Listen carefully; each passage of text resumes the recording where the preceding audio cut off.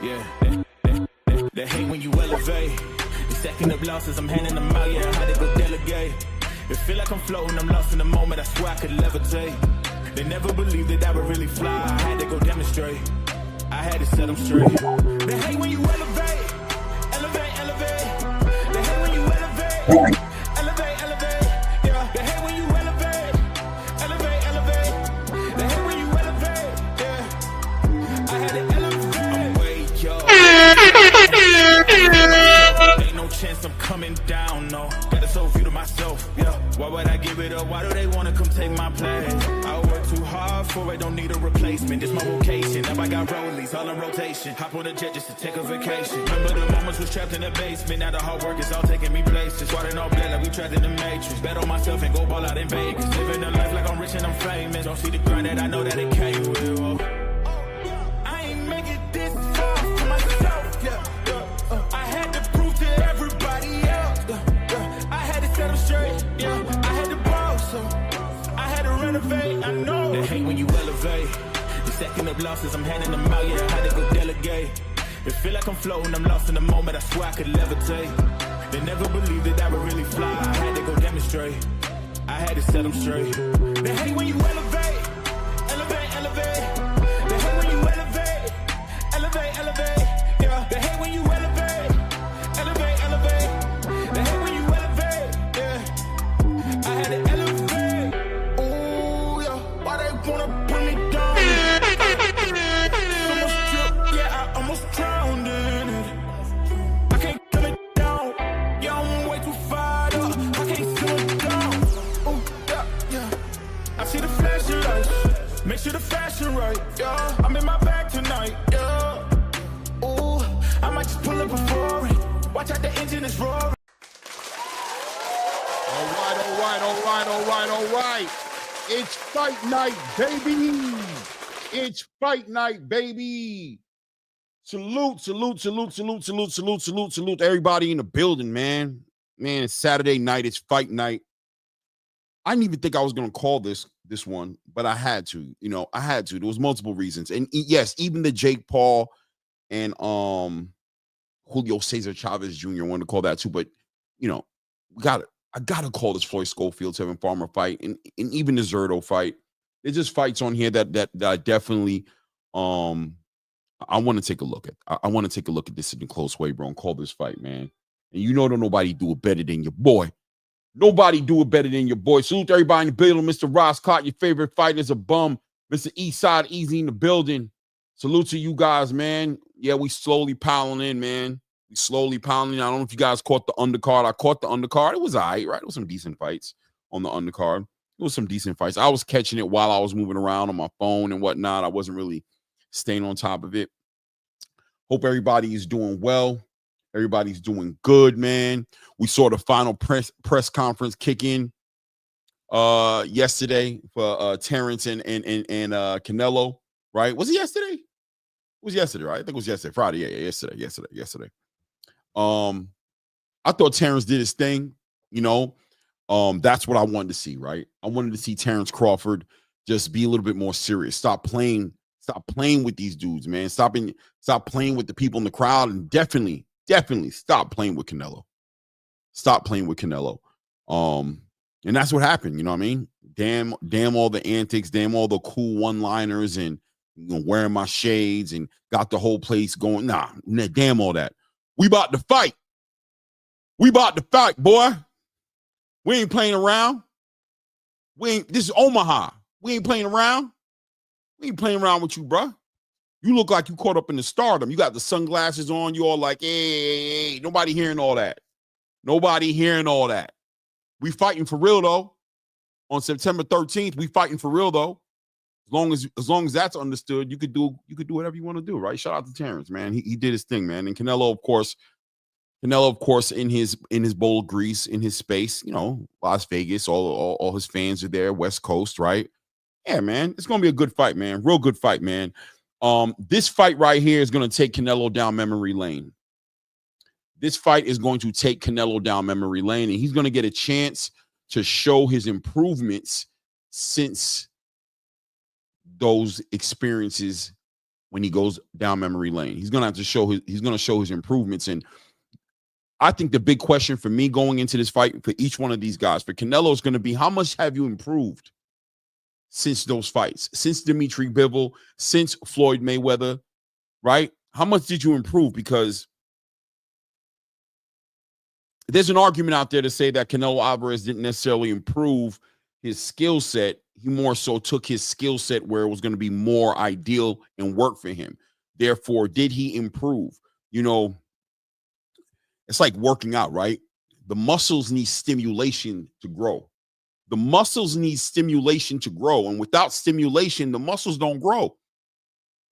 Who has stimulated Canelo Alvarez to grow in the past 10 years? Who have forced him? Triple G? I'll give him Triple G.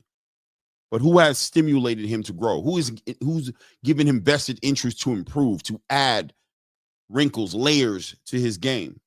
Who's done that? I don't know. We'll find out. September 13th will be a culmination of all of the experiences that both of these fighters had in their careers. September 13th will be a culmination of everything that they've done, the matchmaking. We're going to find out who's the best. It is what it is. Salute Chris Fire in the building. Says, salute my brother. You already know it's memory lane central for Canelo, and all that he used to do by putting certain stipulations on fighters is all out the windows with the man from Omaha. Talk to him. Talk to him. Look, man, without a doubt, I'm rooting for Bud to win this fight, right? I'm definitely pushing for Bud to win this fight, but I think on September 13th, we have an opportunity. We have a real opportunity to see something special in boxing. And the casual space that's going to be pulled into this show are going to get an opportunity to see something special in boxing. Somebody please go ahead and get this dude out of here, right? Somebody's obviously spamming, blah, blah, blah, blah. You know, this is what they do every week, right? They do this every time you're kicking up a show. It is what it is. It is what it is. So I'm watching the highlights, I guess, from the weigh-ins, from the face-offs, right? It's going to be a great night, man. Big time litmus test for Kid Schofield. Big time litmus test for Schofield tonight. We're going to find out a lot about Floyd Schofield. Tevin Farmer is really tried true veteran in this game. He's going to bring that experience. I want to see Tevin Farmer take Schofield into a space that he's not familiar with. And let's get this fight to be cerebral. Let's get this fight to be cerebral. Tevin can make this fight cerebral. And Floyd Schofield can evolve tonight. Worst case scenario. Best case scenario is he beats Tevin Farmer. And if he beats Tevin Farmer, if he stops Tevin Farmer, then there's an argument there to say that Floyd Schofield is at the top of the food chain at 135. There's a good argument there for that, I think. What do you guys think? What do you guys think? If Schofield stops Tevin Farmer tonight, do we start to listen a little bit more closely to Senior? Or do we just tune him out and try to get Junior to talk some more? When does TS start? Just Mindset said, when does TS start? TS? When does this start? I don't know. Ross Scott said, I got Floyd Jr. winning. His Miss Daddy got a good game plan. We're going to find out. We're going to find out. Tonight, we're going to find out. I can tell you this, though, in the face-off between Schofield and Tevin Farmer, Schofield just looks stunted. His growth just seems stunted. Now, I don't know if that translates to what's going to happen in the ring, right? But I can say, no eye contact in real time, always looking away, looking down.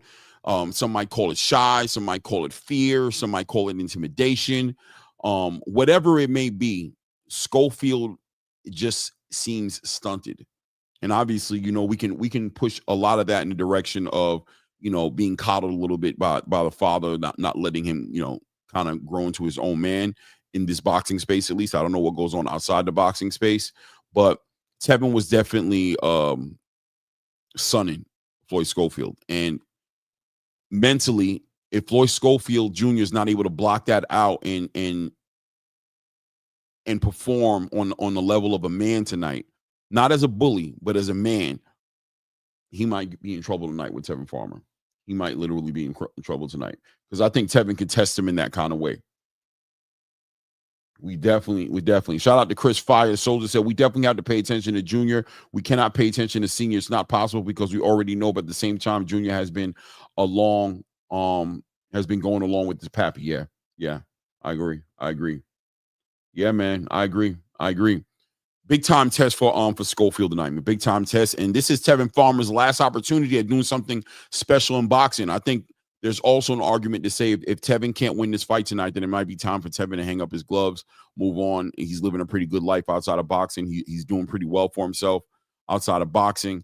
It might be time for that if he can't get through Schofield. Not to say that Schofield is something easy, but at the end of the day, if you're talking about, aiming to be a 2-time champion and do things for your legacy, if you can't get through Schofield, I mean, there's an argument to say you already couldn't get through Raymond Moritalo, who's a champion. You went twice with William Zepeda and couldn't get through him. You can't get through Schofield. What are you doing it for? If you need the money, you need the money. But other than that, what are you doing it for? When does the fight start? Just Mindset says, well, okay, when does the fight start? Oh, I got you. I mean, look, it's on right now. It's just the fights haven't started yet, but it's on right now. I guess soon.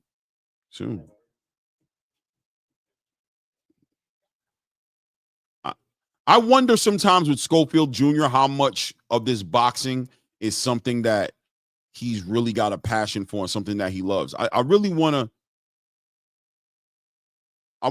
Sometimes I question it. Sometimes I question if this is not the means to some sort of an end.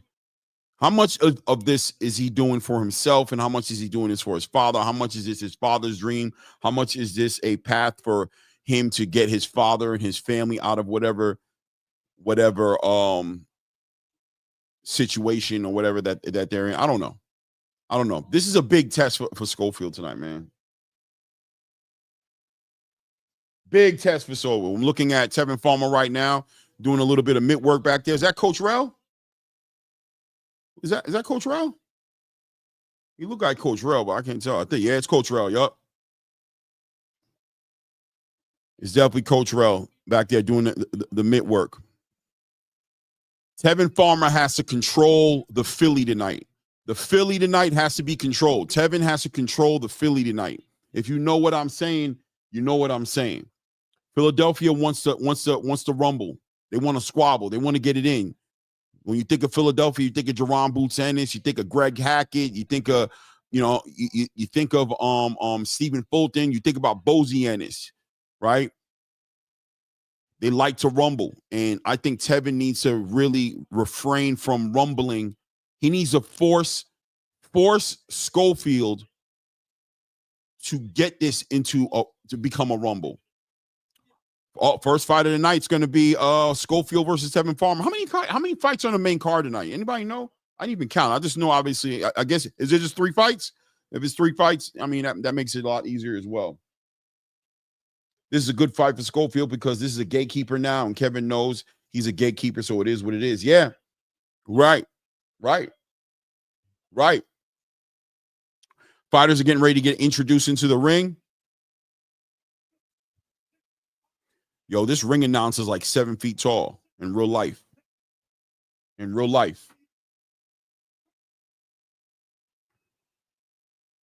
You guys, can you guys hear this playing in the background? I'm trying to make sure we don't, because this is definitely will get me. There we go. What we got going on here? Grail Sobel. Salute. It be Mama Schofield. Want the spotlight more than baby Schofield. Mama Schofield, yeah, definitely very controlling, man. Very controlling. And my fear for Schofield is that he'll rebel at the wrong time. If he doesn't get some sort of balance soon, by the time he figures it out and tries to be his own man, it may draw a real crazy line in the sand between him and his father, and it could affect him adversely in his career, right? So you want to see them kind of like get it into something palatable early, because you know, if Schofield Jr. has become dependent, which he may have already become dependent on his father, then by the time he separates from his father, he might literally be lost without his father, right? We got Tevin Farmer walking to the ring right now, black and gold, making his way to the ring right now. J.R. Spock, salute. J.R. Spock said, Mama whole field of control freak, 100%. Salute, J.R. Guys, remember to hit the like button as you come into the building. If it's your first time in the building, remember to hit that subscribe button, man. Tevin Farmer just getting into the ring right now. Can't wait to call this fight, man. I can't wait to see what Tevin's gonna do. And honestly, I can't wait to see how Floyd's gonna get into this. Last time we saw Floyd Schofield, he was in there against Giron, Rene, what is his name again? I can't remember his name. Giron. And Tellez Giron, Rene Tellez Giron, I'm thinking. But we saw Schofield really being messy in that fight, really, you know, overcommitting to the offense of trying to stop the opponent in the ring with him, and he was getting taken advantage of.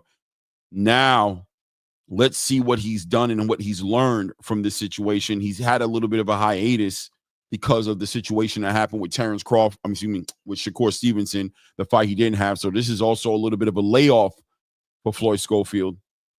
A little bit of a layoff here. Damn, you know what?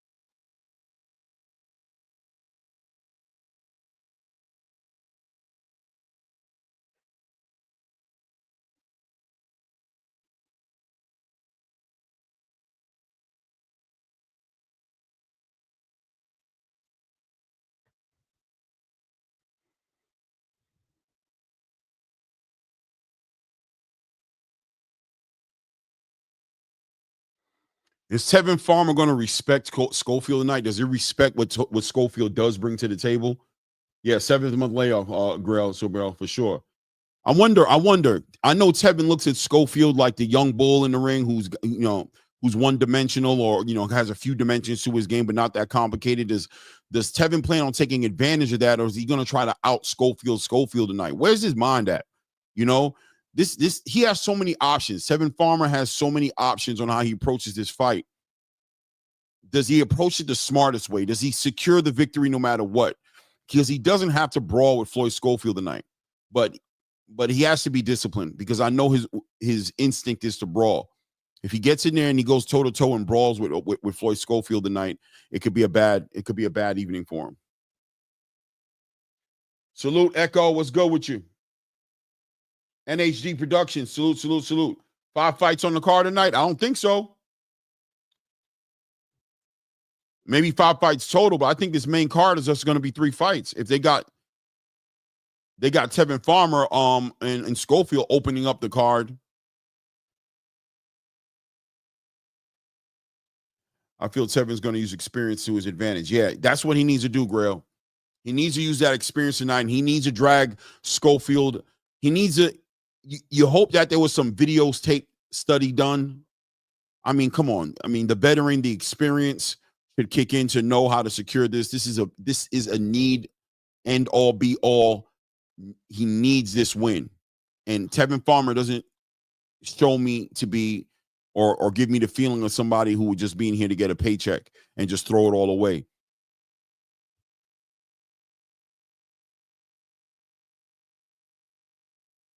Visionary, salute, Visionary Primo. This is going to be a very good and close fight. 100%, Primo. I did not want to buy this fight, but the undercard pulled me in. 100%, Denzel. I know what you mean. That's what I said earlier. I'm like, I was staying away from this, but these fights right here, I got to catch them.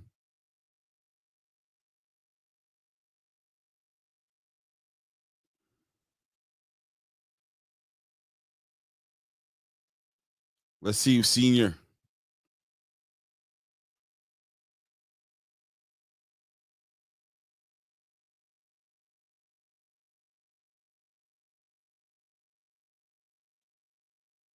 This is Schofield. This is Schofield Jr.'s first big fight. No eye contact. No eye contact on the face-off. Schofield, well, let's see what he does, man. Let's see what he does. Walaikum salam, flying frequency. No mas, Ma, what's good with you? What's good with you? Let's get it going. The first bell's about to go off. First round. Tevin Farmer in the black and gold. Schofield in the red and white shorts. The referees cleared the ring, nothing but the two fighters in there, and the bell's getting ready to go off. And we off to the races. We've begun. Schofield starts out and tries to stab him to the body with a straight jab. Tevin Farmer taking his time, using that jab real quick, taking his time, being patient, poised, feinting. A lot of feinting going on. Tevin Farmer shoots out a jab, feints a little bit of a level change, keeps that jab out there, throws a straight left hand to the body. Schofield taking his time as well, working that jab, taking his time. Big time, a southpaw versus an orthodox. You already know how that goes. Tevin, well, there we go. Schofield tries to come in and 1-2. Tevin gets his head off the line. Nothing but air for Schofield. Oh, my God. Schofield connects with a straight right hand in the first round and sits Tevin Farmer on his pockets. Tevin Farmer up says, I'm good to go. I am good to go. Straight right hand by Floyd Schofield catches Tevin Farmer and puts him on his pockets in the first round. Is Schofield going to be able to capitalize off this? Whoa! Schofield comes over the top with a right hand. Oh, my goodness. Schofield getting him out there. It's over. Tevin Farmer gets Jordan, put down his pockets again with a 1-2. Schofield, separation. It's so much time left in the first round here. It doesn't look good for Tevin Farmer, trying to show that he has his legs under him still. The referee, he is on wobbly legs right now. Back over again. It's over with. Schofield gets Tevin Farmer out in the first round. Dominates Tevin Farmer. Gets him out of there. Wow. As the killer instincting Schofield takes over, Tevin Farmer unable to manage that. Once again, standing in front of Schofield way too long, taking his time, in my opinion, slept on the power of Floyd Schofield. I don't know what he was thinking, getting into a situation where he was staying in the paint, not taking the time to take a round or two to process some data and take advantage of the lack of experience of Floyd Schofield Jr. He gets him out of there inside the first round. Floyd Schofield Jr. makes a statement tonight. This fight right here holds weight for Floyd Schofield Jr. Without a doubt, it holds weight. It speaks to what he's going to be doing in the 135-pound division. I don't care what you say. This is a highlight reel. This is a big deal for Floyd Schofield Jr. This is amazing. I mean, is it amazing? It is. You got to give him his respect. He puts him out of there so quickly. Tevin Farmer not able to deal with that power, those straight shots, that straight right hand coming right up the middle, and just completely derailed whatever Tevin Farmer had going on. Like Mike Tyson said, everybody has a game plan until you get punched in the face. Tevin Farmer complaining in the corner, saying that they stopped it too early. I'm sorry, brother. I do not believe they stopped it too early. I'm sorry. You just did not manage. You did not manage this situation properly. You allowed your pride to get in there with you. You tried to fight him. You did not respect the power. You didn't respect what Schofield brought to the table. Everybody knows Schofield's a puncher. He stood there and you suffered the consequence. Roscoe said, told y'all Farmer was done after his last two fights. Wow. I put a little 25 on it, man. I put a little $25 on it, man. I wanted to see what was going to happen, man. Schofield, definitely emotional in the corner, heading over to the corner right now to thank Tevin Farmer. But this right here, straight right hand, right down the middle, caught him right in the mouth. I mean, Tevin Farmer's hands weren't covering and getting ready. Straight Tevin, disappointed in Tevin Farmer tonight. Underestimated, drank the Kool-Aid. Everything he said about Floyd Schofield, about what he was going to do to Floyd Schofield, stopping him inside of 7 rounds, the lack of experience that he talked about from Floyd Schofield. He drank the Kool-Aid. He slept on what he did well, and he allowed himself to get into a firefight with a puncher like Floyd Schofield Jr., and it ended bad for him, period. That's how it goes.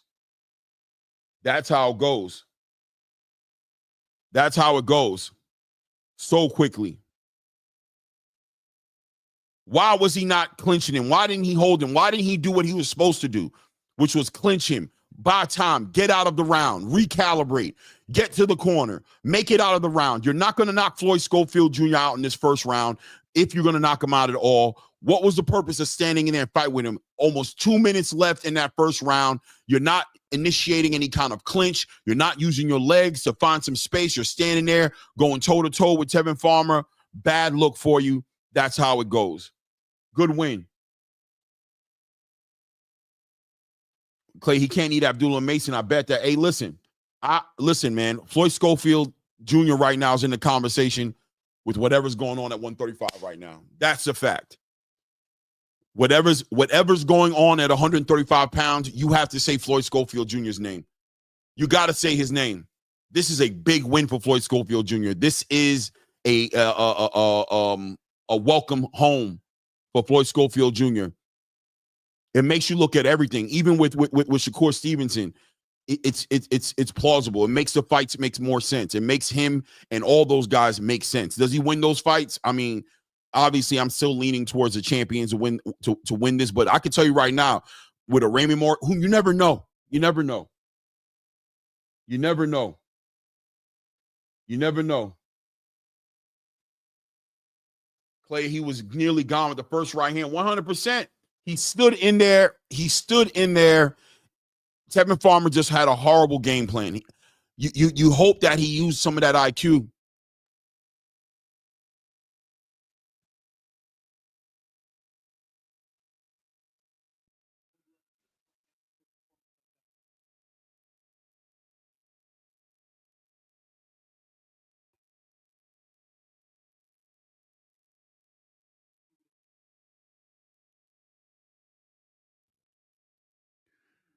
Schofield emotional for sure. Very emotional, taking it all in, feeling redemption for himself. All of the doubt that people had for him ever since February in Saudi Arabia, the fight he had with Rene Gueron, with Telez Gueron. I was doubting him. I'm not going to lie. I wondered if he was going to have the discipline. I wonder where his mind was at. Granted, Tevin Farmer just came in with a horrible game plan. He really did. He really did. Was Schofield Jr. tested tonight? Was this fight more so a great stoppage on a veteran in Tevin Farmer? But did we get questions answered? Were boxes being checked off in our mind about the caliber of fighter Floyd Schofield is? I think it's a 50-50 for me. 50-50. There's a part of me that says, listen, man, this kid is dangerous. He just reinforced how dangerous he is. But once again, who is going to properly test Schofield? And when he is tested, how does he look in that situation? We don't know, right? We don't know. But what a puncher. What a puncher. What a killer instinct this kid has.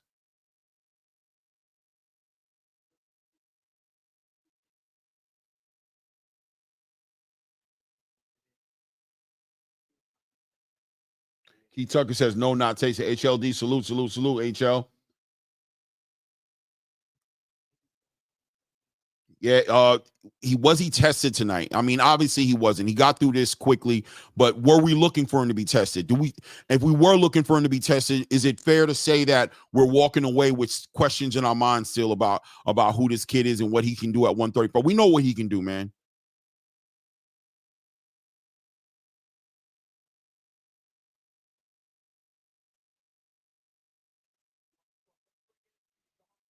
So that was kind of weird.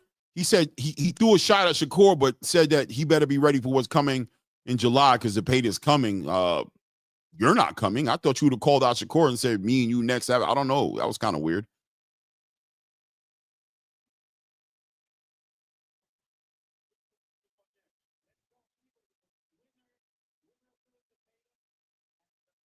Shakur. Oscar De La Hoya says he wants to put him in front of the winner of Williams Zepeda and Shakur Stevenson. That was all Oscar needed to see. Oscar knew that this was a big test for him. And I remember, if you guys don't remember, when you take this back to the fight that Floyd Schofield Jr. had with a story, what was his name? Sueros? What was my guy's name? Goodness, what was his name? One moment here.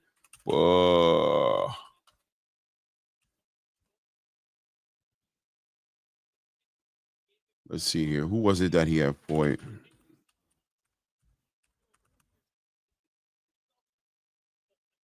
Let's see here. Yeah, Curiel Suero. I remember at the end of that fight, Oscar said, looks like we got to dial it back a little bit. We still got to get him some fights to help build him up. And he was worried about Schofield. Are we moving him too fast? He was getting some injuries. He was getting cut under his eye, over his eye. He was being a little overzealous. He was doing a lot. Oscar was nervous. Oscar wanted to pull him out of it. He didn't want him to take that fight with Shakur Stevenson. Didn't think he was ready. And I think a lot of people didn't think he was ready. I mean, obviously his father felt like he was ready. And then he was supposed to go, his father forced the fight. Oscar De La Hoya's obliged and stepped out the way. Then we saw what happened in Saudi Arabia. And we're like, all right, this is looking kind of weird. But after seeing what he saw tonight, Oscar De La Hoya seeing what he saw tonight with what he did with Tevin Farmer in that first round, he wants Shakur, the winner of Shakur and Williams, to pay the next. So right there, you see Oscar is sold on Floyd Schofield now. Now he wants to put Floyd Schofield in front of everybody. He believes he has himself the best 135-pound fighter right now in Floyd Schofield. You could see it in Oscar De La Hoya's eyes. So this fight was a big fight for Floyd Schofield Jr. That's why he was crying. Not only forget about what the fans were saying, but he understands that now he has a whole team behind him, right? He has a whole entire team behind him. His father, as well as all of Golden Boy, is pushing him now in the direction that he's been telling him he was ready to get pushed in. Oh, no, there's 5 fights on this card. Then they opened it up with Floyd Schofield and Tevin Farmer. Next fight is ABS Griffin and Julian Rodriguez. I think ABS Griffin, isn't that that's coming out of Shakur's coming out of Jersey, right? I can't remember. Let's see here. My bad. I am completely tapped out right here. I'm not paying attention to what's going on in the chat right here. Let's see here. Pop Shot Talk says the onus is on Shakur now to win his fight out. I don't think that approach is going to work with Shakur, though. Yeah, no, definitely not. Shakur is going to process data, and he's going to box him, and he's going to force him to get into a boxing match. He's not going to sit there and try to rumble with Floyd Schofield. Tevin Farmer did not take any time to read the room. He didn't take any time to take in any data to see what Floyd Schofield was at, test anything. He went all in the first round. It was a bad look for Tevin. Tevin did not do the right thing. I don't think Farmer had a bad game plan. He just got caught early with a big shot. Big shots in the first round do that a lot because you haven't got warmed up, and he probably didn't see the punch. Yeah. I mean, I Echo, I'm going to take your word for it because, I always respect your perspective. But I do feel like Tevin Farmer was too willing to exchange. He was too willing to exchange early in his fight. He was too willing to exchange. He was right there for that straight right hand. I don't know. But you're not lying. When you get hit that early, when you get clipped that early, like Tyson said, everybody got a game plan to get punched in the face. It throws everything off, man. It throws everything off. Pop Shot Talk said they should be ready in December. Okay. Ring King, salute, said, does anyone in the chat know if he will be commentating the Paul fight? I will be commentating the Paul fight. The Paul fight. What do you mean? Why would I commentate on all these fights and not do the Paul fight? Of course I'm going to be commentating the Paul fight. And as he said, I said that, Clay. I was bugging. Y'all thought I was bugging? You thought I was bugging? Maybe energy. I might have thought you was bugging. Honestly, I seen what I wanted to see. We can turn the TV up. Oh, read my $2. Oh, there's a $2. Oh, okay, HLD. Oh, salute to HLD putting support in there. I told everybody a statement win by the young lion. 100%, HLD. You said it, man. You said it. I just didn't think Tevin would allow that to happen. I just didn't think Tevin would allow that to happen to him.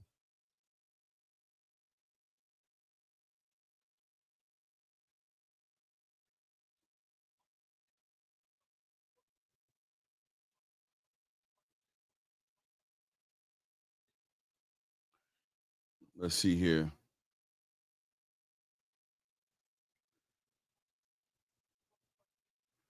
Ring King, who do you think will win the Paul fight? I'm betting Chavez. I'm thinking Chavez is going to win too. I ain't going to lie. I don't know, man. I'm going to tell you why I think Chavez is going to win. Well, I'm gonna tell you why I think Chavez can win, because it's all depending on Chavez, right? What Julio Chavez is gonna come into the ring tonight. Is he going to be fundamentally sound? Is he gonna, just like Tevin, right? Are you gonna try to take advantage of a fighter in Jake Paul who's been cherry picking his opponents for all of his fights, right? In other words, how much better has Jake Paul gotten with the matchmaking that he's gotten? Has he been elevating the matchmaking? Has opponents been getting harder and harder and harder and showing off his skills?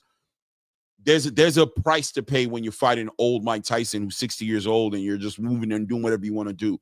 There's a price to pay when you're paying an old Anderson Silva, when you're fighting a Nate Diaz who's just there to be punched on. And there's a price you pay when you're not challenging yourself. The question is, has Jake Paul been challenging himself? Because in my personal opinion, outside of Anderson Silva, who beat probably not a focus dialed in Julio Cesar Chavez, what fighter did Jake Paul fight that would have beaten Julio Cesar Chavez, right? It's easy to dismiss Chavez Jr. because of how the lack of commitment that he's had in the sport. But this man is a 60-plus fighting professional who's been in the ring with the likes of Canelo Alvarez. The experience is there. If he taps into that experience, is Jake Paul ready to compete at that level, that professional level, to fight somebody on that level of where Chavez could be? I think Chavez has a lot on his shoulders tonight. This is opportunity for Chavez Jr. to have some redemption for himself in front of his father at a minimum, right? In front of his country, who've looked at him probably as a big disappointment for a long time now. And this opportunity right now in front of him gives him an opportunity for that redemption. He redeems boxing to a degree, right? This becomes a very significant, major milestone in his career that's been filled with so many failures, so many disappointments, to rid the game of Jake Paul to a certain degree, or to debunk the Jake Paul equation or formula or whatever have you, and arguably bring some respect back to boxing that's allowed Jake Paul to prance around and call himself the face of boxing, to be one of the biggest attractions in boxing, to call himself calling out Canelo Alvarez and punching on a Mike Tyson and having him do a bunch of nonsense.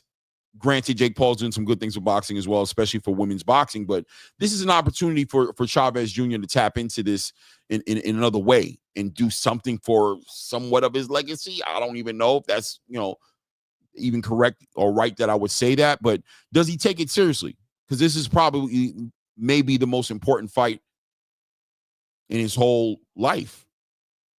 I don't know.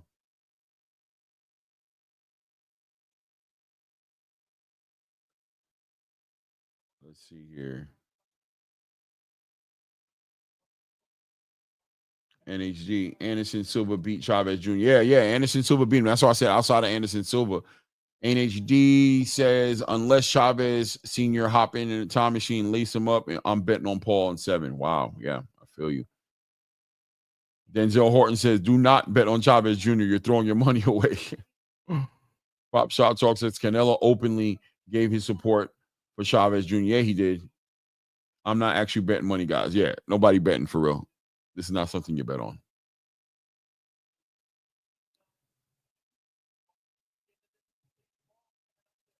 Man, Floyd Schofield Jr. made a statement tonight, man. We're not going to hear the end of this from Senior. Senior is going to be going off for months.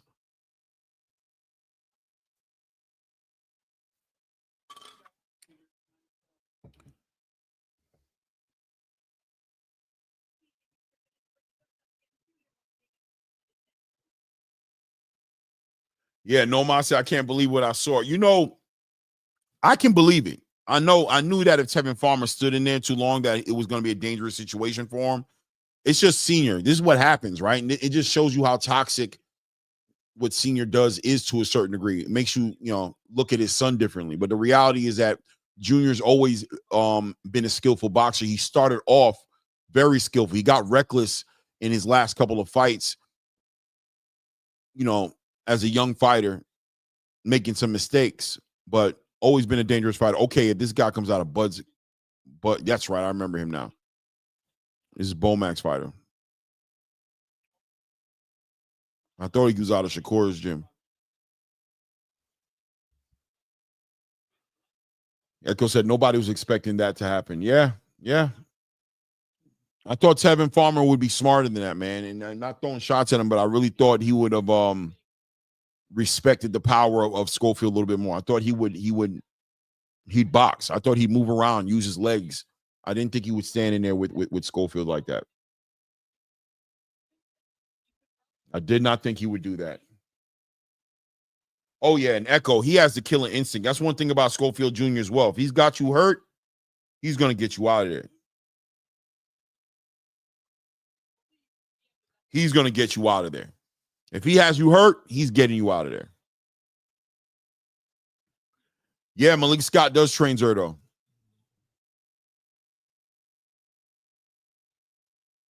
HLD says, I expected the statement win. Yeah, you called it, HL. You called it. Guys, you got 45 people in the building. Salute to everybody in the building. I appreciate you being here. Please remember to hit the like button if you haven't done so. And definitely subscribe to the channel if you haven't subscribed yet, man. Appreciate you guys. Thank you in advance.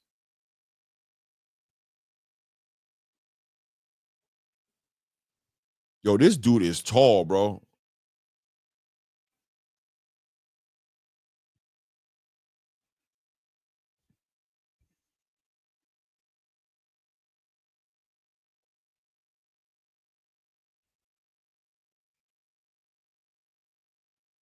So happy for the young man. We needed him to win for the help of the sport.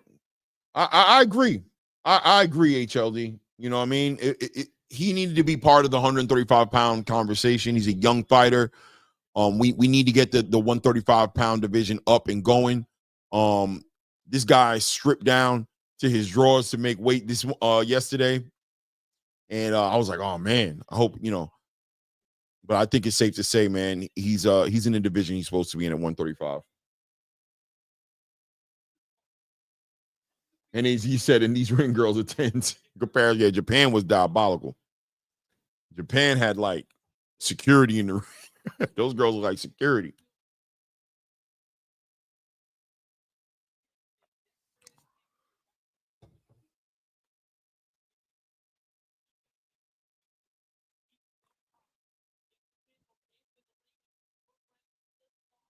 Floyd Schofield Jr. doing the work. Floyd Schofield Sr. doing the work with his son, speaking his son up for the past year and a half, frustrating all the ears of the boxing fans who had to listen to him. But it looks like, listen, man, he was talking because they were doing the work. He knew what he had. This is going to be a great fight.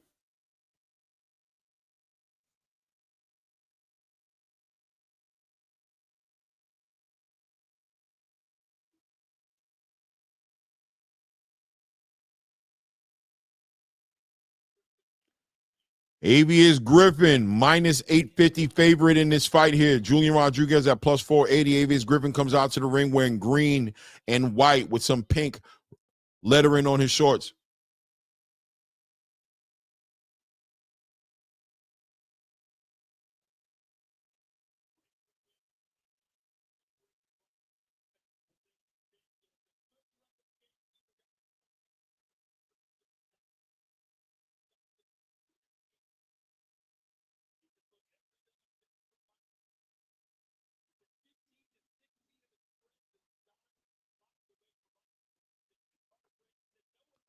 I be looking at these rappers.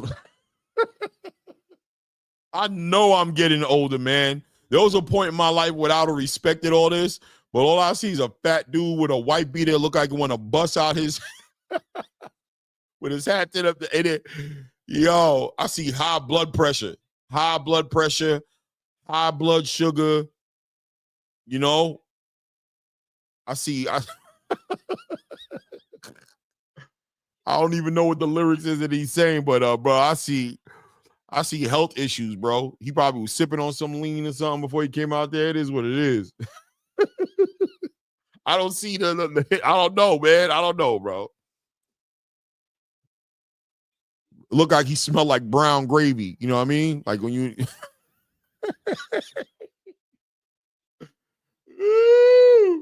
Salute Anton Ziegler in the building. Salute. Yeah, I like Big X too. I like Big X too. Big X is talented, but yo, these big guys gotta lose weight, man. I mean, listen, I'm still a big guy. I'm still a big guy.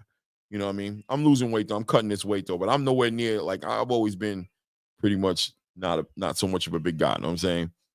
But these guys, man, they giving up too early. I'm almost 50 years old. You know what I'm saying? So I'm bringing it back. But when I was around these dudes' ages, I was definitely not. You know, HL, he smell like brown gravy, bro. He smell like gravy. He smell like meatloaf.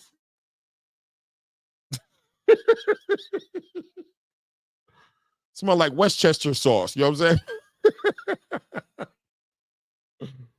Nah, Ring King. I was not a boxer. I wasn't a boxer, man. I mean, I've been inside, you know, I've sparred and, you know what I'm saying, definitely, you know what I'm saying, been in the gym, but never was a boxer, no. Salute HBEPA 1978. How you doing, family? I just want to call a good fight, man. I didn't get to call a good fight last time. I mean, shout out to Floyd Schofield Jr., everything he did, but there was nothing to really call, man. It was just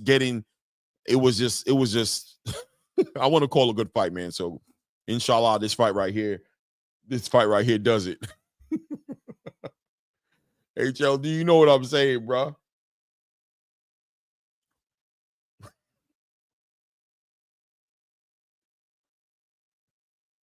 AB is Griffin coming out of Chattanooga, Tennessee. That makes sense. 17 wins, 0 defeats.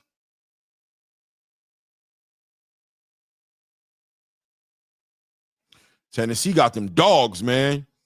For real. I'm not talking about boxing either, man. I'm talking about just that gangster, just that thug mentality. That Tennessee really like that, especially Memphis. I'm going to tell you for real. Chattanooga probably up there doing this thing too, but Memphis is listen, man, it's a gangster's paradise. No doubt, man. Schofield showed improvement, man. We got to put respect on that man's name, man. Boy, cried like a baby in there, man, and he deserved it. Like, it was a good cry, man. I was happy for him, man, because you could just tell that win meant so much to him, man. He just been through so much in the past year and a half, 2 years, from all the way dating back to the H2O fight that didn't go through, and then that fight he had with Renee Tellez Giron, him getting sat on his pockets and just kind of being embarrassed, missing the seat, and then what happened in Saudi Arabia, man. It just culminated. That moment right there was redemption for him, man. I was happy for him. Beginning of the first round right now. Let's get it going. Both fighters meet to the center of the ring. Griffin taking his time, stab to the body, taking his time. Griffin in the corner, Griffin Bomac right now. Rodriguez taking his time right now. Don't know much about Rodriguez, but Rodriguez in the high guard, taking his time. Looks like he's waiting on Griffin. Both guys look like they're trying to be the counterpuncher, but Griffin might have to set this off a little bit as Rodriguez is taking his time. Probably wants this to be a mid-range fight, moving his head off the line as his arms look shorter than Griffin. So he's probably trying to see if he can capitalize off of Griffin, allowing him to get in there and clear that void. That's going to be the mission of Rodriguez tonight. Griffin taking his time and establishing that distance, taking his time and not really rush. Nice straight jab, 1-2 by Rodriguez right up the middle and back out. Griffin on that jab. Nice jab by Griffin. Good straight left jab by Griffin. Taking his time. Shoots a left to the solar plexus. Shoots a jab straight down the middle to the solar plexus. Feinting, a lot of feinting, and using that jab as a measuring stick in real time. Really probably counting on Rodriguez to try to clear that void and probably meet him right in the middle with the right hand. But until then, Griffin's going to use that jab. It's stiff, but it's also a good range fighter. He's using it to establish that distance, and Rodriguez resets himself. Rodriguez jumps in with a overhand left and a right. Griffin initiates a clinch right there. Referee separates them. They're back at it right there in the middle. Rodriguez back in that high guard. Oh, straight right hand by Rodriguez coming right down the middle to try to catch Griffin, but Griffin doing a good job establishing that distance, taking his time, throwing that jab, straight right hand, followed up the jab, another jab straight to the body by Griffin. Rodriguez taking his time, straight left hand right. Nice. Griffin catches him with a nice check right hook. There we go. Nice little two-punch combination. Ends it with a straight left hand to the body. Griffin looking good, taking his time. Griffin respecting what's in front of him right there and going to force Rodriguez to take a chance. Let's force him to take some risks there so that we can capitalize off of that. Griffin doubles up with the jab and comes in with the right hand. Rodriguez initiates the clinch, grabs up Griffin, ties him up, backing him up as ref is forced to come in there and separate them again. Back to the basics as Griffin establishing himself behind that jab, taking his time, looking for that jab. Rodriguez doing a good job of trying to take advantage of those opportunities, but also clinching Griffin whenever Griffin gets a little too happy with letting his hands go. Respect by both of these fighters right now. Both of them processing data right now and trying to see how Griffin comes right over the top with a right hand with a check left hook, follows up and back again. Well, yep, Rodriguez with a 3-punch combination, tries to end it with a left over the top, but Griffin just steps back and gets out the way. Griffin feinting level changes. There we go. End of the first round. Both guys seem to just be filling each other out. Who am I going to give that to? Let me take the score. Let me take a score here. I think I got to give the control over there to Griffin. What did I do? That's interesting. I have a pen right here. Oh, there it is. Okay.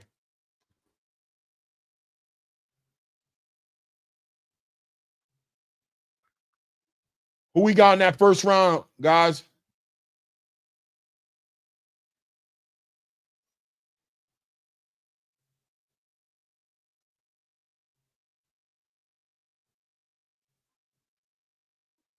Guys, do me a favor, ban my moderators, ban this dude over here spamming my chat with all this fake pay-per-view nonsense.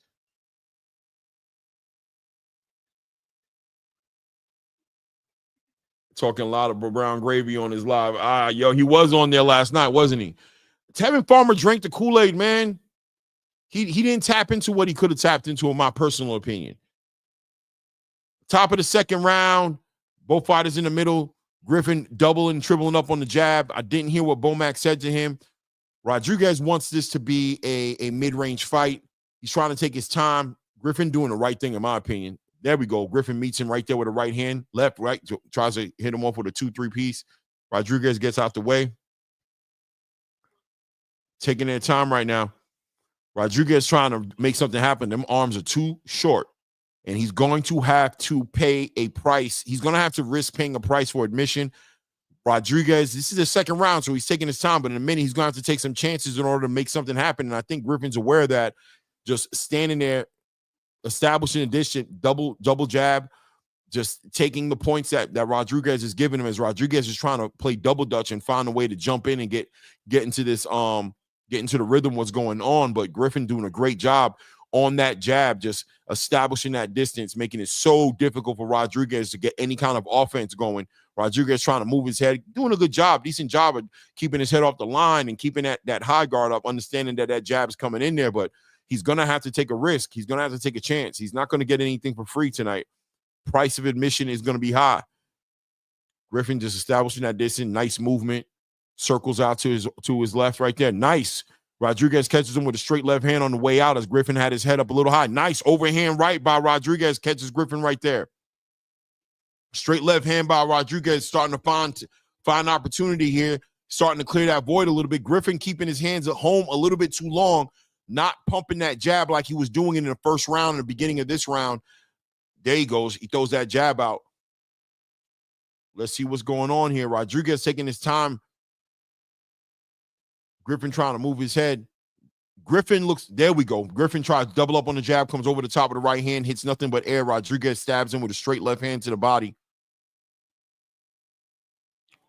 Let's go. They're talking about Rodriguez, I guess, having 200-plus amateur fights. So this guy has a lot of experience in the amateur. So it's probably that boxing pedigree right now. God has him understanding the point system, which is probably where you've seen that patience at. Because Rodriguez has a lot of patience. Not really too pressed to do nothing too crazy. Taking what Griffin gives him. Rodriguez doing a good job in this round. I got to give Rodriguez this round so far. Got 25 seconds left in the second round right now. Rodriguez walking Griffin down. Griffin letting his hands go, but Rodriguez gets out the way. Doing a decent job here. There we go. Straight left by Rodriguez. Straight right to the body by Rodriguez. Griffin tries to let him go, and Rodriguez gets out the way. Overhand right by Griffin. By Rodriguez on Griffin. Nice. Rodriguez working very well on the ropes. Got inside, threw a couple of shots to the body. I got to give that round to Rodriguez. I got this 19 up right now. Where you guys got it at? J.R. Spock says people don't like how Kid Austin fights, but in my opinion, that's just because he's not as defensive as certain stereotypes. Yeah. People don't like what Schofield does because of his dad. We love Schofield as far as like he's an exciting fighter. He's kind of hard not to like him, but his father makes it cringe.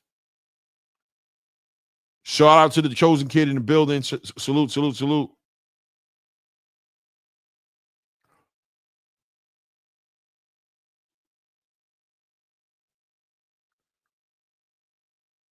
What do we got it at? Nice overhand right there by Rodriguez, taking his time, backing Griffin up. They're showing that in the highlight reel. Yeah, he's taking his time with Griffin.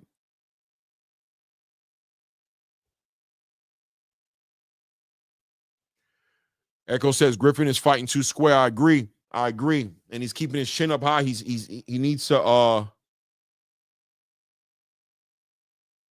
hit those angles a little bit better.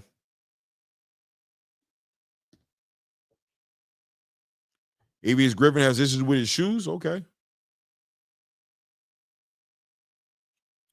Top of the third round. Both guys meet in the middle ring like bare knuckle. Rodriguez choosing to be a little bit more active with his movement as he's level changing. He's feinting level changes. He's going up and down. He's feinting with the jab. He's trying to trick Griffin. You could tell, in my opinion, that he's starting to realize that he can get in there and trying to set up that overhand right that he's been catching Griffin with. As Griffin needs to get active, he's holding his hands back way too much. And like Echo said, standing square, big target for Rodriguez to aim at. And Rodriguez able to take advantage of the reservation of Griffin. Griffin being a little too reserved, in my opinion, needs to let his hands go and deal with the fact that he has a fighter who's pressing him. And the only way you can get these fighters to stop pressing you that way is by convincing them, by hitting them with some serious ish, right? Right now, Rodriguez got no chill pill, taking his time, feinting. There we go, getting low. Griffin trying to head him. There we go. Griffin, nice. Griffin, nice body work right there. Try to come over the top with a left hook, missed him, but came right back to the body on his way out. Griffin getting a little bit more active as well. Nice jab by Griffin. Rodriguez on that hard guard has him over the ropes. Whoa. Referee separates him as Rodriguez almost falls out the ring. Griffin starting to move a little bit more now, not standing so square, getting low, getting his head off that line, and wants to become a little offensive now. Give Rodriguez something to think of. Back on that jab. There you go. Nice left. Nice. Okay. Rodriguez catches him on the way out with a check left hook. Over the hand right by Rodriguez. Nice. Rodriguez catching Griffin. Nice on the ropes right now. There we go. Griffin trying to figure it out. Kind of backed up into the corner a little bit as Rodriguez is finding that sweet spot. He's finding that sweet spot to where he's able to cross the void and get offense going, but at the same time, not getting caught in the unnecessary clinching or even putting himself in position to get out of the way if Griffin lets something go. Rodriguez doing a good job. I got to give him this round so far. Nice. Rodriguez comes in, but Griffin catches him with a left hook. Clinch initiated right there. Up. Rodriguez working inside the clinch right there. Referee looks like he's getting ready to come in and separate them. Yo, this Paul Chavez Jr. fight dude, bro, this dude is diabolical. For real. Ring King say, if you don't mind me asking, how many more fights until Chavez? I hope he beats up Paul. I think we got about 3 more fights. Shout out to JR Spock in the building with the $10 holla.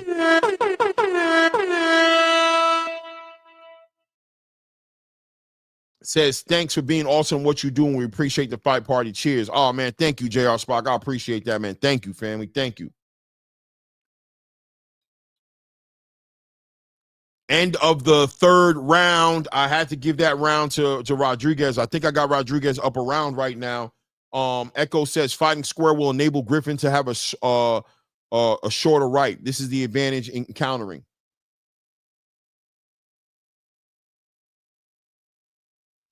Denzel says Chavez is going to quit. I hope he doesn't, but it's definitely possible.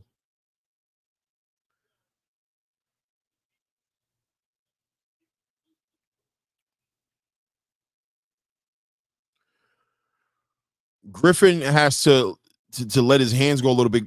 Boom, look at this beautiful check left hook. pulling back with that being tall, pulling back, trying to get out the way. Boom, catches him on that left and had him on shaky legs a little bit.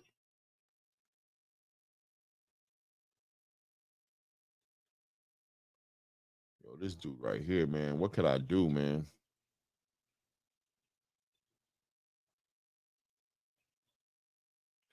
Top of the 4th round. Griffin a lot more cautious, staying on that jab, trying to slow this fight down. But Rodriguez is pressing him, and he's not. There we go. Look, Rodriguez in and out, man. Real quick work to the body and pulls out. Check left hook, right hook. Griffin complains about getting hit in the back of the head. Ref says, yeah, do your job and fight.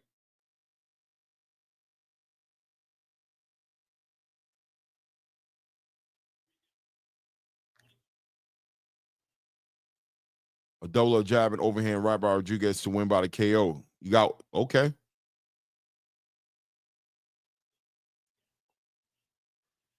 Rodriguez is doing a good job of clearing this space, and Griffin is not letting his hands go the way he should let his hands go. And he's fighting way too, like Echo said, square and tall. He's really making it easier for Rodriguez to clear that space. Standing there, nice. Griffin comes in with a quick 2-punch combination. It doesn't hit anything, but at least gives it a little aggression, gives Rodriguez something to think about, back him up a little bit. Oh, overhand right by Rodriguez, catches Griffin coming in. 1-2 to the body, straight to the body. Puts Griffin on chill.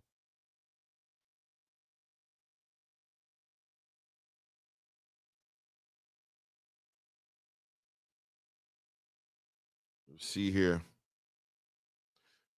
Griffin with a straight right hand to the body, or a hook off right hand to the body.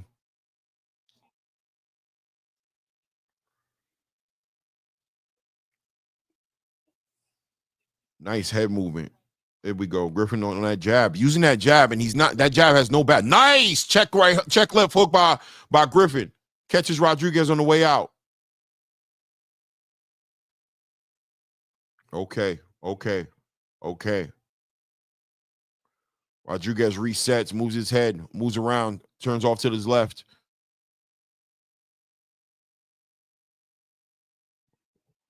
Rodriguez really showing that amateur pedigree, though, and that's because, oh, nice. Griffin catches Rodriguez on the way in, catches him with a nice right hook. I think he shook up Rodriguez a little bit. Rodriguez now trying to get the space, going on straight left hand by Griffin, overhand right hand by Griffin. Rodriguez backing up, taking a little bit of retreat. I think he's gotten hurt a little bit. Nice body work, 1-2 hook off on the body from Griffin onto Rodriguez. Rodriguez seems like he's getting it back together, back in his high guard, being alert. Looks like he's recovered. Nice. Rodriguez comes in with a 1 and a big overhand right on Griffin. Initiates a clinch. Referee's forced to separate them. Griffin with his back to the corner, back on the ropes. Rodriguez stalking. Nice. Rodriguez comes in with a nice right hook up to the body. That was a good round for Griffin. Swing round in my opinion, but I'm going to give it to Griffin. I'm going to give that round to Griffin.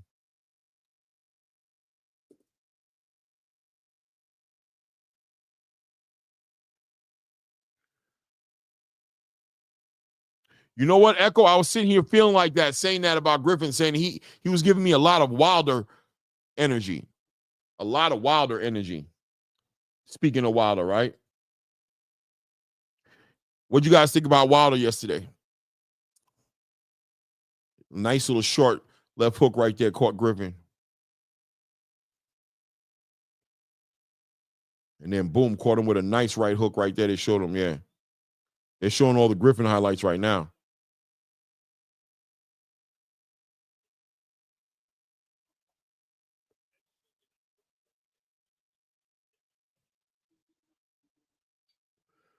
What up, Brian Dial? How you doing?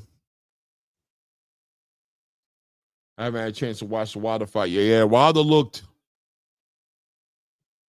can't compete with no champions in the heavyweight division.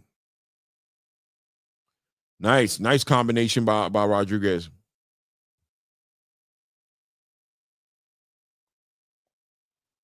Nice combination by Rodriguez, backing him up, Griffin back on that jab. They taped up Griffin's head because his hair was definitely moving around, getting involved in a lot there. Yeah, it looks like they've got the scorecard pretty much the same as me, except I did give Griffin that first round. I guess Maddox didn't give him the first round, but I gave Griffin. I mean, we're off by 1 round.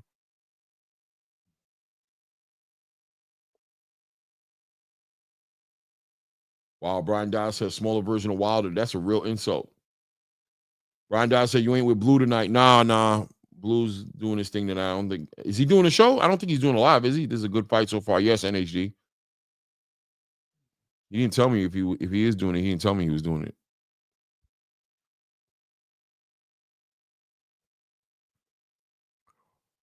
Nice. Listen, Rodriguez is really good at taking that first step. Nice. Rodriguez working so nice on the inside. Nice body work. Nice. Ends it with a hook, puts Griffin back straight to the body. Nice hooking off to the body. Rodriguez is doing a good job of dealing with Griffin right now. 1-2 straight down the middle by Griffin. Backs Rodriguez up. Rodriguez steps right to him again, though. Griffin still all night hasn't been able to discourage Rodriguez to keep on pressing him.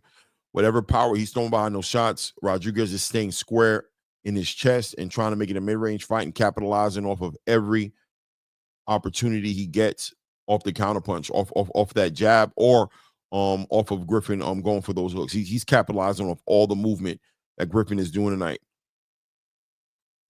Taking his time. Amazingly enough, controlling the distance as well. Salute Motown 909. Salute.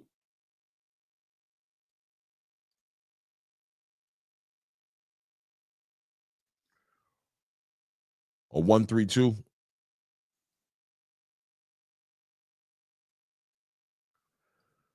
Good matchmaking. Great matchmaking. Straight right hand. He could still knock out. Listen, man, he's throwing straight hands, straight shots. It's just that Rodriguez has got decent defense and he's got a pretty good beard on him.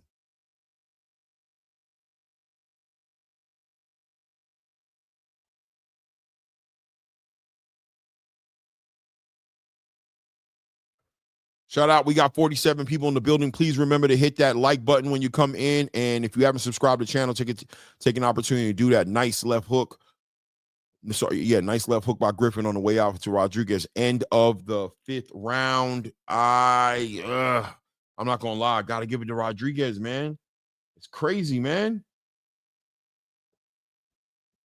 Rodriguez is winning this to me. Jab hook to right, Clay. Okay, Echo. Brian Dow fighting from round away, dude. Rodriguez got more dog on him. What y'all score? 20, 30, 48, 20, 38, 47, 48. I got a 47, 48 so far. 1 point up by Robert for Rodriguez, sorry.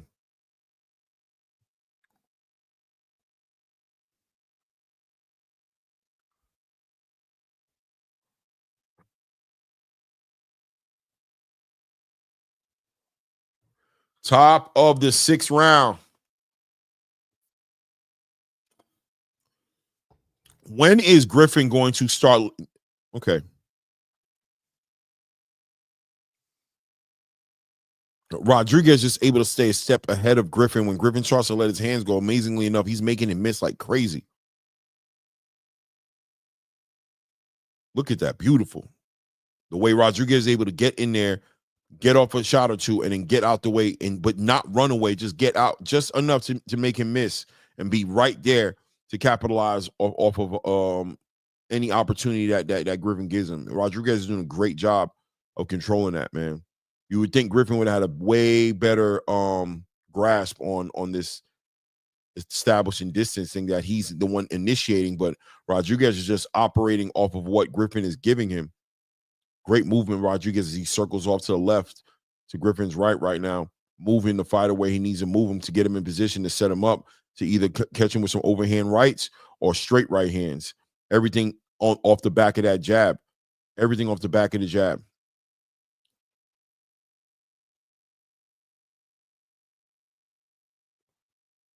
Griffin tried to come over and catch him over with the overhand left.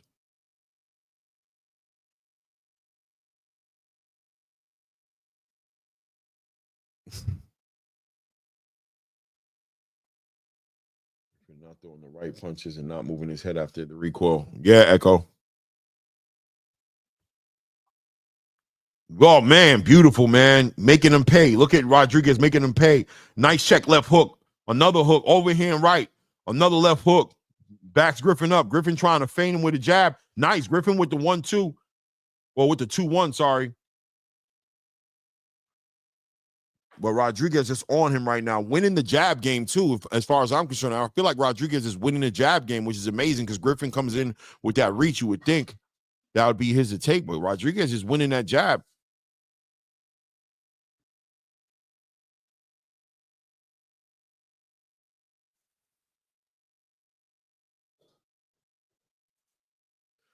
There we go.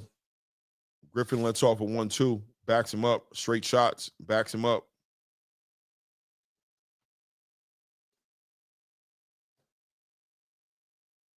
There we go. Rodriguez and Griffin tried to trade there. Looked like Rodriguez was going to get the best of it, ending with that right hand. Nice check left hook by Rodriguez. Griffin pushes him off.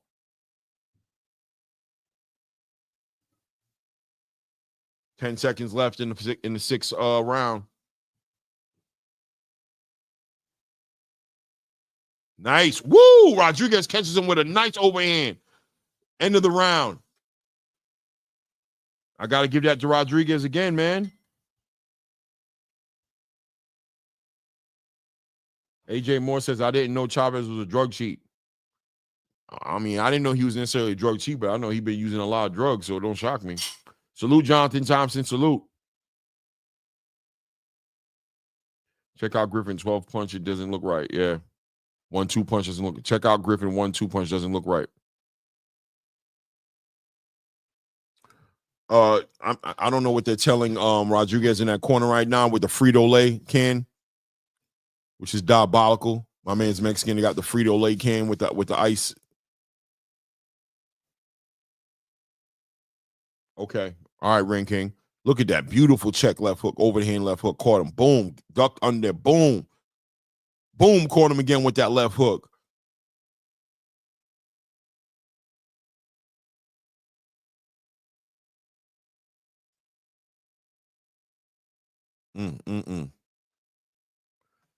Back at it. We are at the top of the, what is this, the 8th round?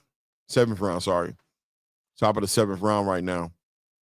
Rodriguez is comfortably moving right now. Griffin is being stalked without a doubt. Griffin is being stalked. He is the prey.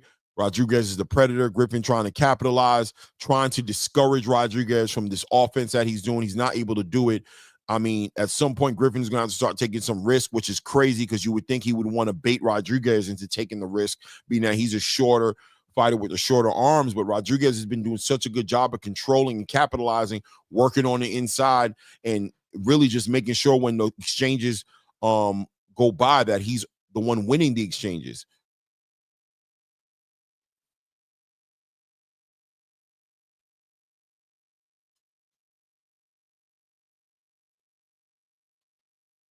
Nothing but air. Griffin is just being outclassed tonight. And I hate to say it that way, but it's just the truth that Rodriguez is just taking advantage of a fighter who doesn't have the answers. Just, oh, nice check left hook. Nice hook by Rodriguez in that exchange right there. Eventually, something's going to hurt Griffin if he doesn't get an answer for that. Rodriguez does such a good job when they get on the inside. Those exchanges, his punches are so much shorter, so much faster, and so much more resolve on them. Griffin is just getting clipped with shots at, I mean, he has somewhat of a chin, I guess, but at the end of the day, how many more of these shots can he take? Griffin taking his time and just doing such a good job moving his head out the way. He's just 1-2 steps ahead of Griffin. Griffin is just not, is just being just completely out of a fish out of water. This is a boxing match, a cerebral fight that Griffin tried to be the one running it, but Rodriguez is, those 200 amateur fights that over 200 amateur fights that Rodriguez had is just showing up right now. Nice. Griffin catching Rodriguez, but Rodriguez, look at it right there. That's that amateur, that's that experience right there. Letting them know to initiate that clinch. Get the referee to separate him like Tevin should have done with FLOYD SCHOFIELD.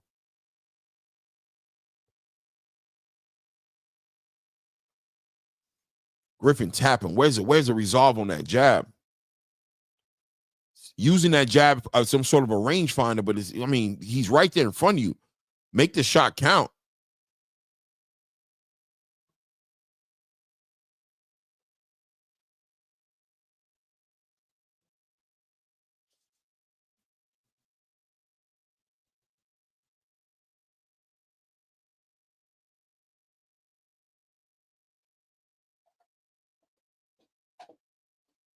Woo, nice left hook.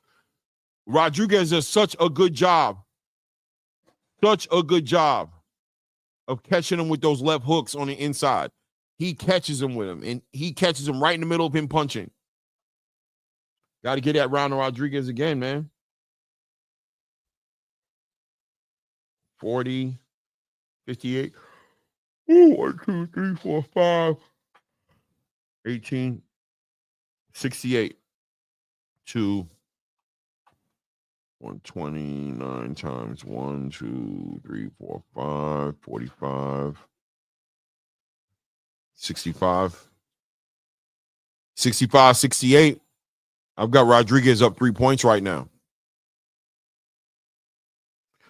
Echo, yeah, Griffin is totally outclassed 100%. Griffin has no answers. No answers. And I don't know what Bomac is telling Griffin in the corner right now, but you don't see any adjustments.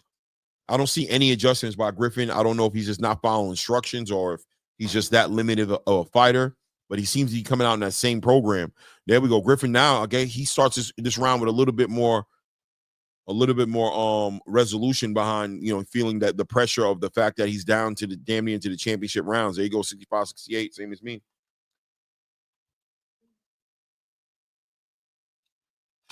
Oh, man. Maddox. Oh, nice. Okay. Griffin trying to catch him with some power shots, hit him with some stinging, about 3 uppercuts in a straight row while holding his head. Did he just knock him down? It's a knockdown. It's officially a knockdown. Rodriguez gets knocked down. I ain't gonna lie, I must have blinked. I missed the shot. Looked like there was gonna be a clinch there, and Griffin looked like Rodriguez took the knee, but look, it is what it is, right? Okay, Griffin's starting to turn it up. Griffin turning it up, hitting him with some crazy shots. Rodriguez getting caught up in the melee. No more boxing. It's a fight. It's a fight. Griffin has decided to make it into a fight, and he's winning the fight. Rodriguez initiating the clinch, holding him. But Griffin has decided to fight Rodriguez, and Rodriguez doesn't have anything to take that fight out of Griffin. There you go. Nice right hook by Griffin. Came over the back a little bit. Referee warns Griffin for the hit behind the head. Rodriguez staying there. Rodriguez trying to time him out. I'm expecting some left hooks to start popping out, being that Griffin is kind of windmilling these shots in there. You think Rodriguez, there we go. Rodriguez catches him with a nice straight left. Over the top left again. This is a big round for Griffin. Establishing some sort of a ring generalship right now.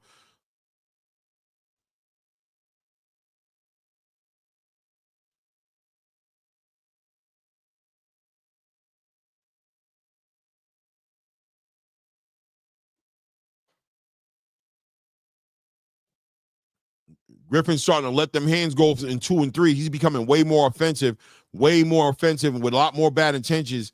Winning these exchanges, to be honest with you, as these exchanges are kicking off, Griffin is winning them straight 1-2 down the middle. Rodriguez on his back foot at this point, respecting. Griffin finally is getting the respect of Rodriguez.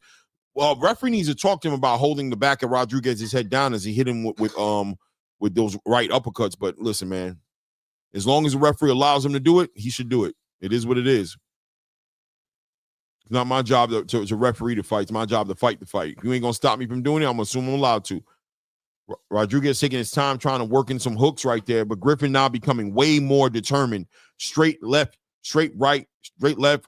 Rodriguez initiates the clinch. Referee separates him. They back at it. Griffin's back on his front foot. Rodriguez trying to stay in that high guard and trying to capitalize off of being able to counterpunch. But now that Griffin's actually starting to let his punches go in 2s and 3s, he's having a hard time timing out when the opening is going to be there for him to shoot his shot in on Griffin. That was a big round for Griffin right there. Clearly, that was a 10-8 round right there. Griffin getting that knockdown. That brings Griffin right back into this fight right now. This way. I went the wrong way. So we got 75, 77? No, 76. Yeah, 76. Right now, I got Rodriguez up by 1 point. That was a big, big round. Okay, I see it. It was a straight right hand that caught Griffin and put him down.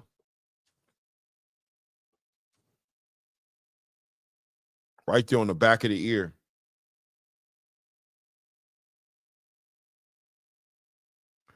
Right there on the back of the ear. 51 people in the building. Please remember to go ahead and hit that like button. Hit those thumbs up for me. If you haven't subscribed to the channel, take an opportunity to do that. We are at the top of the 9th round right now. Both fighters in the top of the ring right now, in the middle of the ring. Rodriguez back on the same game plan, high guard, walking Griffin down. Griffin moving a little bit more, trying to time out. Griffin had a great last round, letting his hands go. Let's see if he's able to take that momentum with him right now. He's only down by 1 point on my scorecard, so he's still in this fight. Just take his time. Griffin works the body right there. Straight left hand to the body, feints the jab, moves out the way, circles off to his left. Rodriguez taking his time. Griffin moving now, a little bit more confidence in the way he's moving. There we go. Griffin shoots a 1-2, tries to shoot him to the body. Rodriguez gets off the line, kind of takes the edge off that a little bit. Both guys right now just kind of measuring each other. Griffin realizing that he's in this fight right now, doesn't want to take too many crazy chances. And obviously Rodriguez, trying to protect somewhat of a lead, wants to make sure that he's getting these rounds. Griffin, there we go. Griffin taking his time, pawing with that jab, using it back. In my opinion, Griffin doing the same thing again. Griffin tried to shoot a hook right there, almost lost balance. Nice. Caught Griffin. Boom. Again, caught Griffin on shaky legs. Rodriguez has caught Griffin. Griffin on shaky legs. Overhand, right hand by Rodriguez. Griffin is being caught with a right. I think Griffin is still hurt. Griffin initiating the clinch right there. Referee separates them. Griffin bounces off the ropes. Rodriguez is stalking him, taking time right there. Nice. Straight right hand, left hook. Rodriguez taking his time, but does have Griffin hurt a little bit. Griffin down, right down the middle, 1-2 down the middle, has Rodriguez back on his feet, back on his back foot again. But still, you got to think Griffin is hurt a little bit, but moving forward with that, moving forward and pushing Rodriguez back, looks like, yeah, Griffin looks like he's getting it back together. The legs look like they're under him, they're back under him.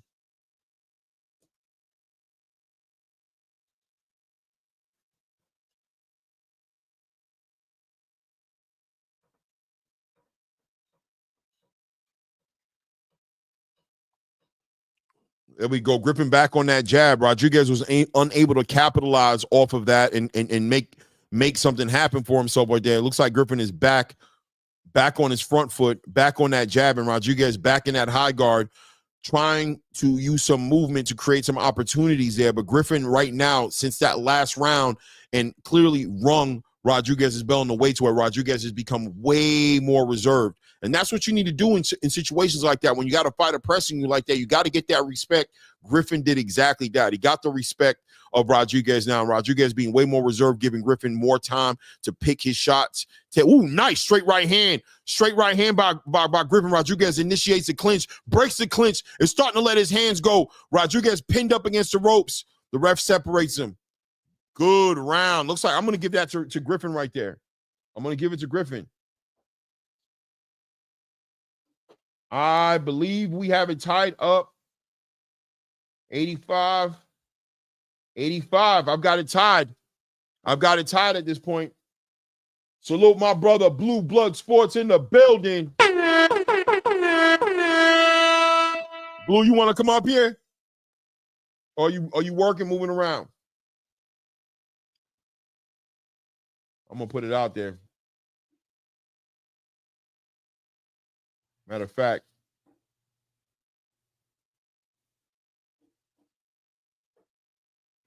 Blue, I'm sending something to your email. If you want to come up, let me know.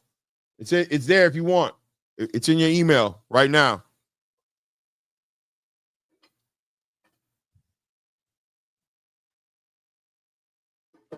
Yeah, Blue. Yeah, Blue. Farmer drank the Kool-Aid, man. Drank the Kool-Aid. Nah, Denzel, I'm just on that paper, man. Pen and paper, man. Pen and paper. Pen and paper, man. Wow. Maddox has Rodriguez up by 2 points. I have it tied up right now. I have it 85-85. I've got it tied 85-85.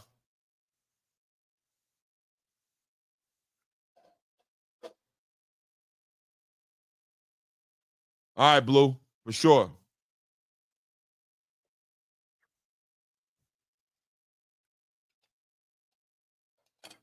Two minutes and 10 seconds in the 10th round right here, the final round right now. This round, whoever wins this round, to me, wins the fight. I got it tied up right now. This is a great fight. Rodriguez in his high guard. Nice. Rodriguez comes over the top with a left hook. Griffin understanding what's on the line. Rodriguez letting his hands go, working on the inside. Griffin letting his hands go on the inside, working with the young bull right now. As Griffin is this close to getting his first loss tonight, if he's not able to figure something out, this is his round. This is where this is that grit that he needs to show right now. Rodriguez is nice.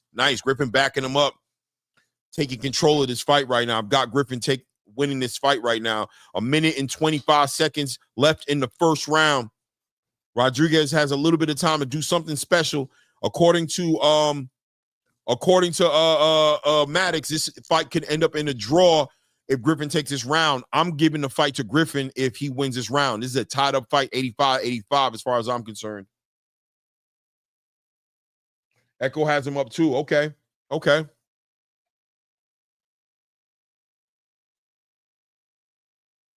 Nice straight jab by Griffin. Taking his time. 50 seconds left in the 10th round. 1-2 right there by Griffin. Rodriguez responds. Overhand right. Straight left. Back up on that high guard. Griffin coming forward. Nice. Griffin slips, moves out the way. 35 seconds left in the 10th round as Griffin moves around, use that footwork, Rodriguez moves around using that footwork, making Griffin look a little pedestrian. We down to 27 seconds left in the 10th round. Both fighters know this. Everything counts on this round right now. Whoever wins this round arguably is one. Nice!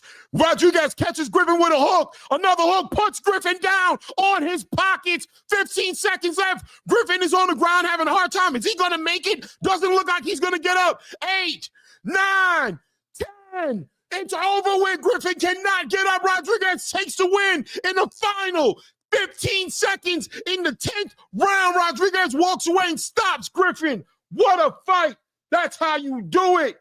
That's boxing at its greatest right there. That pedigree, it was about time we were watching Rodriguez land these hooks in these exchanges, these short right and left hooks and overhand rights that he was landing as Griffin was windmilling the shots. You saw him getting connected and catching those shots from Rodriguez, but it looked like Griffin was getting a little bit of more control. But in that championship round, Griffin started to take more chances, understanding that everything was on the line, right? It was a tied fight. I had an 85-85 here. Griffin wanted to make a statement in that last round. But look, man, you take high risk to get rewards. You take high risk. And the risk is you get caught with a tight hook, like with what Rodriguez landed on him, and Griffin gets stopped, unfortunately. Nothing to hold his head down about, but it definitely has something to go back and work on. He was giving up a lot. Really, that boxing, that pedigree just really wasn't there. Rodriguez, in that amateur background that he had, was able to take advantage of Griffin's lack of experience when it comes to this, right? Beautiful. Look at that. Check left hook. Caught Rodriguez's right. Caught Griffin as Griffin was trying to figure it out. Rodriguez back right up under there. Body, hook. Put him down, hurt him so bad. Wow.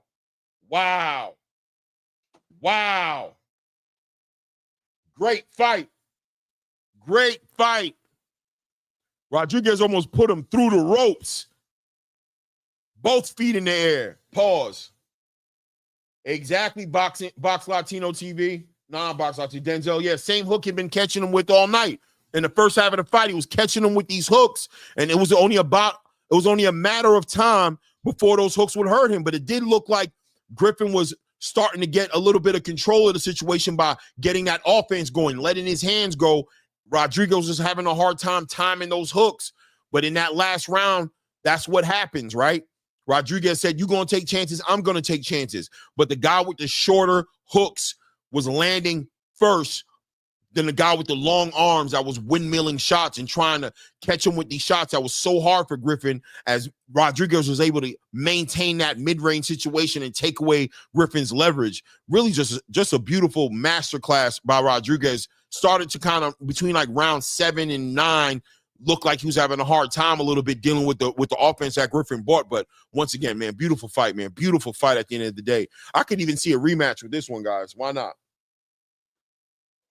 I can even see a rematch.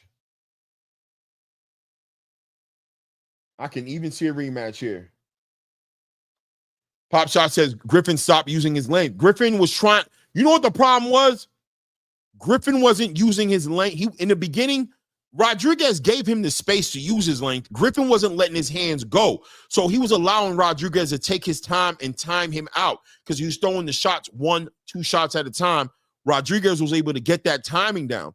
If you pay attention between round 7 and 9 in that range, 6 to 8, 6 to 9 inside that range right there, Griffin started to let his hands go 2, 3, 4 punches at a time. Rodriguez was having a hard time processing that, and that's what got Rodriguez caught ultimately, right? Because it got to a certain point where Rodriguez was starting to take chances because the timing wasn't working anymore because Griffin was letting off those combinations so sporadically, 2s and 3 at a time, instead of just letting 1 or 2 shots at a time. He started to take some chances, and he got hurt and got put on his pockets, right? He got put down on a knee because he took a chance. He said, F it, I'm going to go for it since he's not giving me nothing to work with, and boom, he got caught with a right hand. And that final last round, it was really just whoever was going to land that shot was going to win the exchange. The tighter hooks, those short punches that Rodriguez was throwing really just did it in for Griffin, who was really just wide on his punches, wide on those punches. I agree, Echo. Very few body shots. Great fight, man. Great fight. Great fight, man. I guess this don't matter, right? When stuff like that happen, this don't matter. The scorecard don't matter.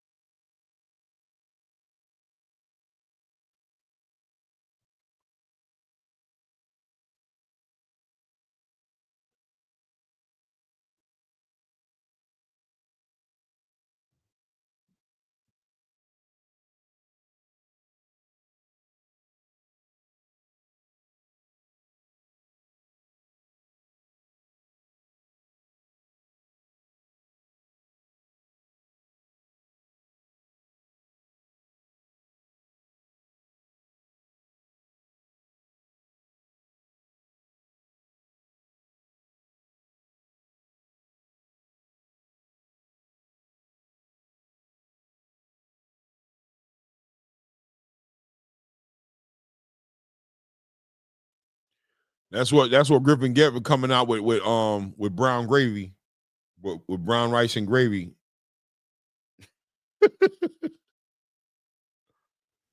Salute to everybody in the building. We got 46 people in the building. Great fights thus far. Please remember to hit the like button if you haven't done so yet. And if you haven't subscribed to the channel, take a moment to go ahead and subscribe to the channel, man. I appreciate you guys, and I thank you in advance. Yeah, I'm calling that fight. Of course I'm calling it, man. It's a job, a frequent.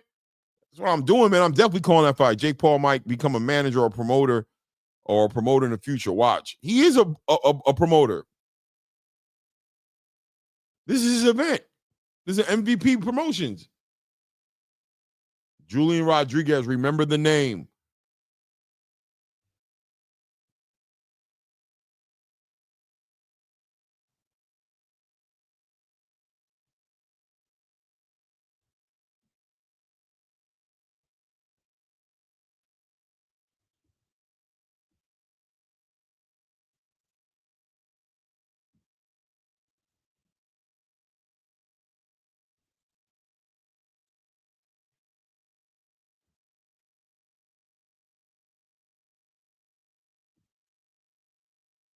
AB is Griffin, man. What a disappointment for him. I know he thought he had it. He had a nice little exchange in there, letting his hands go. But those hooks were catching him.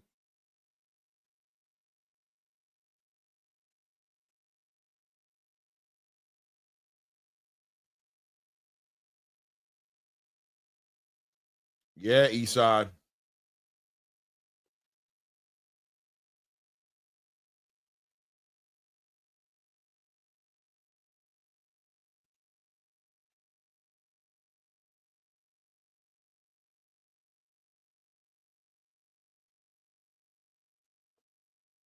Okay, you were straight. Two judges had the cards even. I told you. Told you.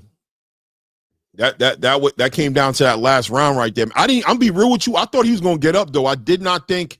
I thought he was gonna get up, man. I didn't know he was as hurt as he was. I know he was hurt, but I didn't think he was that hurt. But when I saw him put his forehead to the ground, like he was thinking about something, I'm like, oh, he ain't getting up. He ain't gonna make it.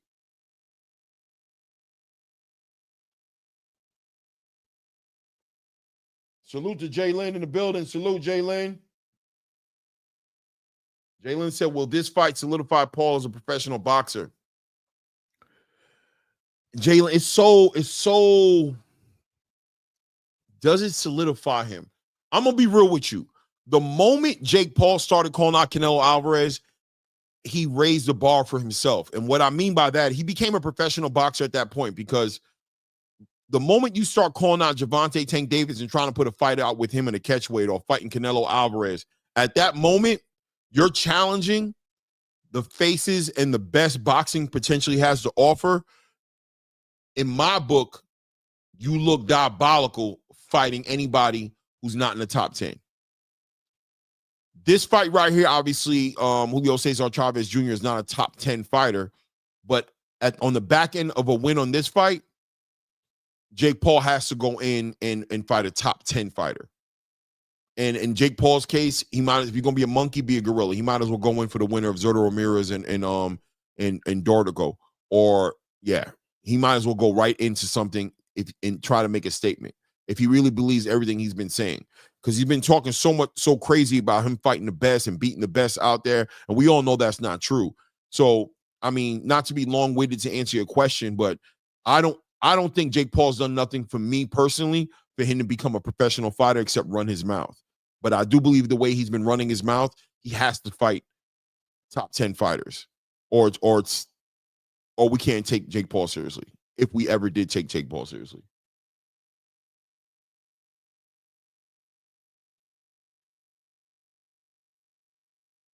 Exactly, Echo.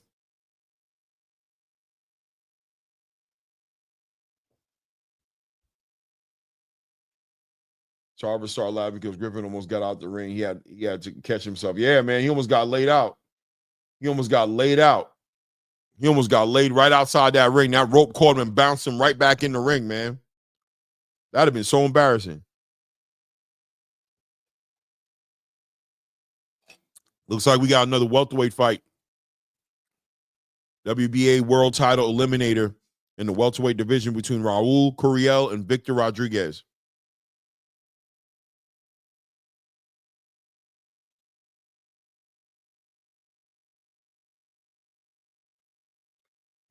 I ain't gonna lie, I'm tempted to get me some ice cream, man.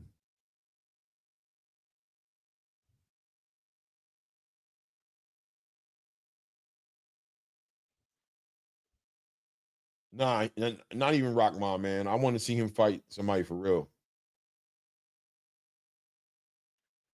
Brian, I'm gonna tell you the truth. I'm rooting for Cesar Chavez Jr. I'm saying to Cesar, to Julio Cesar Chavez, I'm saying you got an opportunity at redemption tonight. If you get Jake Paul out of here, we're gonna forgive at least the last 3 to 4 years of your nonsense. That right there will just that will resurrect you in my eyes in many different ways. Yeah, Roscott, they're crazy, bro. These troll bots, crazy. I keep on trying to, every time I see them, I knock them down, but they keep coming in, coming in, coming in.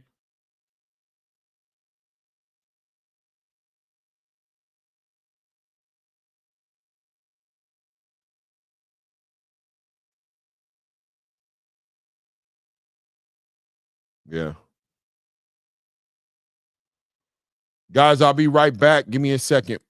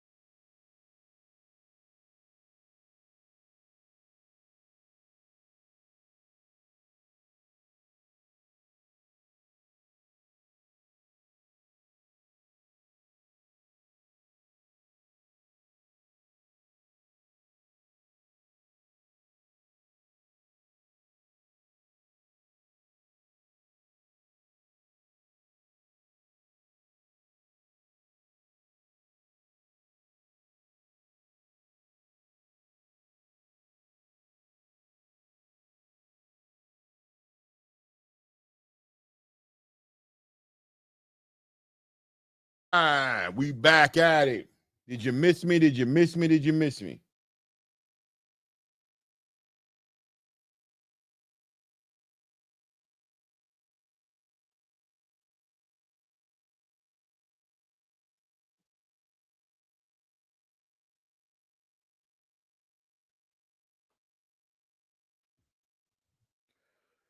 Yeah, guys, Deontay Wilder last night. Sorry. What'd you guys think of Deontay Wilder last night before I even say anything? But that ain't it. What he got going on ain't it for the heavyweight division. Yeah, Echo, it was bad. It was bad. It was bad. It was bad. I mean, he got a victory.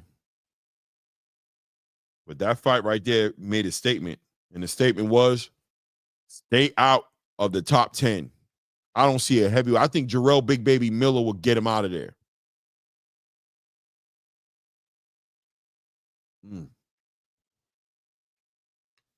Get him out of there.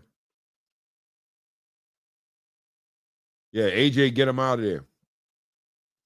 AJ, get him out of there. Everybody get him out of there. Big Baby Miller will get him out of there. Jared Anderson will get him out of there. Joe Torres will get him out of there. Ajit Caballero, Moses Atuma, Dillian White, Derek Chisora, Joseph Parker, you name it. The Terramana guy. Remember Terramana? He'll get him out of there. He need to not get in front of nobody who can box. I think the guy he fought last night could have got him out of there if the guy would have let his hands go. If the guy he fought last night would have let his hands go, he would have got him out of there.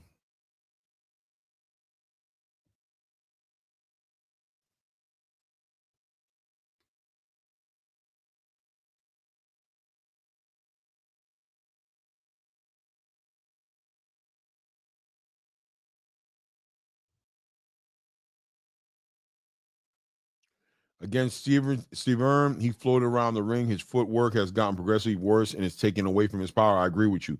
Echo says Miller in shape can give all the heavyweights a hard fight. Yeah. Yeah. Yeah. There's nobody in the top 10 in the heavyweight division that Deontay Wilder could beat, in my opinion. Now, let's keep in mind that he's got power. If he ever gets the heart to let his hands go in a real way and get straighter with his shots, you know, he can knock people out in the right circumstance, but I don't see nobody in the top 10 in the heavyweight division that I could comfortably favor Deontay Wilder over in a fight. Okay, Ring King says, I'm thinking about fighting Tommy Innit in the Creator Clash 5 years from now. What's a Creator Clash? What is that, Ring King? What's a Creator Clash? I've never heard of that. Put me on. What is that? 5 years from now, too? Why 5 years from now? Why 5 years from now? Why not in a couple of months?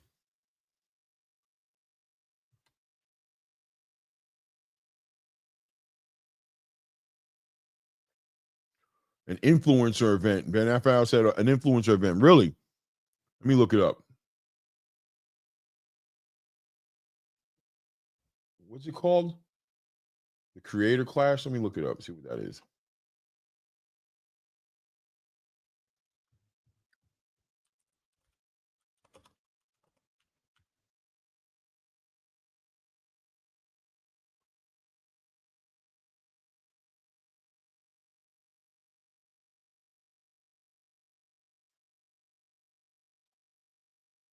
Three influencers will pay.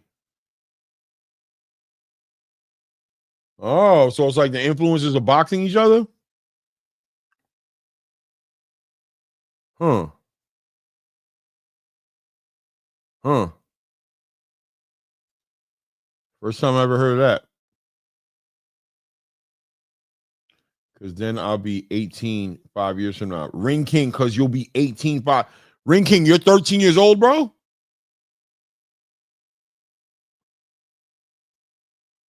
The problem, Clay, is when the opponent is throwing combos, Wilder shells up or leans back straight up to his left side.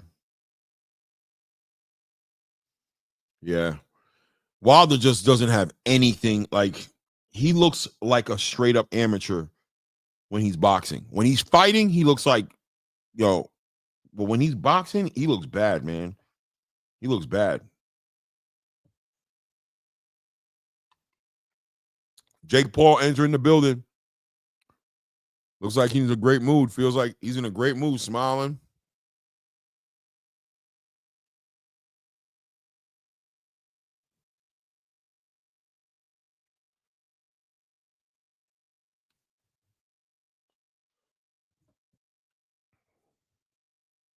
Logan Paul in there.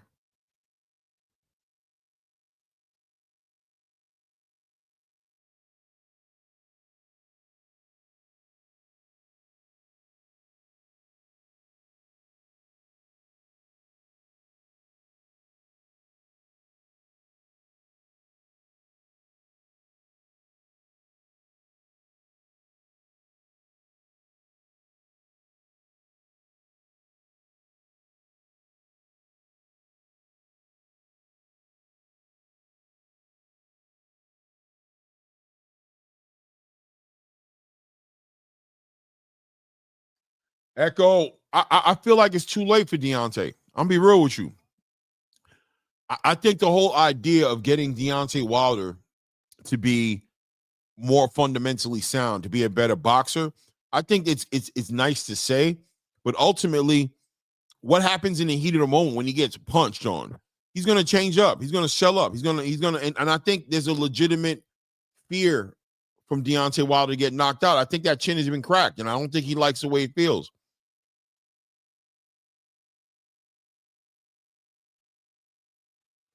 And, you know, not for nothing, for years, even when Deontay was in the prime of his boxing career doing things, knocking people out, I saw the holes in his game. When he fought Luis Ortiz, I was shocked he made it through Luis Ortiz. I'm gonna be real with you. I gave him so much respect. I'm like, man, you know, I didn't think he would beat Luis Ortiz, especially the second time. But he really just took all those victories as a reason to not have to train no more, and just basically said, I got this right hand. As long as I land it, it don't matter who it is, this, that, and the other. I always knew that man was lacking a lot.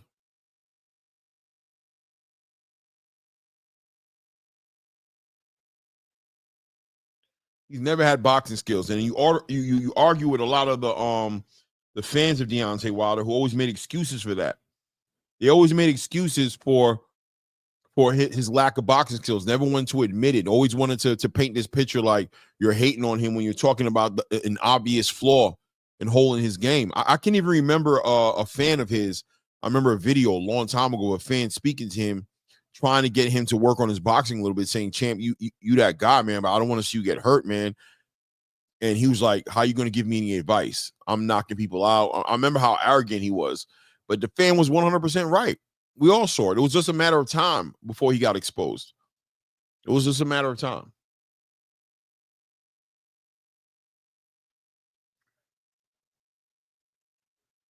Yeah, Brian, 100%. Big Drew, salute to Big Drew in the building, says, Wilder shocked the hell out of me utilizing the jab very well, but abandoned it after a few rounds. He used the jab, but he didn't do nothing behind the jab.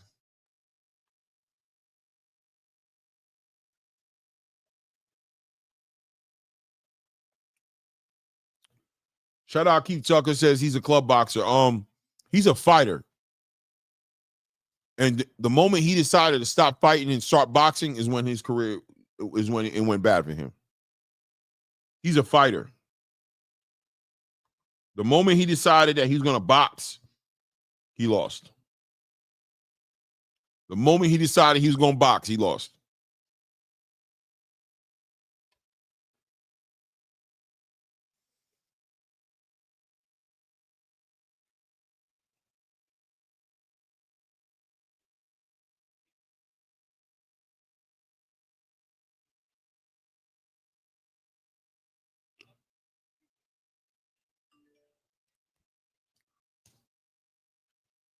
Come on, let's go. Let's go one more time.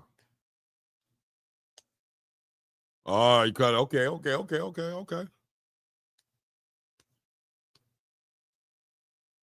Oh, he got me twice.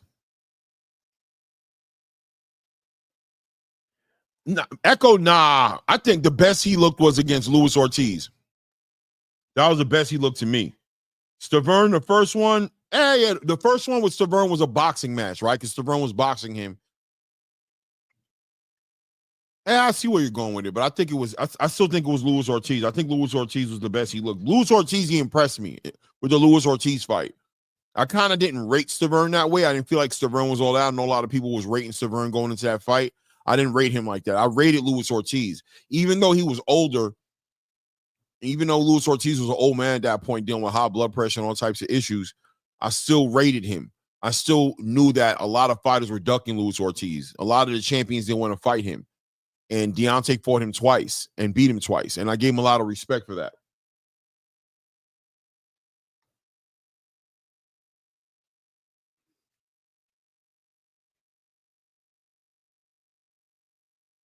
The Ortiz fight, I was like, okay.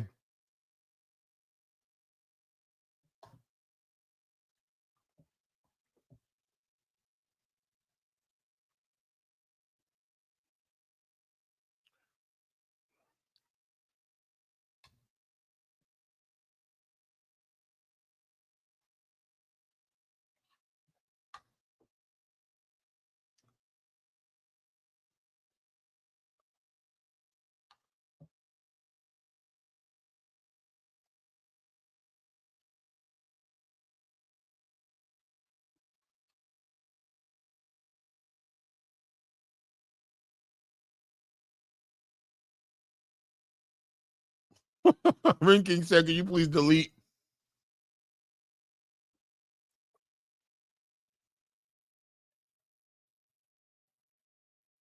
Let's go delete that. Let's go delete that. There you go. I took it out of there. Even though you got me feeling, Ring, you got me feeling bad. I'm out here cussing.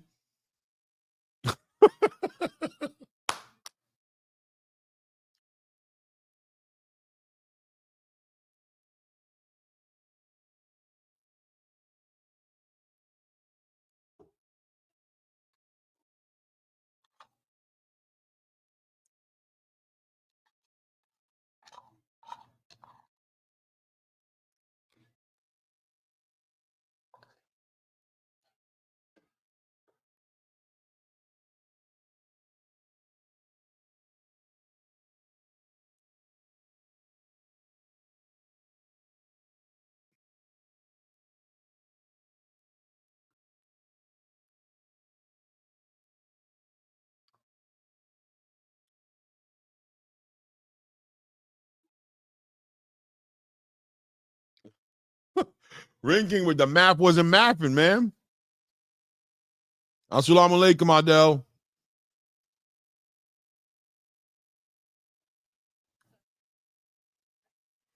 Yeah, Echo. With Stavern, he was more, and in the first one, at least, with the first Stavern, he was way more, he looked more like a boxer. He looked more like a boxer in that fight. I think with Luis Ortiz, though, it was a balance. Like, he was offensive, he was dangerous, he was dealing with a better opponent, a boxer, a Cuban boxer with a great amateur pedigree and just overall just a great, pedigree in general, and was able to balance and tame that, get that together and walk and set up shots against somebody he had to set up shots on and stop him. It was just more of an impressive win to me against Luis Ortiz.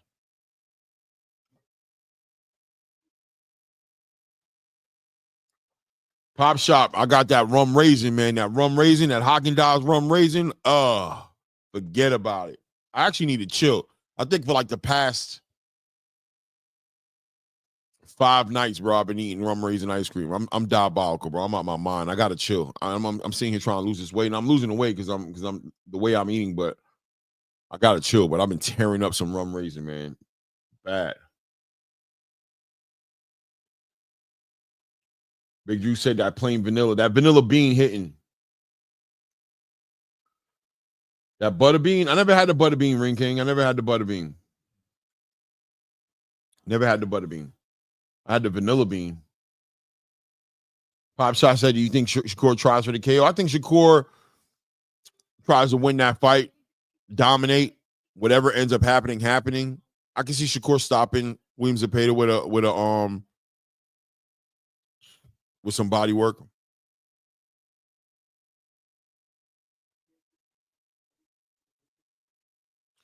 I wonder if man, Jesus, I feel bad for this guy right here, Cesar Chavez. I feel bad for him with the way his son has been, man. Just a man. Tonight is a night for him to get some of that respect back if he can do it. If he can just focus, dial in, and do this job, because he's been such a disappointment to his father. That's a legend in the game, considered the greatest Mexican boxer of all time, or one of them at least, and have a son just be such a epic failure, and not a failure like he's losing fights and he's just not as good as a boxer as his father. No, the drinking, the drug usage, just the lack of discipline that Julio Cesar Chavez Jr. has shown in his boxing career is just disrespectful. To have his father sitting there on the side of the ring with a headband and trying to cheer his son on, and his son is just, ugh.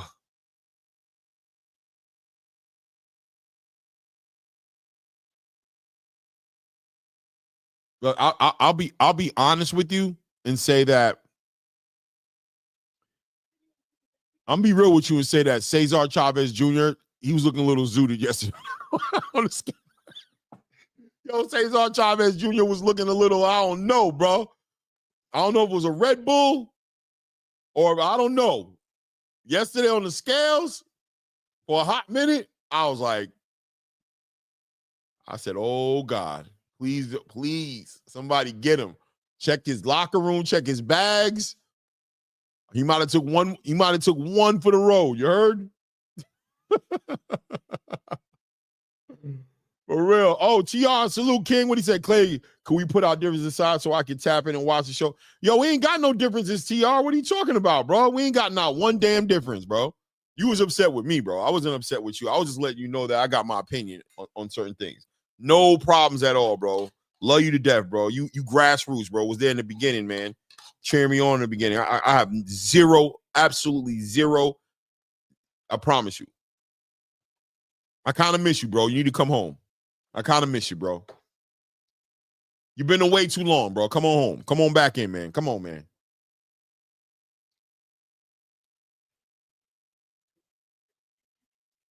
But I do want to see, man, I just want to see Chavez Jr. make his dad proud tonight, man. I just want to see him make his dad proud, man. Even if he loses and it's a good fight and he puts it all on the line, and I'll give us something.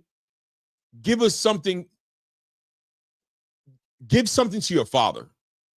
That's all I want. I want you to give something to your father. So don't even think about us. Just think about your dad, man. Think about your dad, man.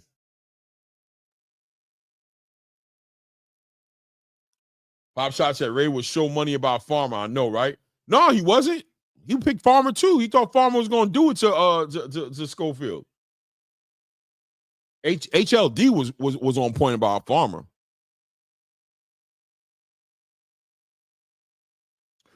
We're heading into the co-main event with Yonel Dortico versus Zurdo Ramirez.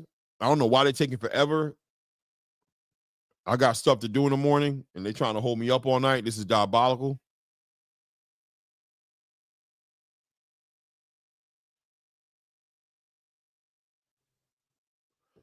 We got 51 people in the building. Please remember to hit the like button, hit the thumbs up for me. Subscribe to the channel if you're not subscribed already. I appreciate everybody. Thank everybody in advance, man.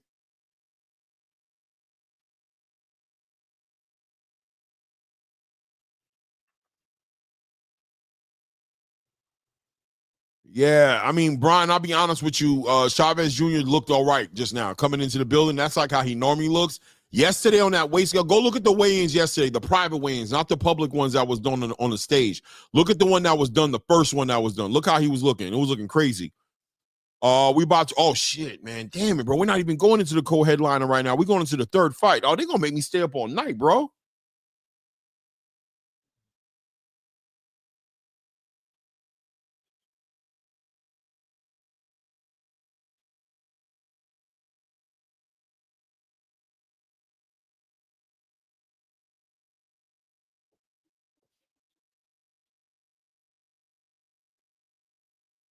Man, they got me moving around tomorrow.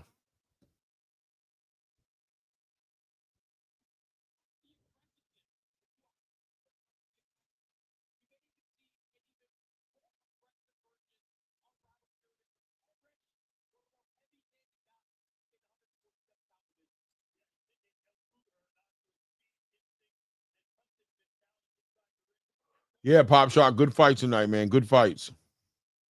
Denzel Horton says if Chavez has a good fight with Jake Paul, he's a failure.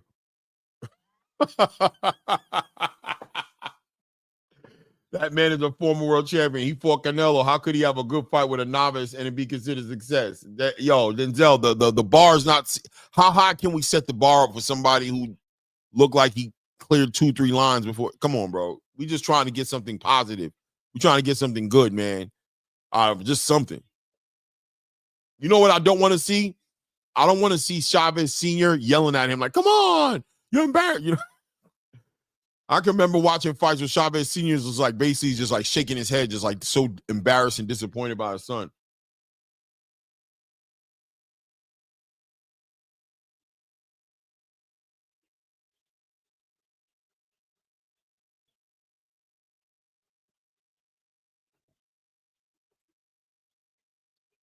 This is going to be a welterweight fight we got going on right now. I think it's going to be a good fight. Looks like it's going to be a good fight.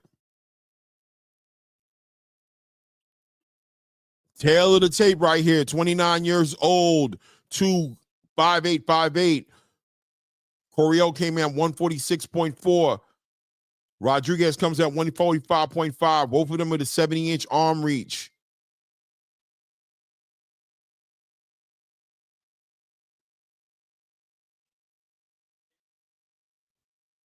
Ring King says Chavez better knock him out in the first round or he's a failure. Damn.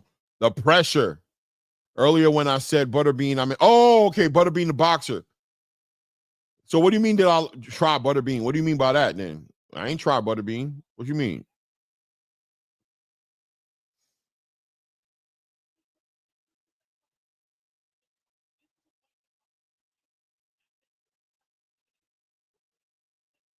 I watched Butterbean. You know what I mean? Butterbean was a bit of a sideshow attraction, wasn't he? Just a big fat dude who was knocking people out.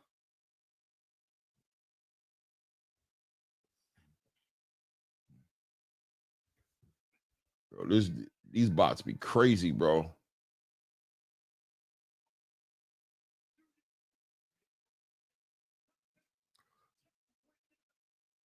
Yo, this dude standing next to the 5'2" girls is looking crazy.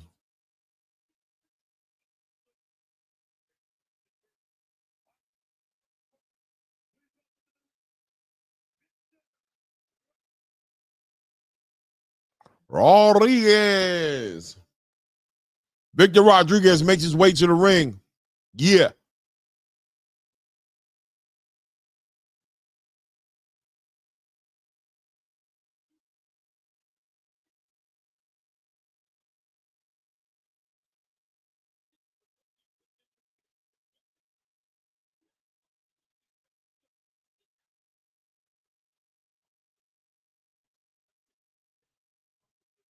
Ryan Dial says, calling it now. I got Curiel.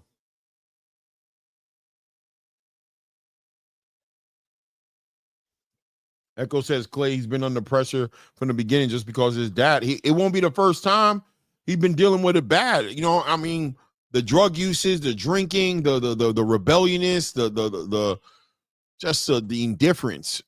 You know, just it would have just been better if he just never boxed, man. If he was going to approach the boxing game with that kind of energy, just did so much to his family's last name, with such a legacy to follow behind, to even think about doing drugs and drinking like he did and coming into the ring and quitting in fights and things of that nature. Just ridiculous. I don't know who I got on this one. I'm not too familiar with either one of these guys. I got to be honest with you.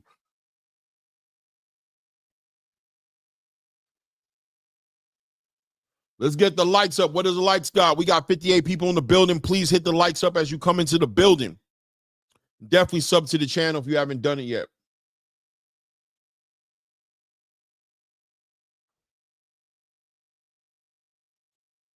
I would say he's been out of rehab for a while now, so respect him for that. No doubt. No doubt.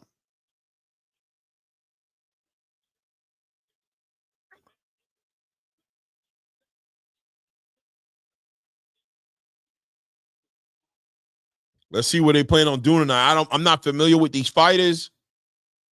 I heard that Raul Curiel was part of a Fight of the Year candidate last year, so that's a good thing.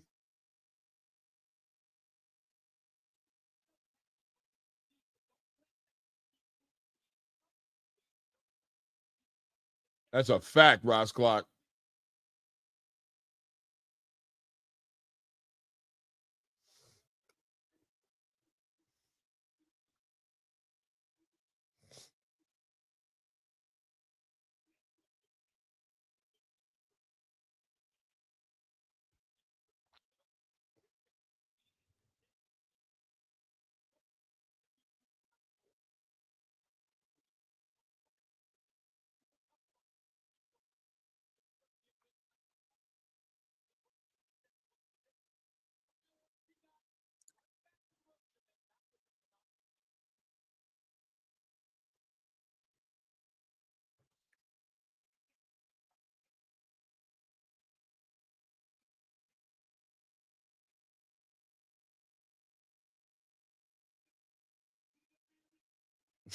Rock Scott said, I refuse to watch that. All right. Time for me to do what I do. Call these fights. Something I love to do, man.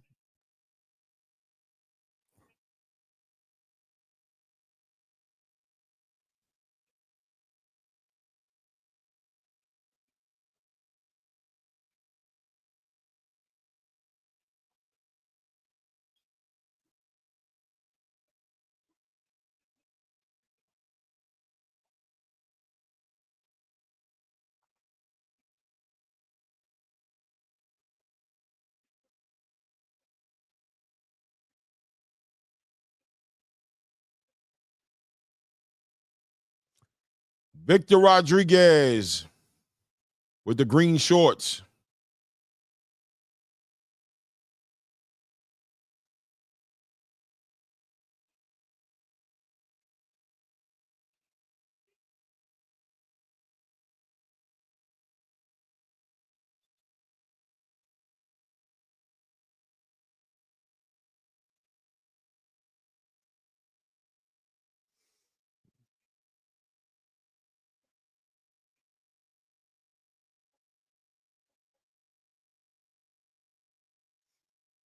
It's a Robert Garcia fighter.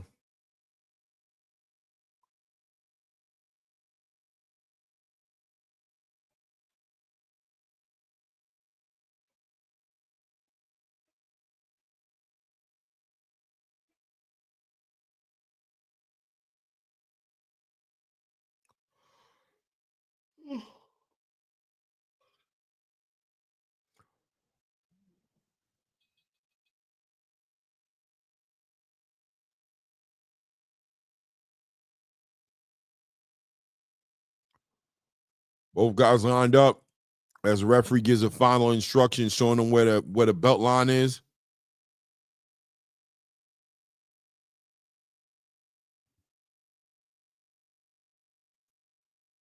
Oh, it's a WBA eliminator, so the winner of this fight could be fighting Rolly Romero for that WBA title.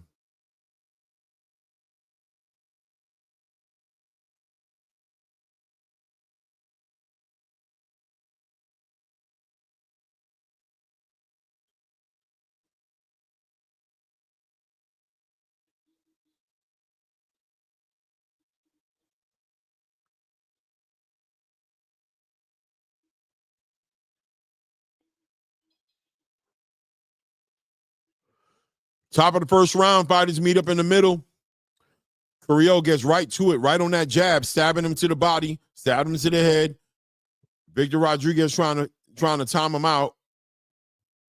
Oh, Curiel coming right down, getting right to business. 1-2 shots right down the middle. Comes right up top. Garcia just working right there, staying active and punching. Listen, Garcia is definitely on a mission. Curiel is on a mission. Victor Rodriguez staying reserved. There we go. Feints to the body. Feints up top. Curiel rips to the body. 2 shots to the body. Initiates a clinch. The referee tells him to stop the action while I separate you. Let's go. Straight shot. Curiel doubling up on that jab. Rodriguez with the level change. Jab up top, jab to the body. Curiel with the 1-2 right down the middle. Rodriguez responds with a punch to the body, with a combination to the body. Back on his jab.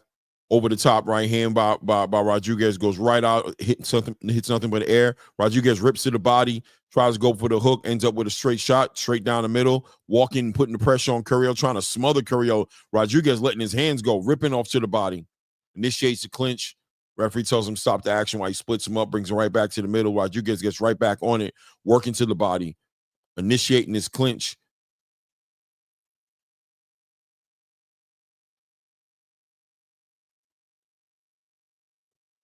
Rodriguez with the 1-2. And with the hook to the body.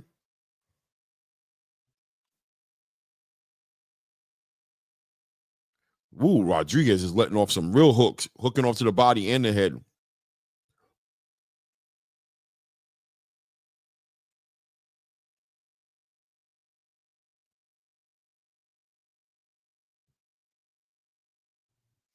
Rodriguez working that body. Victor Rodriguez doing a good job at ripping shots off into that body right now. Curiel coming right down the middle. Initiates a clinch. Referee tells him to stop the action while he splits him up again.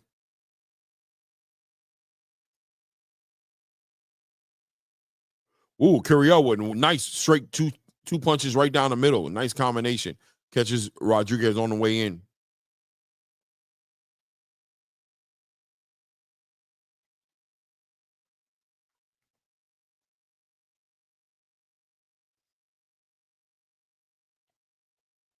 Nice. Curiel letting with the combos. Close round.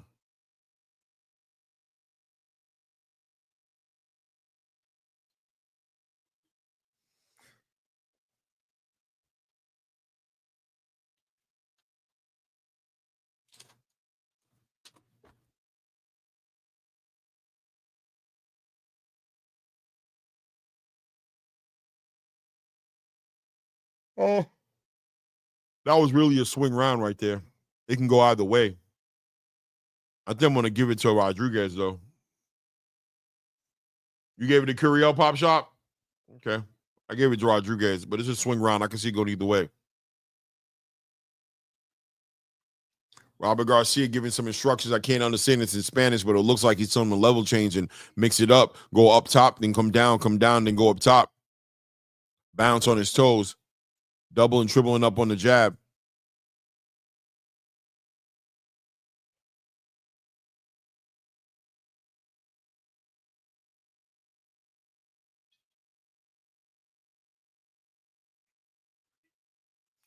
Rodriguez starts off the fight top of round 2, straight jab to the body. Throws a hard check left hook. Catch it. Curiel catches it right on the gloves and responds with an uppercut and a left hook. Check hook. Curiel doubles up on the jab. Good defense by Curiel. Nice. Nice body work by Rodriguez. Curiel comes up top with a hook. Rodriguez is letting his hands go.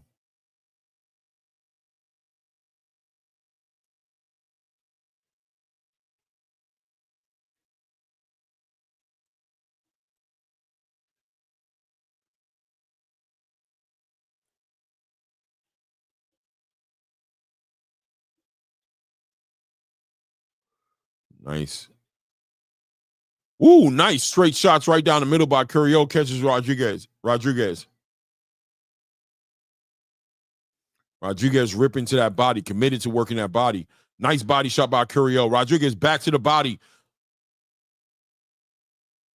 Nice left hook by Rodriguez. Oh, man. Curiel rips to the body. Comes right up the middle with 2 uppercuts. My goodness. Curiel's letting the punches go in bunches, and Rodriguez is letting those shots rip, but Curiel's letting them go off in bunches.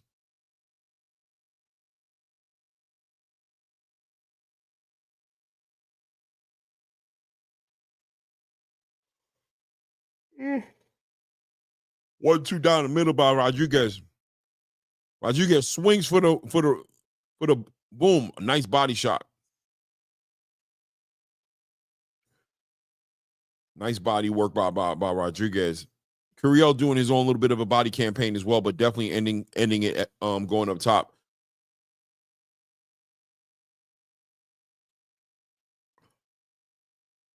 Curiel tried to let off a little pity pat, but Rodriguez hit him with 2 heavy hooks. Nice.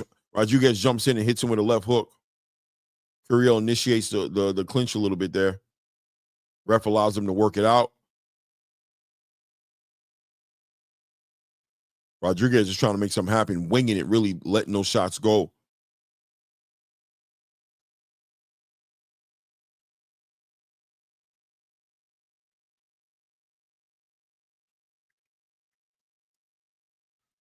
Over the hand right by Rodriguez, uppercut by Rodriguez. Swings hard with a left hook, misses, hits nothing but air. Another hard swing with the left hook, hits nothing but air. Right hook hits nothing but air.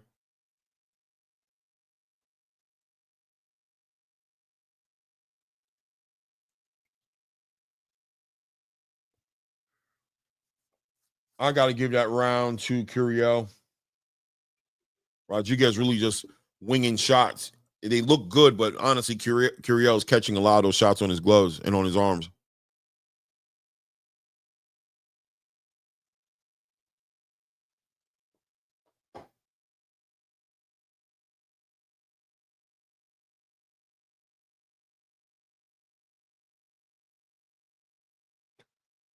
Rodriguez's corner giving him instructions, trying to set him up to work that body. Really got a good, decent body campaign going from Rodriguez, but Curiel is letting off great combinations, man. Punches and bunches.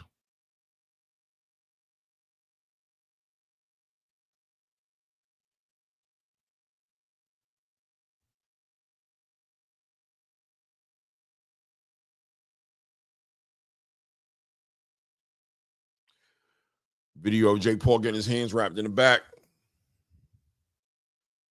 Top of round 3. Both fighters at the center.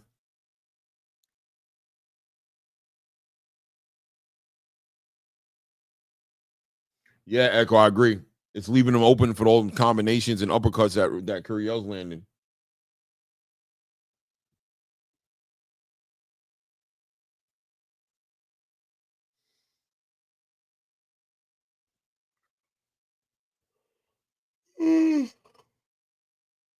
I got a 19 up pop shot.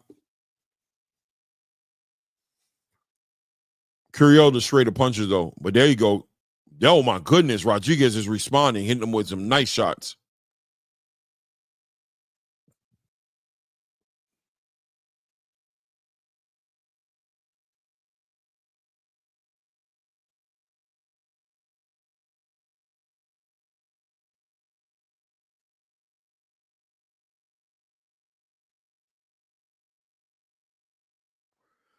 Clinch. Referee going to separate. Let's stop the action.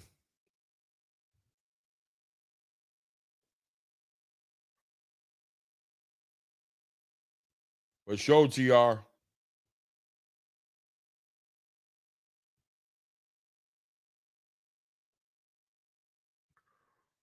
Rodriguez really trying to attack that body. Curiel trying to capitalize and hit him with punches and bunches, hit him with some hard shots up top, good uppercuts up the middle. Eventually, you would think if Rodriguez doesn't come with an answer that it will start becoming effective because Curiel is landing those shots, but those heavy body shots as well, what's going to break first? Woo, nice. Rodriguez hooking up on Curiel. Nice body work coming over the top. Initiates the clinch. Curiel initiates the clinch.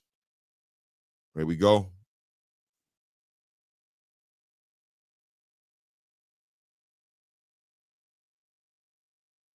Rodriguez really trying to smother what Curiel's trying to put together. Doing a decent job smothering it, to be honest with you.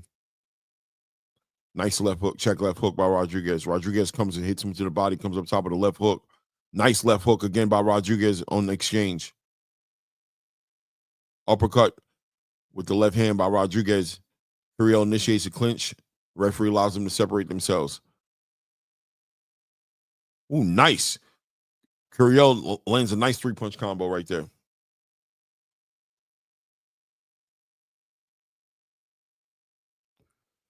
There we go. There we go. There we go. Rodriguez seems to be pushing Curiel back. Eventually we're in round 3 right now. Somebody's gonna start to weather away. They're exchanging a lot of shots, and Rodriguez is really investing in the body a lot, putting that money in the bank right now. Curiel hits, he has a decent little body campaign as well, but he usually ends it with uppercuts up the middle between the guard or some hooks over the top of the head. Eventually somebody's gonna start feeling these body shots.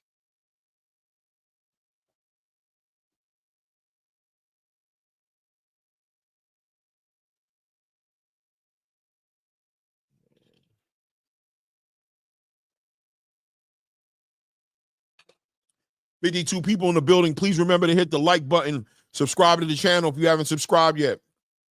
Thank you in advance.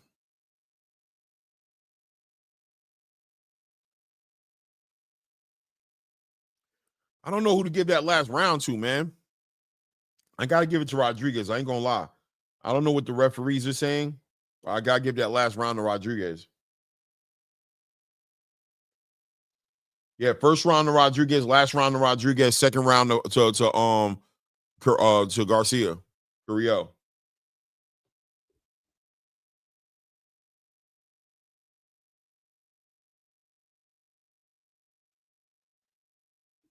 Pop Shop has a 29-27 Curiel. I've got a 29-28 for Rodriguez.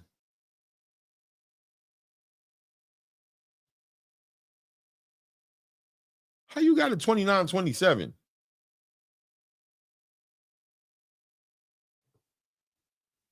Would you give somebody a 10-8 round?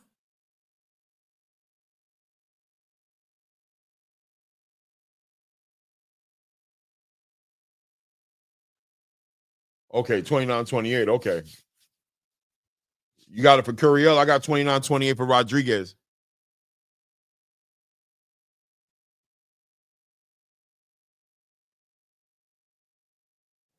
There we go. Curiel, nice. Little starting to let the combinations go. That was a nice little combo, but Rodriguez responds with a lot of bad intentions. Shots with a lot of bad intentions.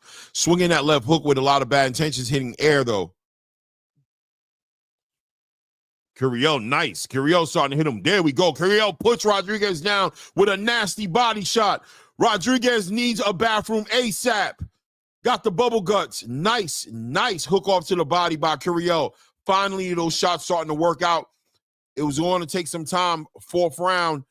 Rodriguez definitely on his heels now as Curiel smells blood in the water. Nice hooks by Curiel starting to let the shots off 2-3 at a time, hitting him to the body. Nice. Curiel trying to take it. Rodriguez initiates the clinch right there. Eventually, somebody was gonna succumb to these heavy shots that have been getting landed. Curiel been landing these combination punches. You had to wonder what was going on. Now Rodriguez starting to brace, getting punched on right now, back on the ropes. Referee considering stopping it, jumps in the middle of it and stops the fight right there. Rodriguez couldn't take any more. Too much punishment by Curiel Garcia. Great win, stoppage in the 4th round. Rodriguez just succumbed to the just the body shots and the uppercuts and the shots that were just being invested like into the bank, into a savings bank. Rodriguez just couldn't hold it together, man. Yeah, man.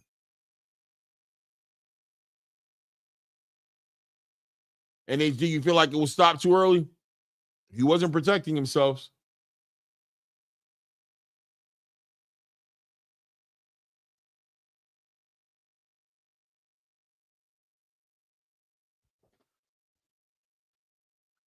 Fourth round KO, man.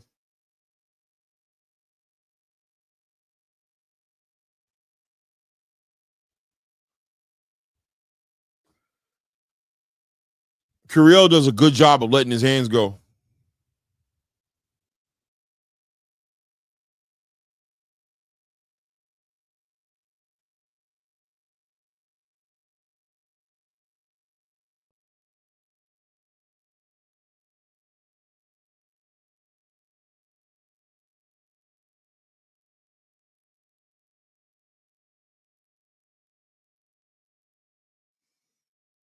What shot hurt him? It was that's what it was. It was a hook. That's what it was. It wasn't even a body shot. It wasn't even a body shot. I think he broke his orbital socket with that left hook to the Boom, that uppercuts. Man, yeah, it wasn't even a body shot. It wasn't even a body shot. It was a shot that hit him right there in his right eye. That left hook hit him right in his right, or the uppercut actually looked like it was that uppercut came up there and hit him right in his right eye. Yeah, his right eye was hurt. Look at this. Boom, boom, 1-2, boom. Here it comes. Bang. That's some shot right there, right up there. That right uppercut, right up the middle, caught him right in the eye.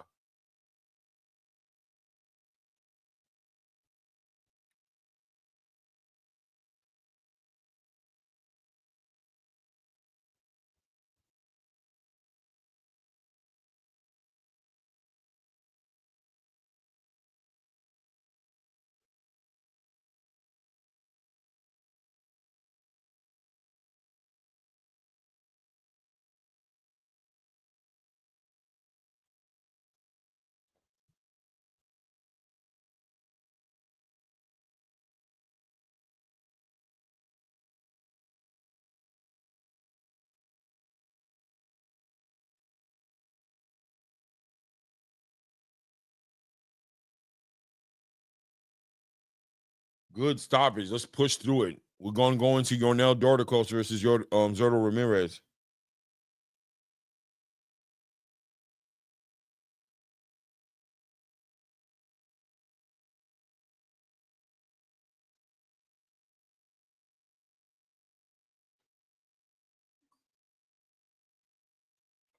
Woo!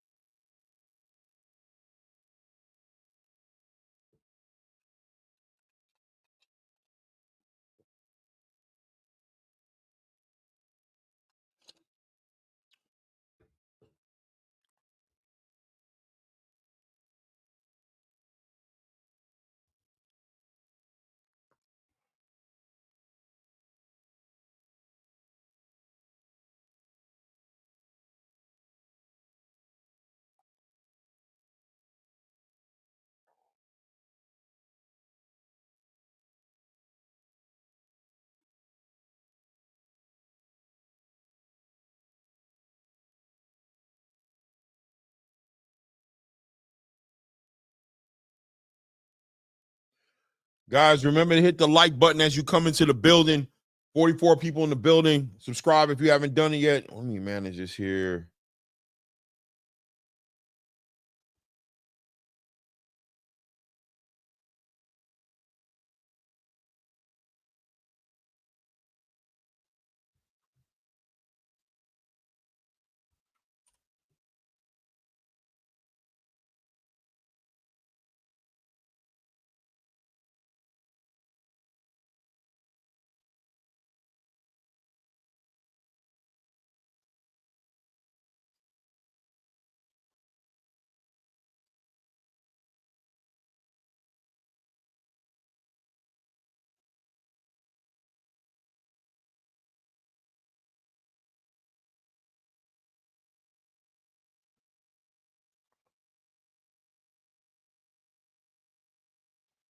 Yeah, this guy stops Rolly. I agree with you, Pop Shop. I think so.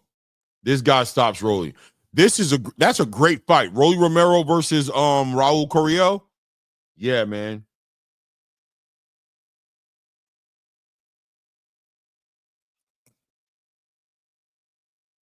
That's a great fight.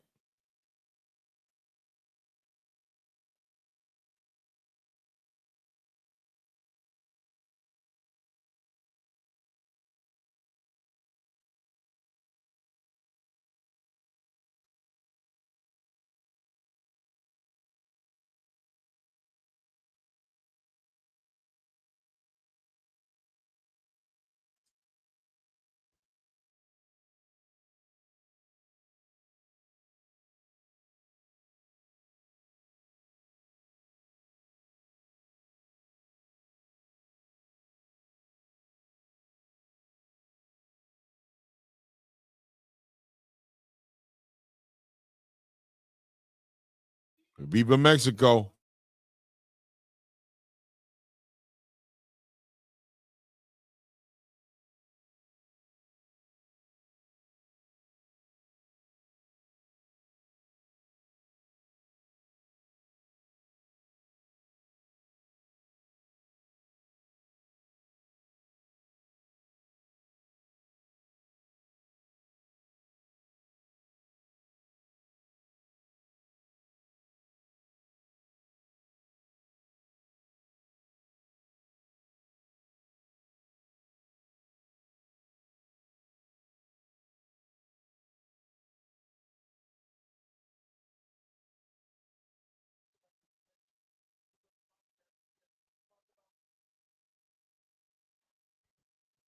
Is Curiel a serious contender at 47? 100%. 100% at 47. He is at a minimum, I think, a great dance partner. But listen, man, he's in the WBA sanctioning body right now. Let me see where he's ranked at right now, actually. He should be the next fight for Rolly to defend that title. That should be who Rolly's fighting next.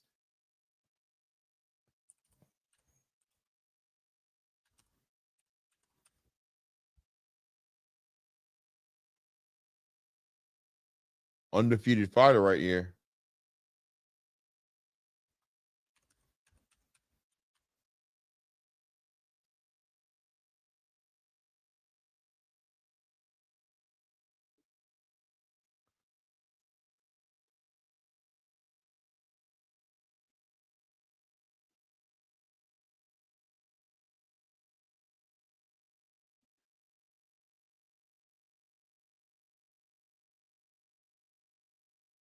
Well, I mean, Shakram Giasov, I forgot about Shakram Giasov. He's really the one who's supposed to be who's the mandatory for Rolly Romero.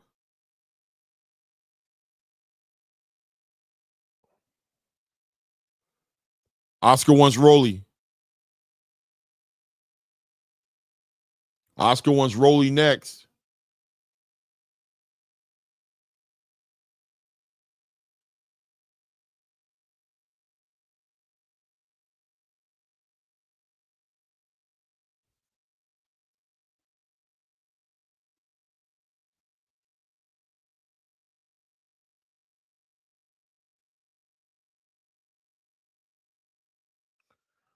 Appreciate you, TR. Thank you, man. We trying to get better, man. We trying to get better, man. We trying to step it up and get better, man. Trying to call these fights in with a little style, you know what I mean? Wish I had got caramel on my damn phone.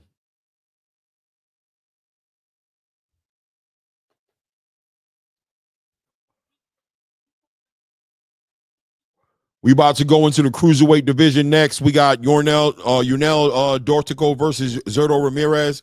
I'm really not familiar with Yurnel Dortico that much. Seen some highlights.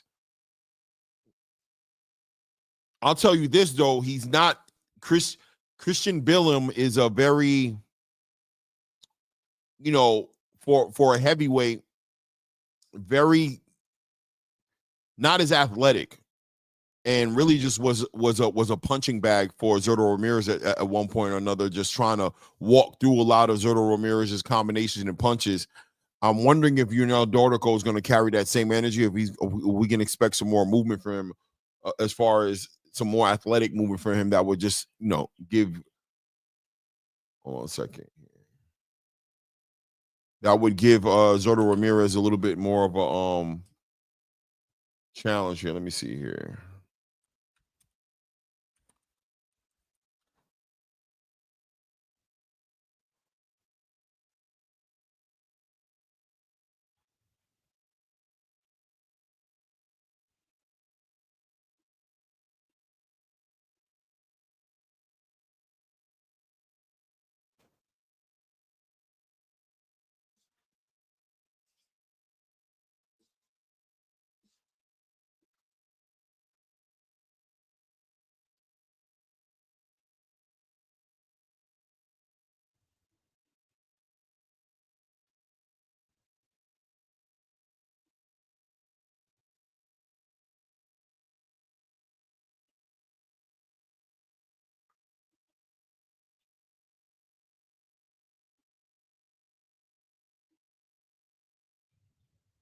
Yeah, Devontre, 16 wins, 14 knockouts.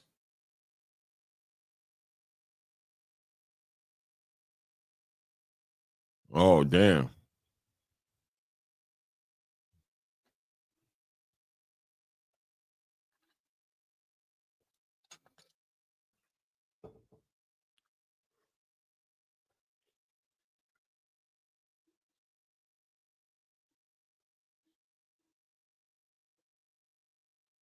Yeah, Pop Shot Tio ain't coming to 147. You're going to stay right down there at 140.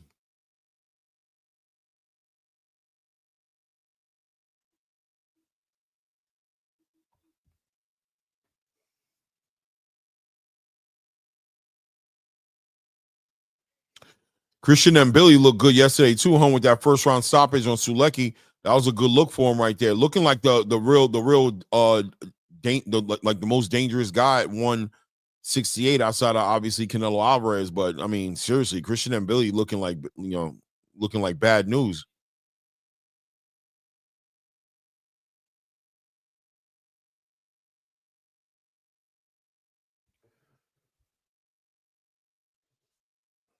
Say Clay, is Jake Paul money making these fighters fight a great fight? I want KOs.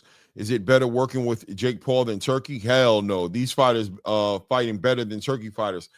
I'm gonna be real with you, Devondre. I bet you they're not getting paid as well, but that stage is huge. They understand the opportunity in this moment right now. That's why they fighting the way they fighting. It's not the money. It's the stage. It's the platform.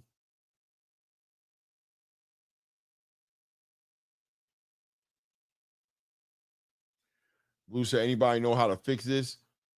I don't know. Usually leave out, go back in. I don't know why they would freeze you out.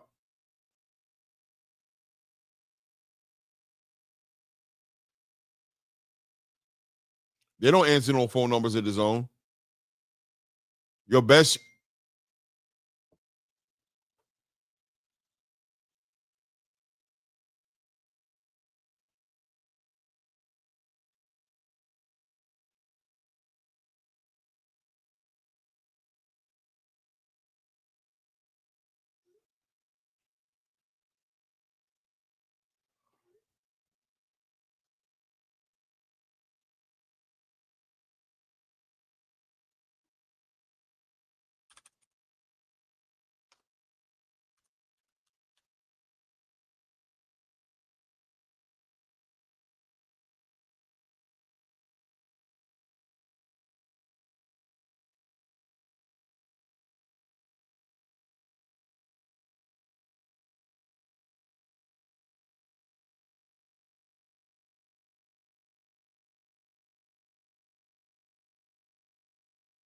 Mm-mm.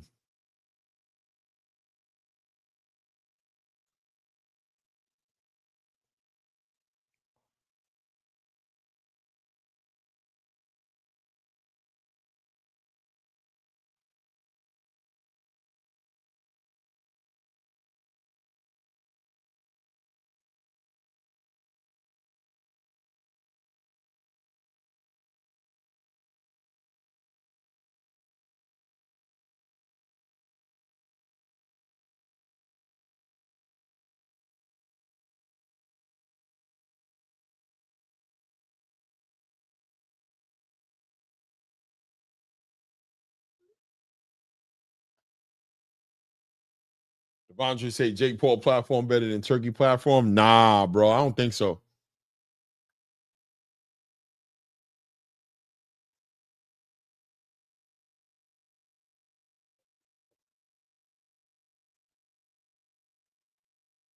Waiting on these dudes to come out. We got some cruiserweight action coming up.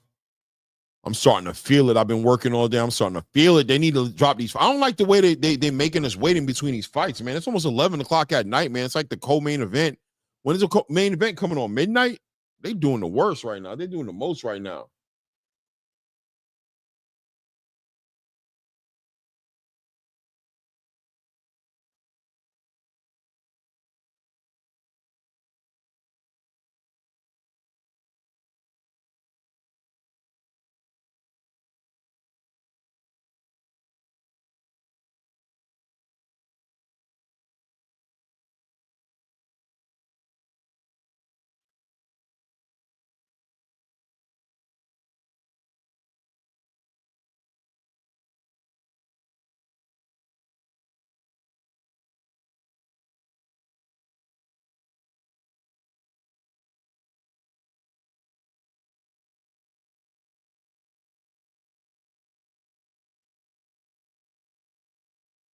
Yeah, Echo. Too much time between the fights. They're really sucking the time out of everybody, man. It's ridiculous.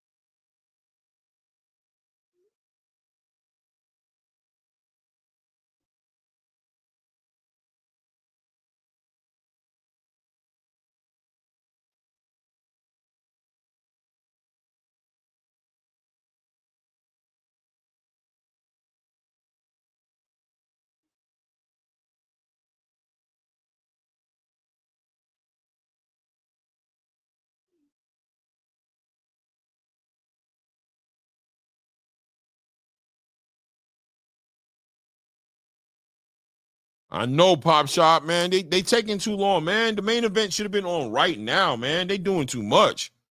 Oscar's talking about Floyd Schofield right now. He is high on Floyd Schofield's stock right now. He's ready for Floyd Schofield to fight anybody. He wants him to get the winner of Shakur Williams-Zepeda, even Tank Davis, obviously.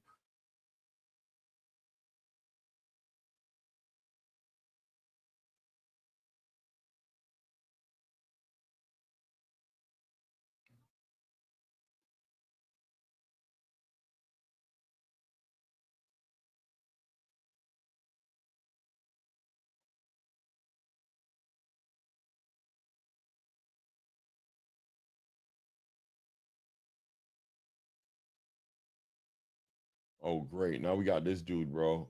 A lawyer mate. Man, bro. Go ahead, man.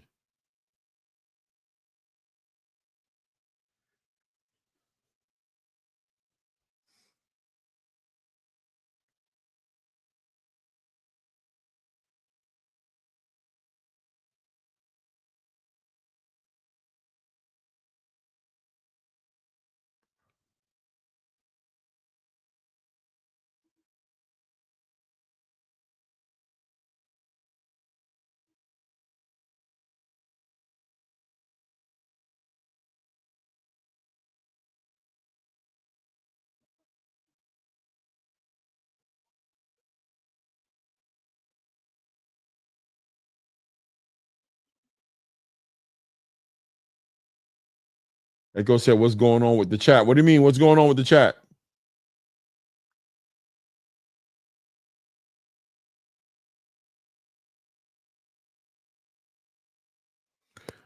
Look, see Malik Scott back there looking at Zurdo Ramirez hit the mitts.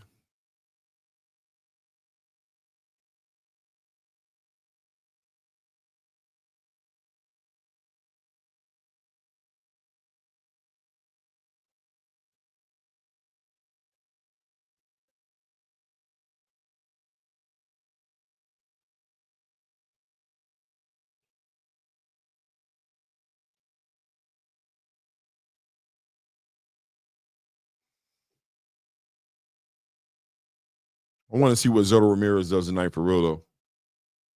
Yeah, Echo, it's ridiculous.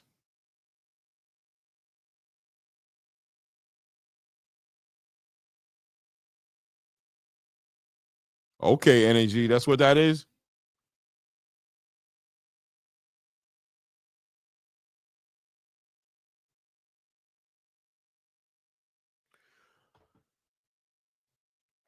You know, these fighters, you know, the matchmaking is supposed to help them get better in the journey, right? To get them where they need to be. And I think that's significant is with the Terrence Crawford and the Canelo Alvarez, you know, fight. I think what you're going to see is a culmination of experience. Although Canelo Alvarez seems like the one who has the most experience with how many fights he has, the question is how many challenges has he had to face inside of the ring? Sometimes when you get to matchmaking and you can cherry pick to a certain degree, or you know, the bad thing about cherry picking, if there is cherry picking happening, is stylistically favorable fights don't help the fighters get better. So we're going to see a lot when it comes to Terrence and Canelo Alvarez, and these matchmakings that happen in a situation like what you're seeing tonight with Curiel and Rodriguez, or you know, Tevin Farmer and Floyd Schofield, for example. You had to wonder in your mind, where was Floyd Schofield at? Thinking, was he just had a padded record, or was he really the real deal? And it turns out he was a real deal. You know what I mean? And matchmaking makes a big difference here.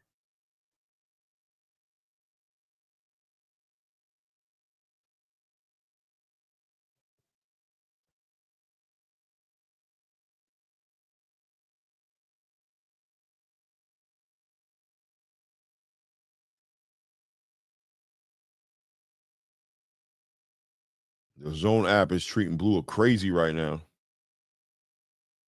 This is why I was saying I had to.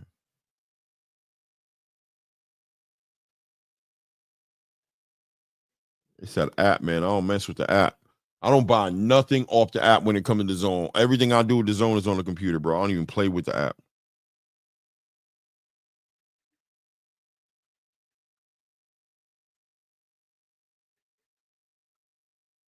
I don't mess with the app, man. I was literally on the road today, and I was gonna order on the phone. I was like, nah, I ain't doing that because they'll screw you over. I'll wait till I get home and buy it right on the computer. I don't mess with that.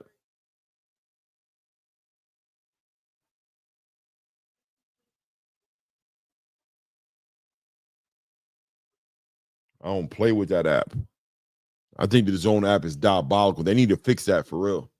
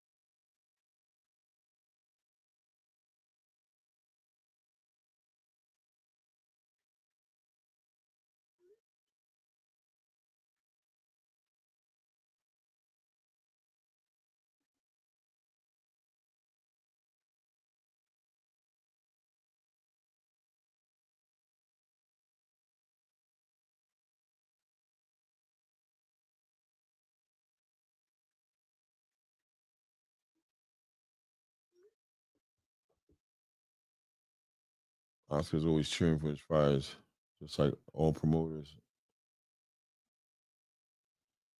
Oscar's doing a great job the past year and a half. Ever since Turkey came around, he's doing a great job of promoting his fighters. He is doing a great job. You got to give him his respect with his clapback Thursdays and the way he's pushing the fighters, even guiding them.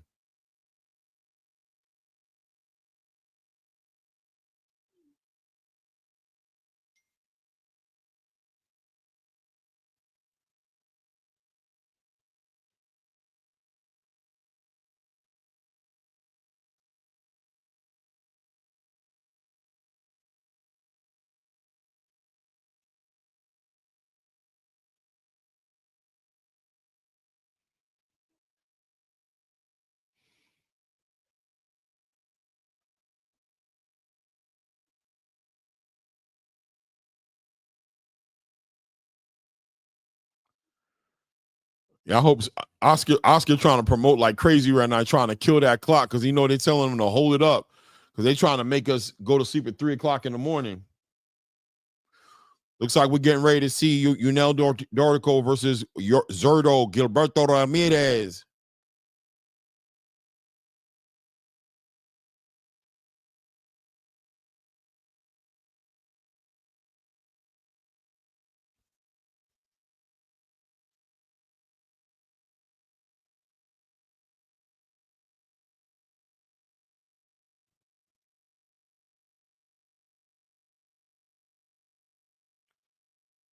Zurdo Ramirez, the only unified champion in the welterweight division, holding down that WBO and holding down that WBA title, right? Yeah, that WBO, WBA. No, yes.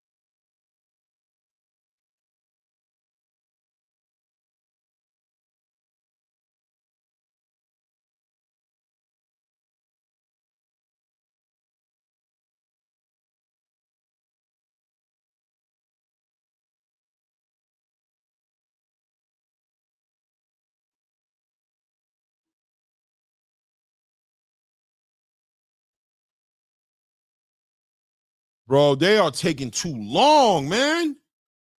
Yo, Jake is doing a lot right now with this, man. There's no reason for this to be like this, man. Way too much time in between the fights. Way too much time.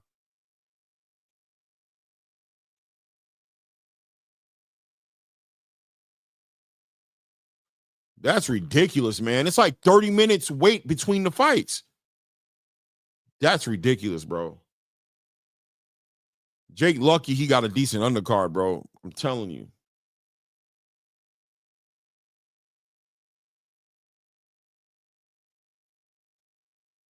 He gonna mess around and get me not to call his fight. I'm gonna tell you right now, I'm just trying to be nice. I'm really here for this fight and that Schofield Tevin Farmer fight. I really could give a damn about Jake Paul's fight. I'm telling you, he better get it together.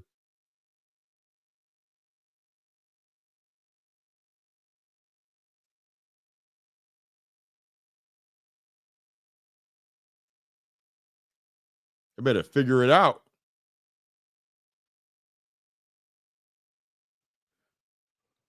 Darnell, come on. You're now Dortico on his way to the ring. Let's go. Let's go, let's go, let's go. His outfit looking cheap. I ain't gonna lie. Real flimsy. But hey, man, as long as you boxing good.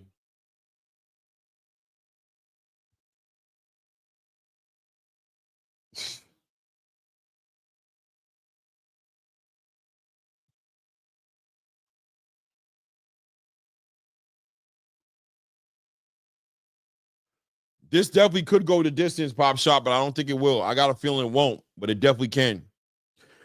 Zurdo Ramirez is a great boxer, man. Great movement. You know what I'm saying? He's like the cruiserweight David Benavidez to degrees. Punches in bunches, volume puncher.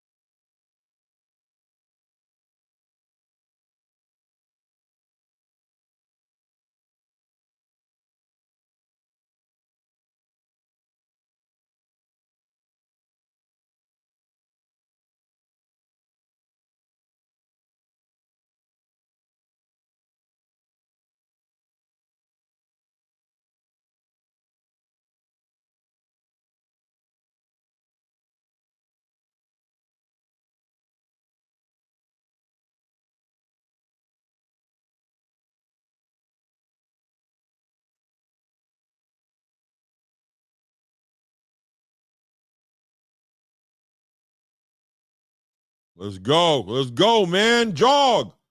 Move. Get up to the ring, bro. That's crazy, Blue.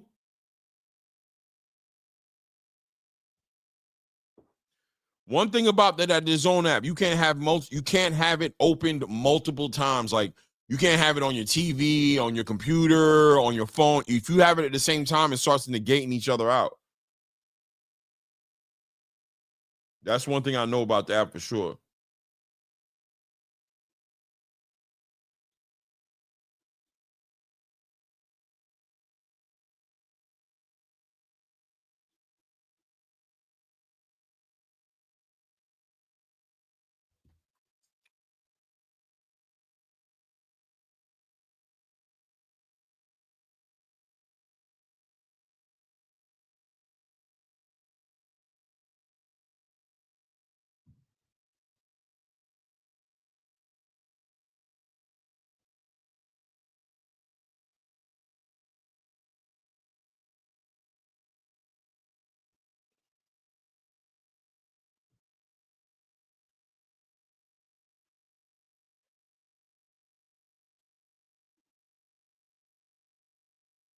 Yo, he taking his time to walk up to the ring. Oh, man, bro. These dudes is diabolical.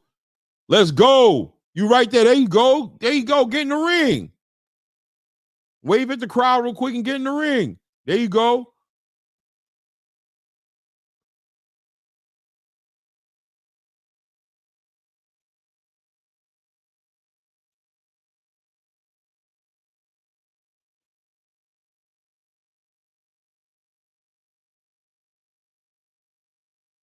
Let's go.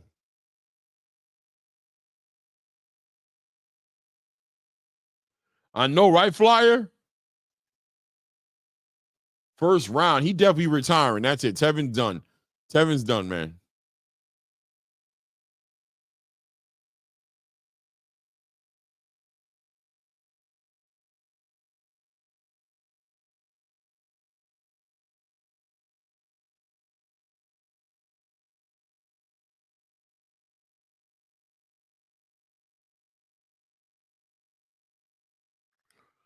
Yo, I ain't gonna lie, Denzel Horton. I've been thinking about getting me a little cowboy hat too, man. They be looking kind of tough when you get the right one.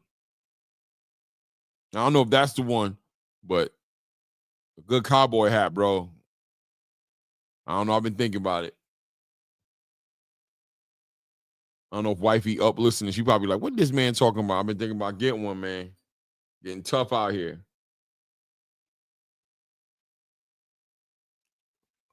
Them cowboy hats be running up though. Them things be like $200-$300. Ring King, nah, it's not the Paul fight. This fight should be better than the Paul fight.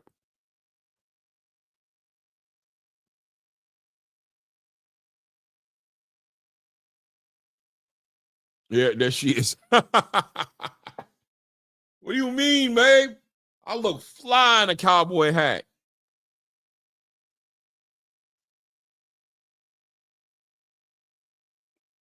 A nice tough cowboy hat, you know what I mean, real low, looking like I'm out of Yellowstone. You know how much I love Yellowstone. That's my show. That was my show.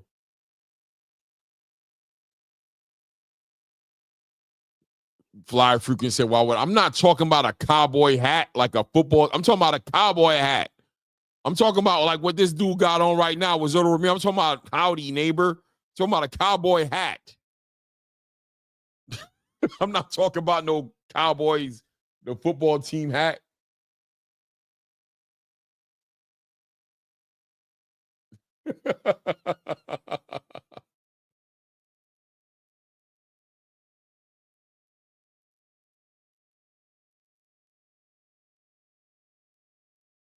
Echo, he need to just retire.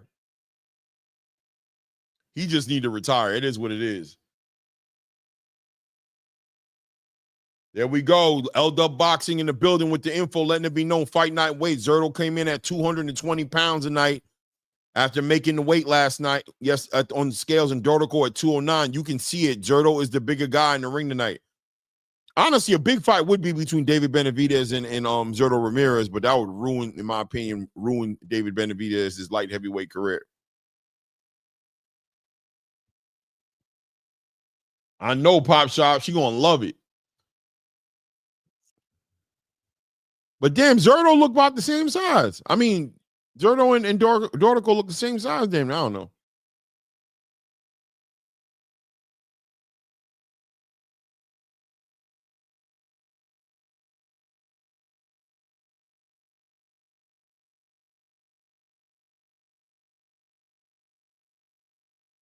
All right, we about to be at the top of the first round right now.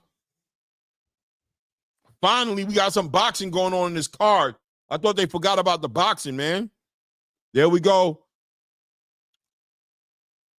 Dortico tries to reach out, hit him with a body shot. They're measuring each other with the jabs right now. This is what happens when you got that southpaw against that orthodox. Zerto Ramirez coming out with the black shorts with the red, with the black and red shorts with the black, red, and green. And Curiel Dortico coming out with the white and red shorts. Both of them trying to feel each other, trying to figure out this jab game out. You know, when you have the southpaw and that orthodox come, it's usually that battle for the jab to see how they're going to do it. Dortico sitting there working that jab. Everything's going to come from behind that jab. Expect that right hand to come up the middle as soon as possible. There it is. He shoots that first right hand right there. Zerto catches it off the gloves, backing Zerto Ramirez up as Zerto's trying to get the timing down. There'll be, whoa, nice shot by Zerto Ramirez. Feints a shot to the body and comes right up the middle with a straight right, with a right jab right up the middle between the guards of Dortico. Dortico trying to keep that high guard now. Woke him up a little bit. Zerto Ramirez with a straight to right hand, left hand to the body. Punches and bunches. Dortico trying to set something up now. Now Dortico becoming more reserved. Now that Zurdo Ramirez is connected with that straight left hand, you can see Dortico's already putting his hands, keeping his hands close to home now, being aware. There you go. Straight jab out. Zurdo Ramirez is starting to change the levels up, doing a great job. Straight left hand to the body, right up the jab. Straight right hand to the body, right to the solar plexus. As Dortico trying to get that timing down. Zurdo Ramirez doing a good job of throwing it off, moving off the ropes right now, circling straight left to the body, up.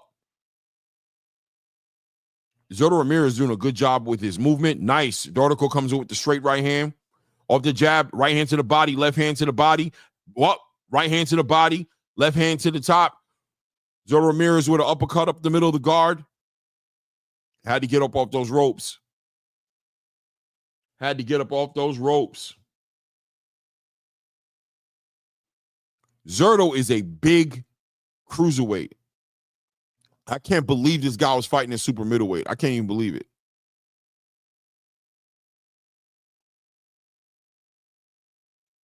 Zurdo Ramirez with the feints. Dortico staying true to his jab, taking his time. 20 seconds left in the first round. Zurdo Ramirez, great footwork. Able to execute a very good offense. Zurdo Ramirez working that body. Dortico comes over the top. Zurdo Ramirez catches it off his gloves. We about to be at the end of the first round. 1 round in the bag. I got to get that bag to Zurdo Ramirez. Even though Dortico was pushing it,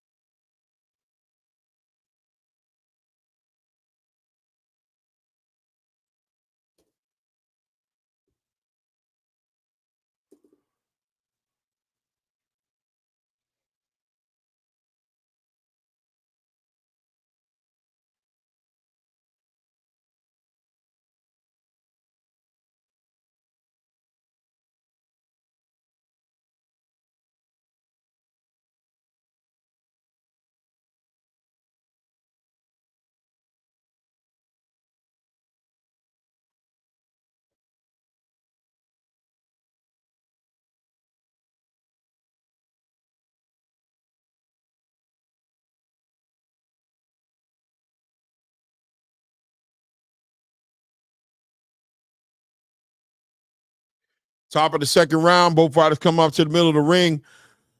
Dortico back on that high guard. Zurdo Ramirez working him with the combinations, feints up top and hits him with a straight left to the body. Dortico trying to get a little bit more offensive with that jab to the body. Zurdo Ramirez also letting his hands palm with that jab, using it to really just tie up Dortico's jab, really. Ooh, Dortico comes up with a nice body shot by Dortico. Nice body, working the body again by Dortico, working the body well. Zurdo Ramirez lets off a few shots to the body himself, 2 or 3 shots to the body. Check left hook by Dortico. Dortico goes to the body. Zurdo Ramirez catches it off his elbows. Zurdo Ramirez letting off a few straight right hands. Whoa, Dortico comes over the top of the left. Nice, working to the body, back to the body, over the top. Whoa, referee checks Dortico, says he's hitting him a little bit low. Zurdo Ramirez comes right out of the corner with an uppercut right between the guards.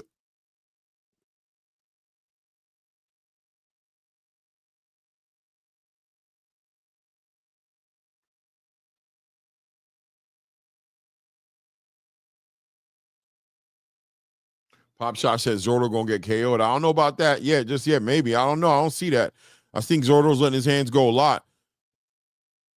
Zurdo complaining of a low blow. Referee didn't see it, obviously.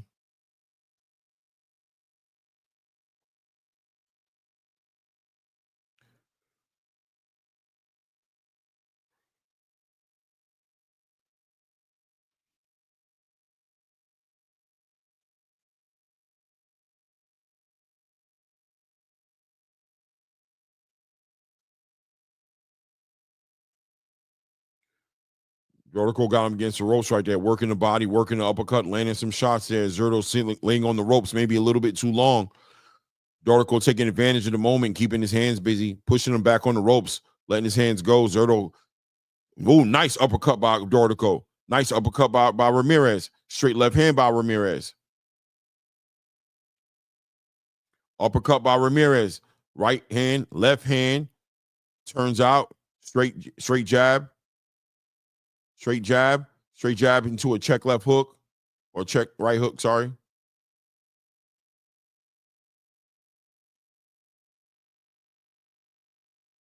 Dortico catching him against the ropes again. Rips off a left hand to the body. Rips a right hand to the body. Low blow by Dortico. That ref didn't call it, but he definitely hit him low. Nice body shot by Zurdo Ramirez. Backs Dortico up. End of the second round as the referee warns Dortico one more time on his way to the corner about getting shots up. 48 people in the building. Please remember to go ahead and hit that like button. Make sure you subscribe to the channel if you haven't done it yet. Salute. Thank you in advance.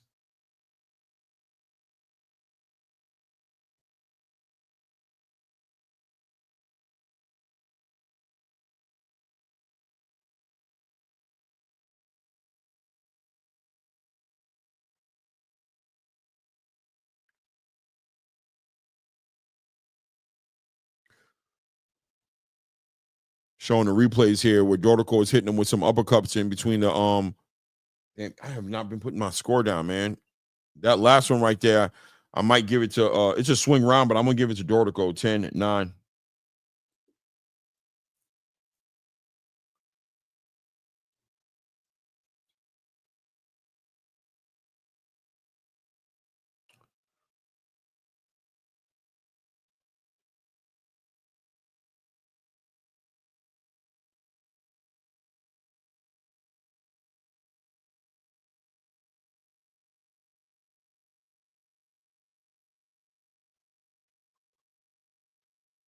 Dortico using that jab, trying to use it as a rangefinder. Backing him down into that corner with that jab. Zurdo tries to come out that corner with a straight hand, straight right hand, left hand straight to the body.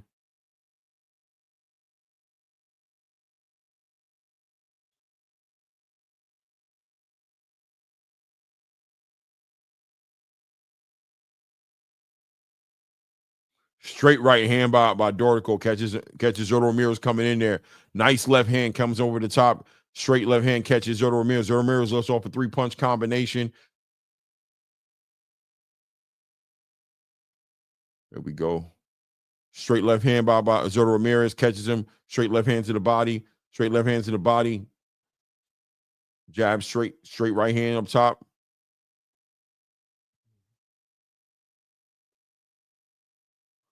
Dortico lets off a nasty right hand. Zurdo Ramirez catches it off his gloves. Pawing and keeping him against the rope. Zurdo Ramirez trying to time out. Nice. Straight left hand to the body. Straight left hand to the top by Zurdo Ramirez. Good punch selection by Zurdo Ramirez.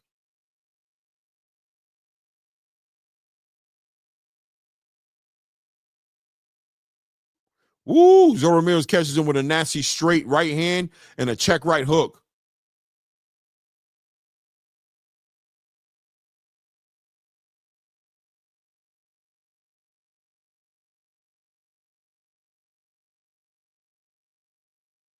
Zurdo Ramirez taking his time to find that jab, straight left hand down the middle.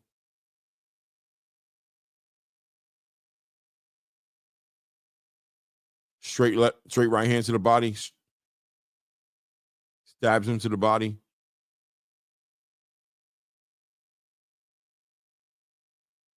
Zurdo letting those punches go in bunches, doing a good job.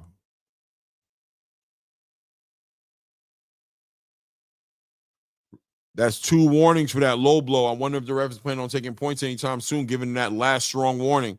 Dortico's been letting his hands float a little low.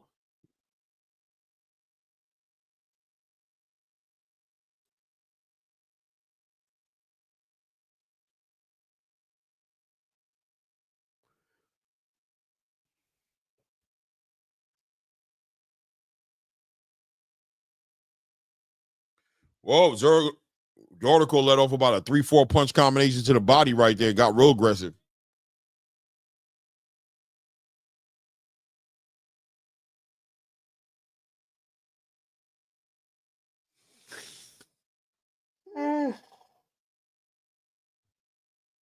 I can't believe Jake Paul running this card like this.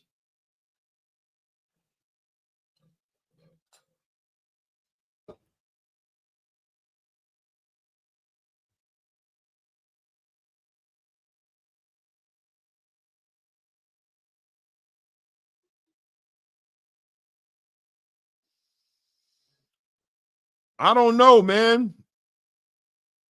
I'm gonna, he's up. He's up 2 for me. I give him that last round, but he's only up by 1 point. I got it 28-29 for Zerto.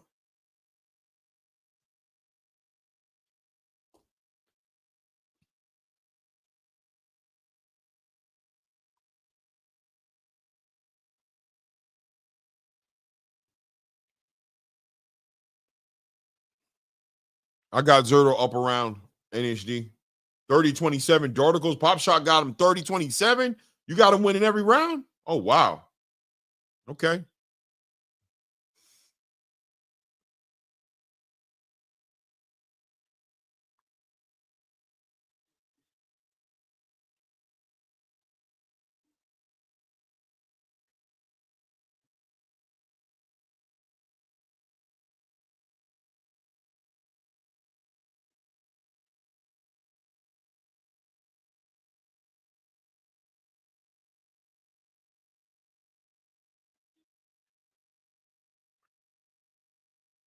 Yeah, NHD.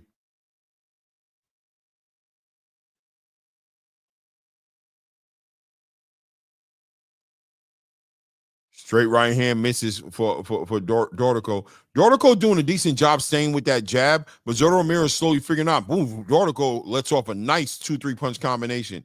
Zerto just taking his time, working that body coming. Nice straight right hand by Dortico, lands right on top of Zerto Ramirez's forehead, pushes him back. Nice. Dortico gets caught with a nice straight left hand, straight right hand by Zerto Ramirez, but also caught Zerto Ramirez coming in as well. Again, catching Zerto Ramirez. They're starting to exchange shots a little bit, letting the hands go. Both guys are getting hit pretty clean. You got to ask yourself who's getting the worst of it.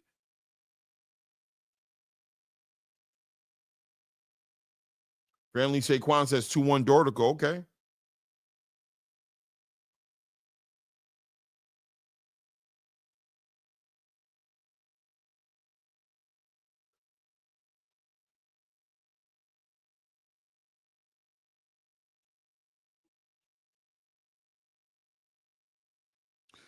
Dortico getting Zerto Ramirez caught up on those ropes as Zerto Ramirez is inviting him in, trying to be the counterpuncher, but gotta hope Zerto Ramirez in the back of his mind either doesn't respect the power or has to think about what's coming at him, because without a doubt, Dortico coming in with bad intentions. Zerto Ramirez fights Dortico off the ropes. Dortico keeps coming forward. Straight left hand by Dortico. Uppercut.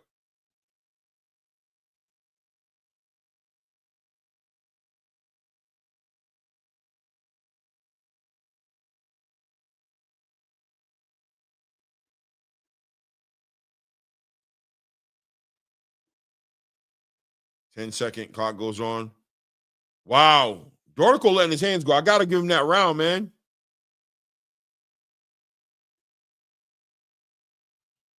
Got to give him that round, man. I got it tied up right now. 39. 39. No, right?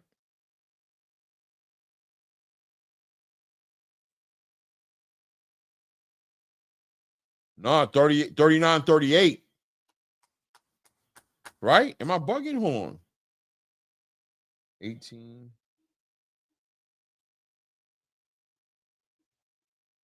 20, 38. Oh, no, sorry. My bad. 38, 38. It's tied up 38, 38.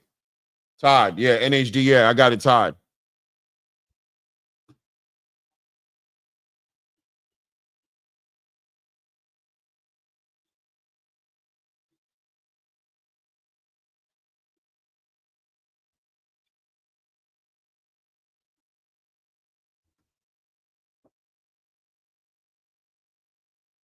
This is definitely a competitive fight.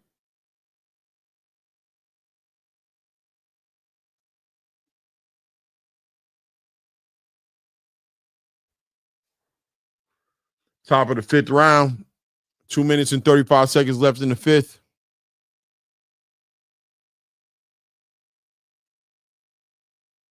Dortico finding success in being first, letting his hands go, not being the counterpuncher, setting the pace up. Zurdo Ramirez trying to counterpunch.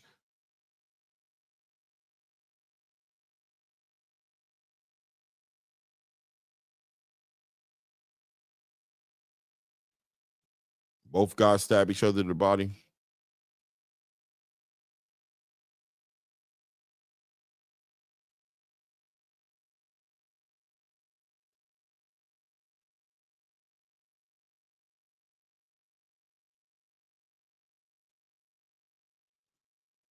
Dortico investing in that body.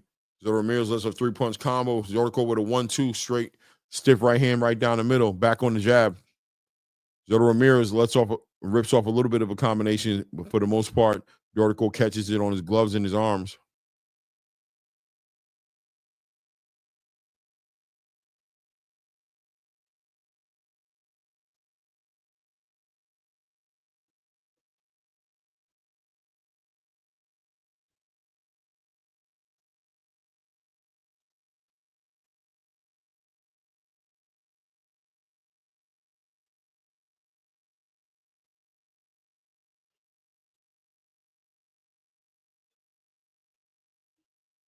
Nice check, right? Nice check left hook by Dortico, comes over, knocks the sweat off of Zurdo Ramirez, follows it up with a right hand. Nice catches Zurdo Ramirez on the extension, but Dortico gets caught too. Back on the jab, walking.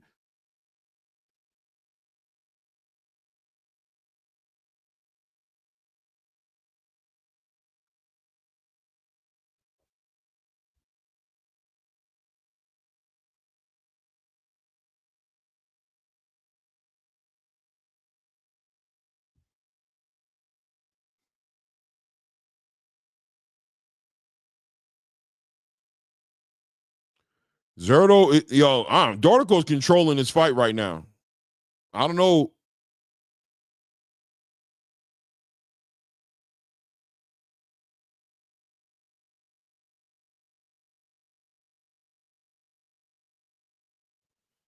Zurdo tries to load up a combination.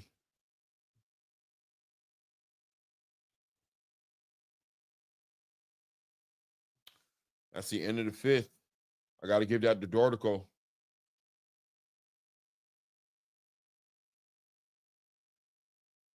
I got Dortico up 1 round right now.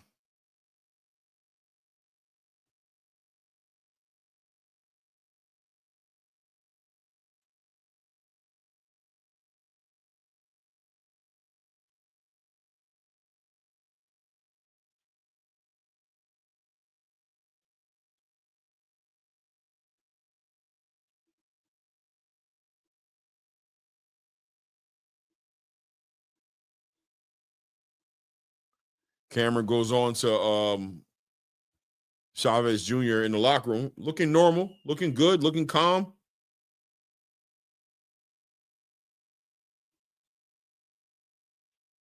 Damn, Pop Shop got this a damn shutout. You ain't give nothing to Zurdo. I'm gonna tell you right now, if Zurdo Ramirez loses this fight, David Benavidez is gonna be like, man, because this was definitely supposed to be an option for David Benavidez.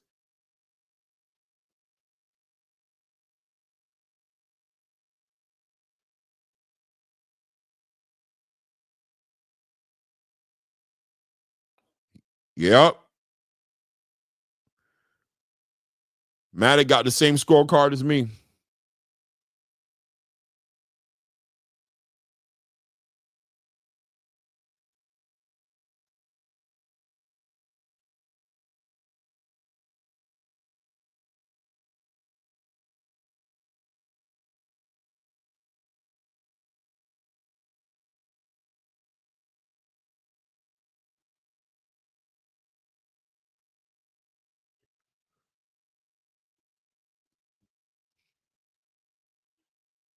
Dortico doing a good job there. 1-2. Dortico doing a good job. Zurdo Ramirez likes to counterpunch. He likes to punch while you're punching and win these exchanges, but Dorticos is doing a good job of picking his shots, letting off 1 or 2 shots at a time, but still keeping that pressure on Zurdo Ramirez as he's backing him up. Zurdo Ramirez really looks like he's trying to really bait Dortico into doing something, but Dortico being very patient. Nice straight 1-2. Well, 2-1 by Dortico. Nice body shot by Dortico. Zurdo.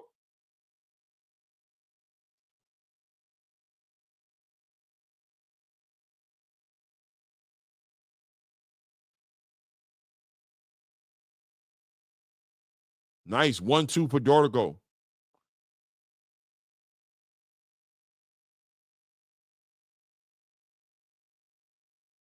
Straight left hand by Zurdo. Straight left hand by Dortico.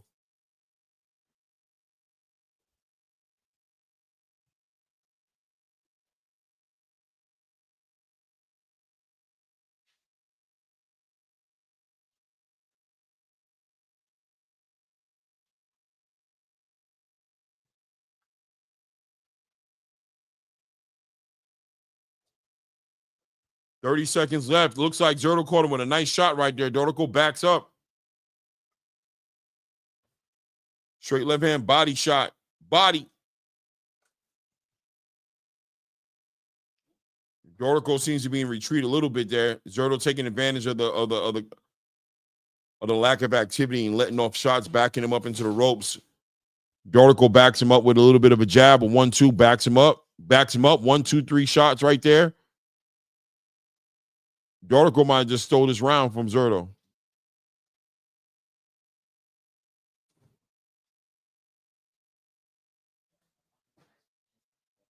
Yeah, you're right. I ain't gonna lie. I'm gonna stop. I'm done. I'm not buying no more for a little bit.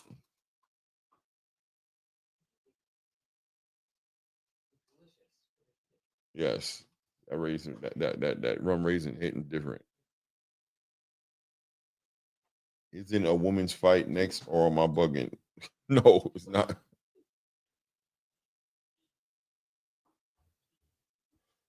We got 42 people in the building. Please remember to hit the like button if you haven't done so. And please take advantage of the moment and subscribe to the channel if you haven't done it. 43 people in the building. Thank you in advance. Shout out to all my new subscribers. Usually I got a lot more energy, but I'm not going to lie, man. I've been working all day. I've been up since 3:45 yesterday morning. Well, this morning. Yeah, it's about to be 24 hours messing around with Jake Paul in this card. Woo! Dortico catches him right in his tracks with a straight left hand. Timing him out. Dortico's doing a good job of timing out Zurdo Ramirez. He's causing Zurdo Ramirez issues because I'm telling you guys, Zurdo likes to be the counterpuncher. Dortico not feeding into that, not getting too offensive, letting his hands go too much to where Zurdo can time out and throw punches in the middle of his punching. He's picking his shots and winning. As Zurdo Ramirez, honestly, in my opinion, is just becoming way too complacent, way too patient, waiting, getting comfortable, waiting for Dortico to do something, and it's not happening. Meanwhile, Dortico is scoring points and taking these rounds. I gave Dortico that last one as well, so 58 to 56. Dortico up 2 rounds at this point.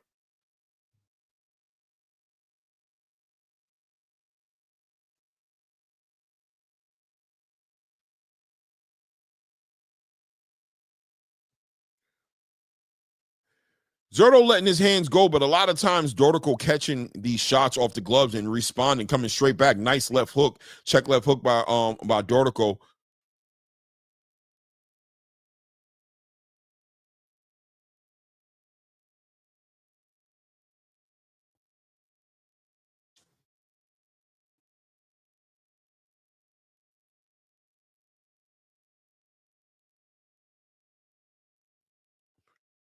Both guys letting their hands go at this point.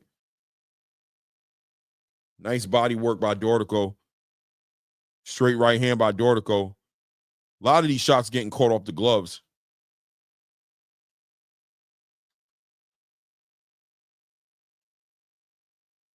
Pop shot got a 59-55. I know, right, Ring King? You think so, Denzel? Whoa. Zerto catches him with a nice straight left hand on the exchange.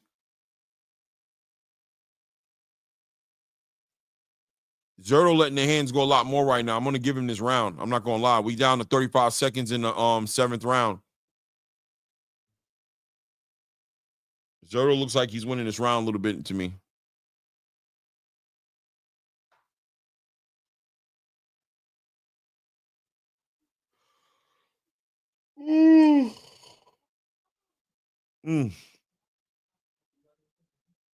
Listen, man, I'm feeling it in a real way.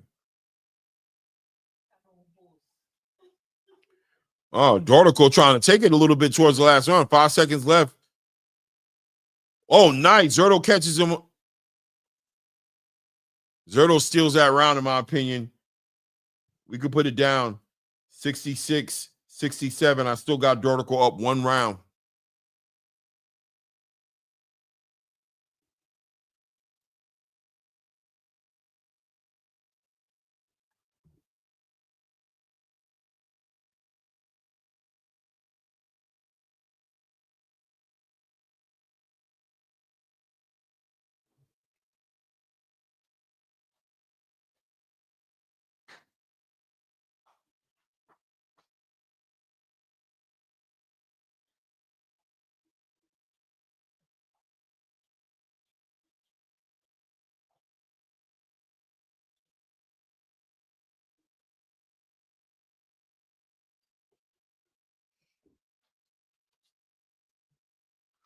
Top of round 8.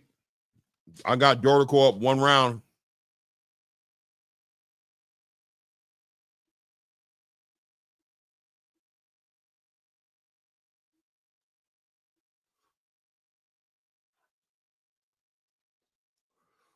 Dorticos staying on that jab.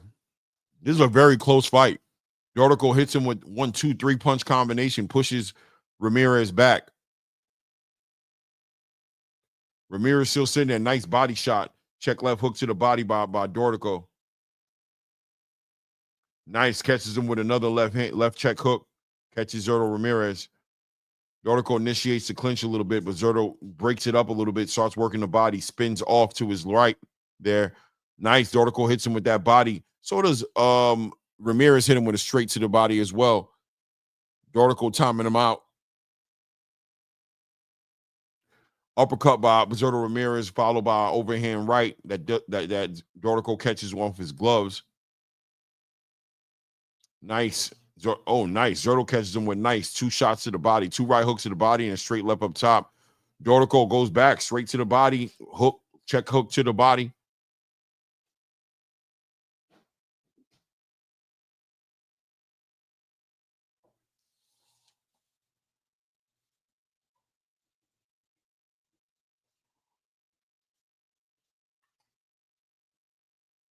I want to know what Maddox scorecard is. I got a 67-66 Dorticos.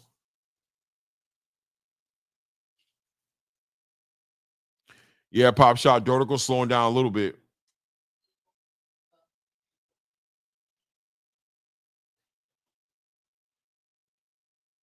Nice. Dorticos with a nice uppercut, right hand uppercut.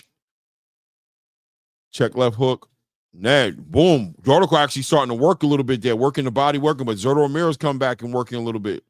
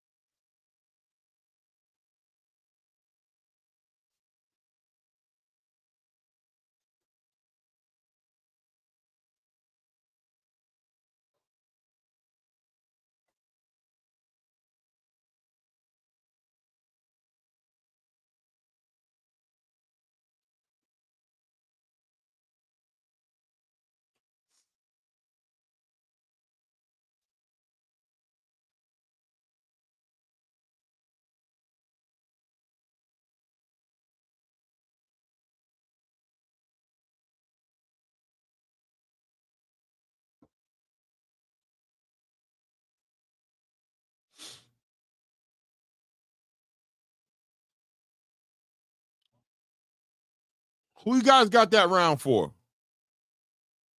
Is it tied up now? I don't know. That was a close round. Zerto does look like he was letting off some combos.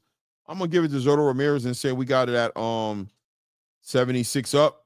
I got it as a draw right now at this point. 76 up. What do we got? All three. What you guys got the scorecards looking like? I know Pop Shop got this thing in the bag for Dortico, but I've got it tied up 76-76. I think Ramirez was letting his hands go. I think he won that last round. What say you in the chat? Let me know what them scorecards saying.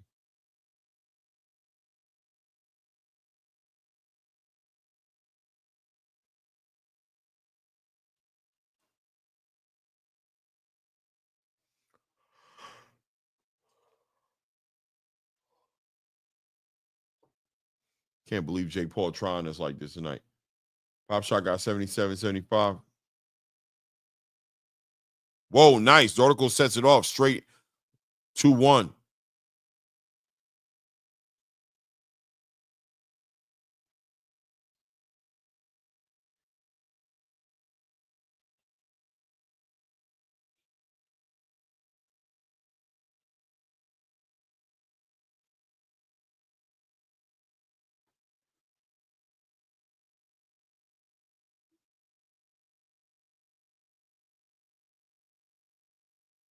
Dortico comes in with some hooks, uppercut up the middle of the guard.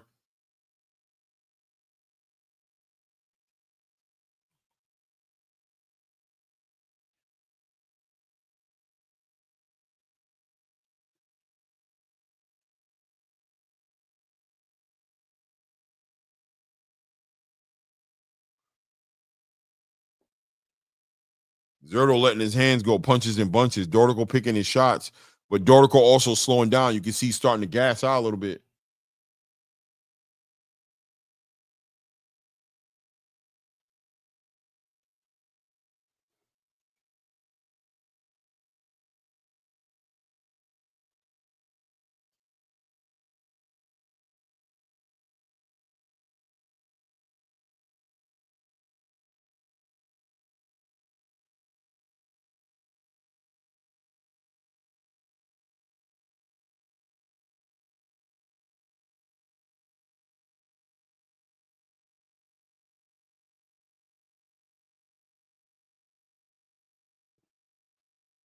Dortico trying to let his hands go, but he's slowing down for sure. Zerto Ramirez is starting to pick up the pace a little bit here.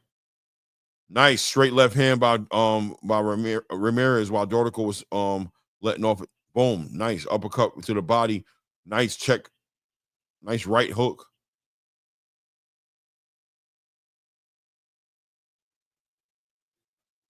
They exchanged some shots right there.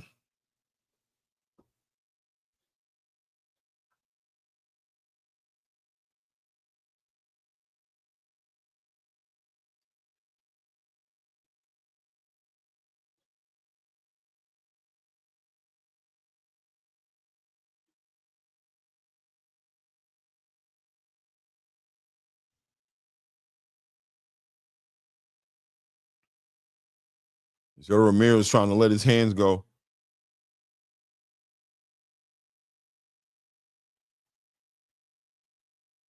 Five seconds left in the ninth round.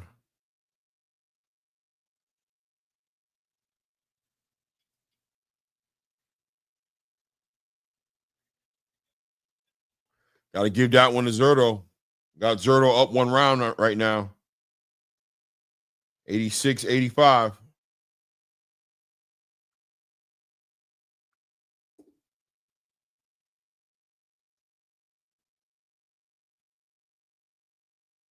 My time's off. Impossible, Ring King.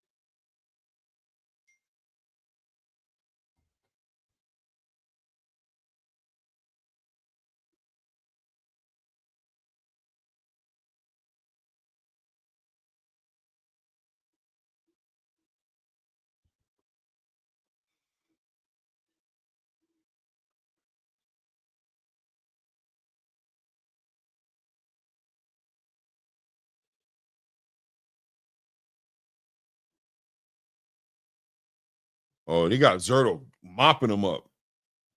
I don't got it that way. They got Zerto winning every single last round. He's won a lot of rounds, but I haven't scored. He's up by 1 round. Maddox got him up for, 5 rounds? That means Dortico needs a knockout to win this fight?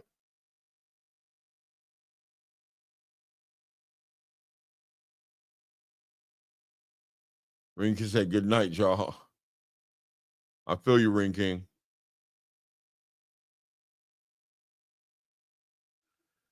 It ain't happened for you, Ring King. Get out of here talking about you EDT time. What's EDT mean?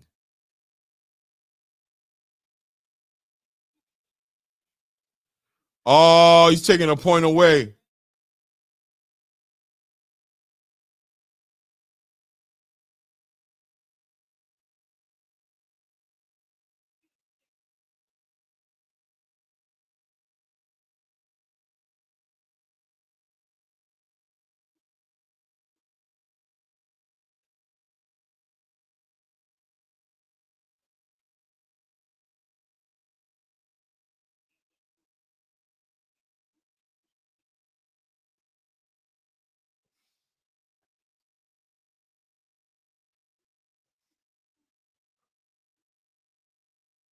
Nice. Dortico catches him with a nice right hand.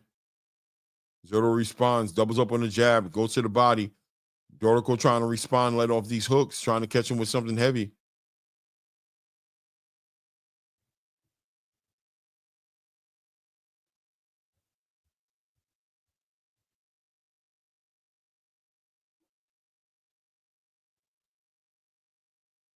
Dortico catching him with an uppercut.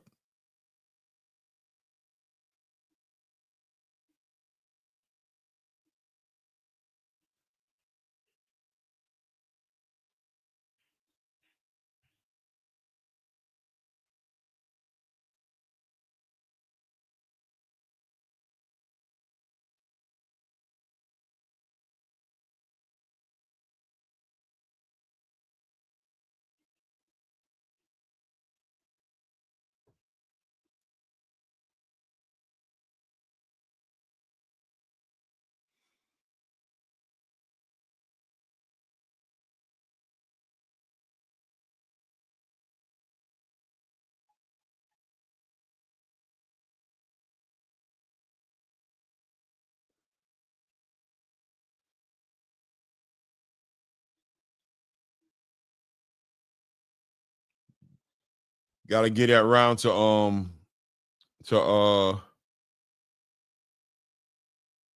Ramirez. Got a 96-94. Got Zerto up 2 rounds.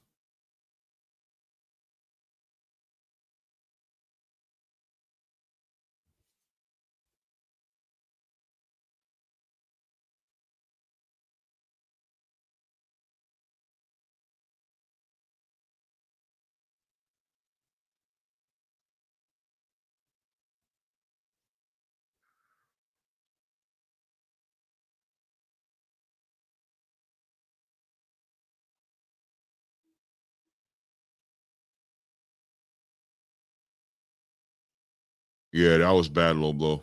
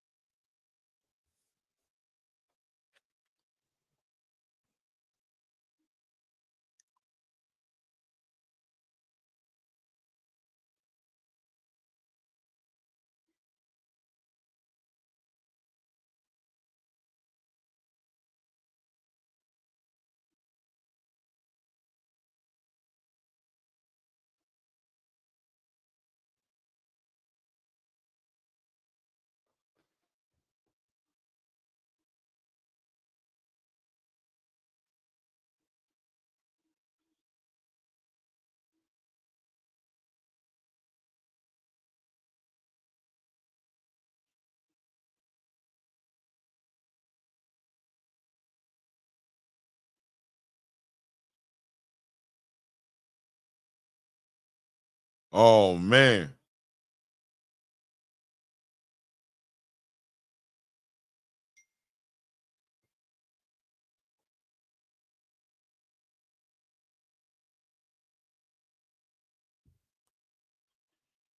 Dortico hits him with a check left hook to the body.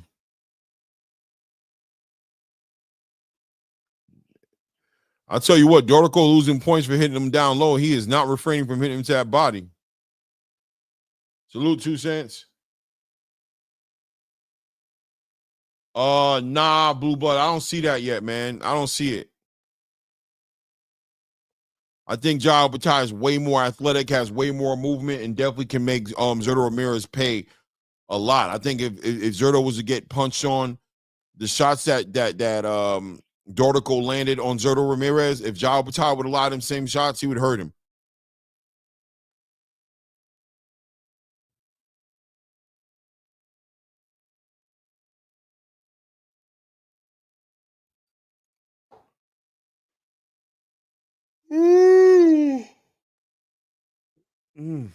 I'm so sorry, guys. I'm yawning on y'all like that, but I'm feeling that burn. But we still gonna weather through it. We gonna weather through it, man. We got grit. Zurdo has him up against. Dortico has him up against the ropes right now, trying to take advantage of it. 32 seconds left in the 11th round here, as Zurdo Ramirez is coming off the ropes, basically just letting Dortico let his hands go so he can time him and hit him with shots like that right there. Straight left, right off the ropes. Then straight left again off the ropes.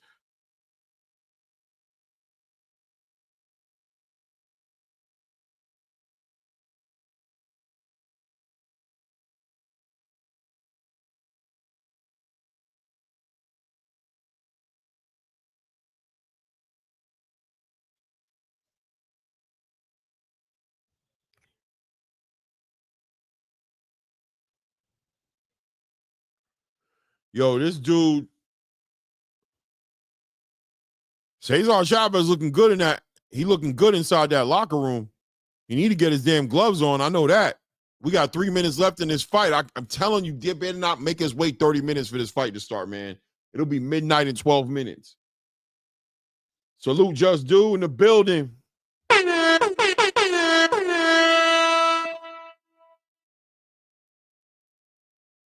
Right, Just Do? Crazy, man. The work, man. The work is crazy. Yo, Just, what'd you think about Tevin, man?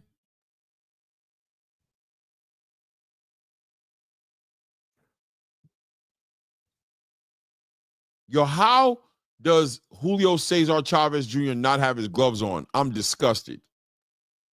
I'm disgusted. Top of the 12th round. Zurdo Ramirez walking Dortico down now, making sure he takes this round right here. Nice, catches him. Dortico slowed down quite a bit. Two body shots, straight body shots by Zurdo Ramirez, now becoming very offensive, doubling up on the left hand, hitting him and ending it with off that jab. Dortico trying to catch up, but Zurdo being way more offensive now, not waiting on Dortico in this round like he did in other rounds. Seems to be first, says he's going to be first. Nice.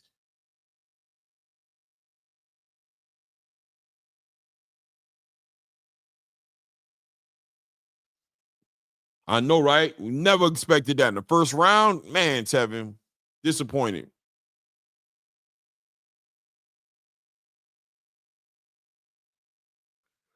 Yeah, Devontre, they should be standing right outside the ring right now, like hitting them with the hook when the match is over with. Get them out of here. They can get their scores in the back.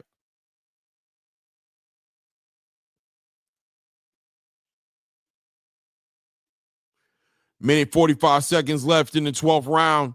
Zurdo Ramirez is letting off an offensive onslaught on Dortico right now. Dortico doesn't have any real answers, doesn't really have any haste in his pace. He's got to know he's down right now.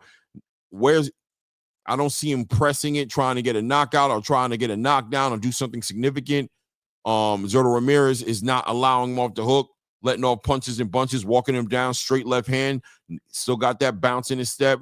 Steps off to the right, hits him with a straight left hand right down the middle.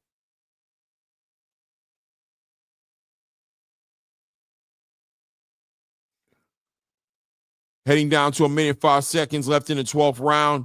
Dortico, Zurdo's just letting him have it. Zurdo's taking this completely from him.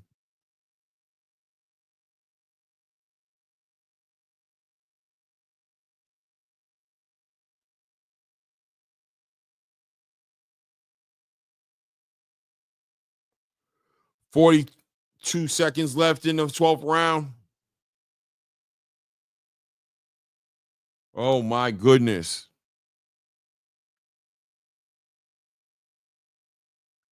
30 seconds left in the 12th round. Dorticos has slowed down to a snail's pace. He cannot keep up with Zurdo Ramirez's movement with his punch output. This is just a one-sided affair come from Zurdo Ramirez. Straight left hand.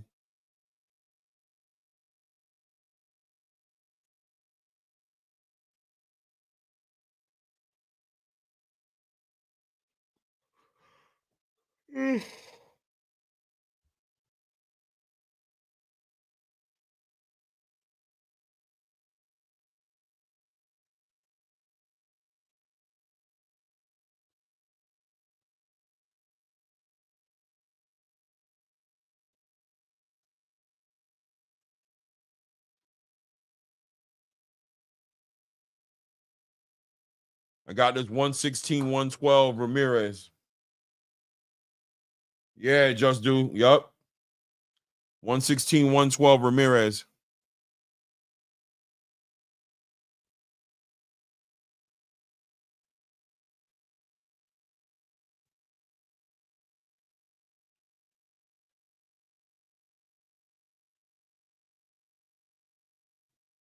Yeah, friendly Saquon. Dortico just turned down, couldn't do nothing with that punch output.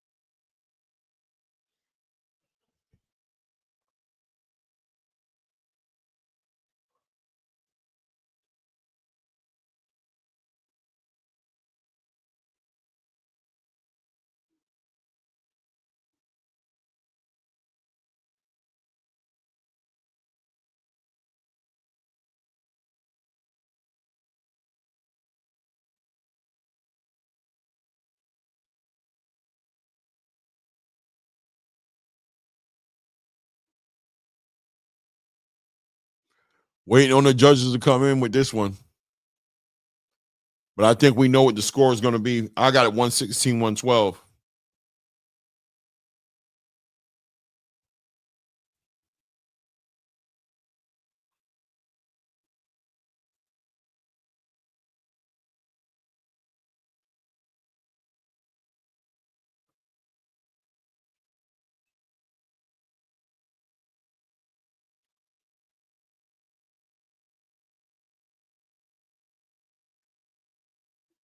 Matter of fact, I just thought about it, man. I got it 117, 111. I forgot about that, about the point being taken. 117, 111.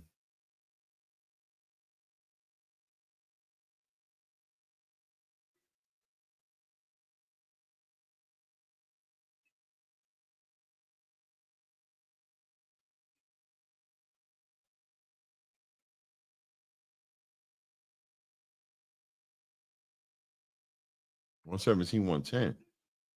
Or whatever.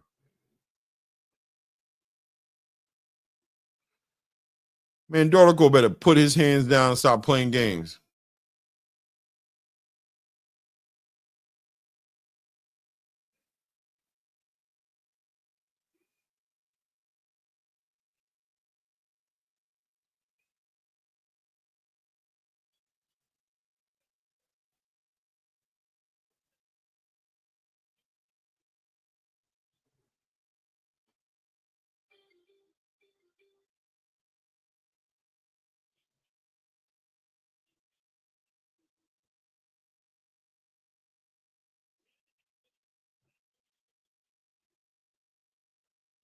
Yeah, Denzel, that was wild.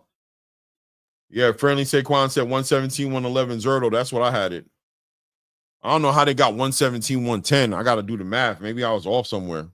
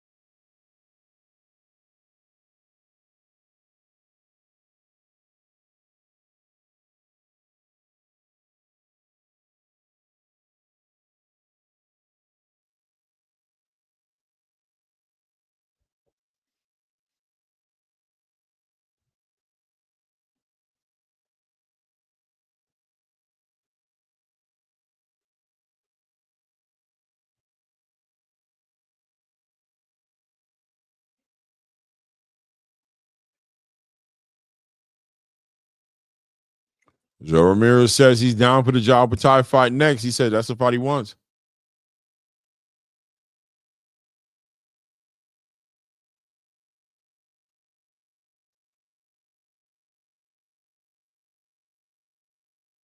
Zerto says he wants a Jao Batai fight next.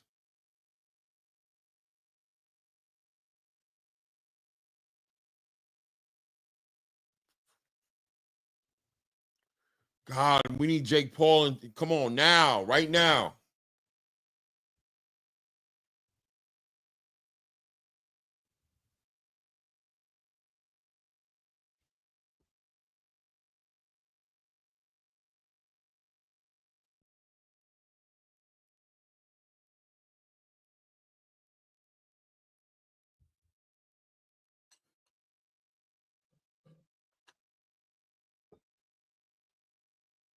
Bro, I'm gonna have to Jake, you doing a lot right now. Blue Blood, was I impressed? Nah. I mean, one thing that we can say is that Zerto Ramirez he's kind of like a combination of William Zepeda and David Benavidez. He has that punch output, a lot of combination punching. William Zepeda really works that body a little bit more. Zerto is going to be an issue of the strength of there's not going to be too many big cruiserweights who can deal with that pace. Even Dortico, who's considered a smaller cruiserweight, was having a hard time dealing with that pace that Zerto Ramirez brings. That could cause Jao Batai some issues potentially. Who knows? I know that Jao Batai is way more athletic than Dortico or Christian Billum. That's going to be a different animal, not to mention the fact the power that Jao Batai brings, the ability to actually hurt Zerto Ramirez, I think is going to make a difference in that fight. But I mean, look, man, for where he's at in the cruiserweight division, it is a formidable style to fight against for a lot of those guys in that cruiserweight division. So Zerto Ramirez is definitely a unified champion for a reason. Salute, Mr. Big Play Bray, Sonny Augustine. Salute.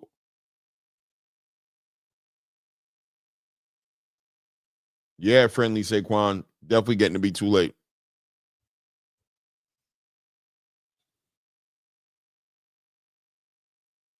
Let's go, people. We got 38 people in the building. Please take a moment to go ahead and hit the like button if you haven't done it. Make sure you subscribe to the channel as well. Hit your bell notification so you are getting notified when we dropping content and we doing lives like this.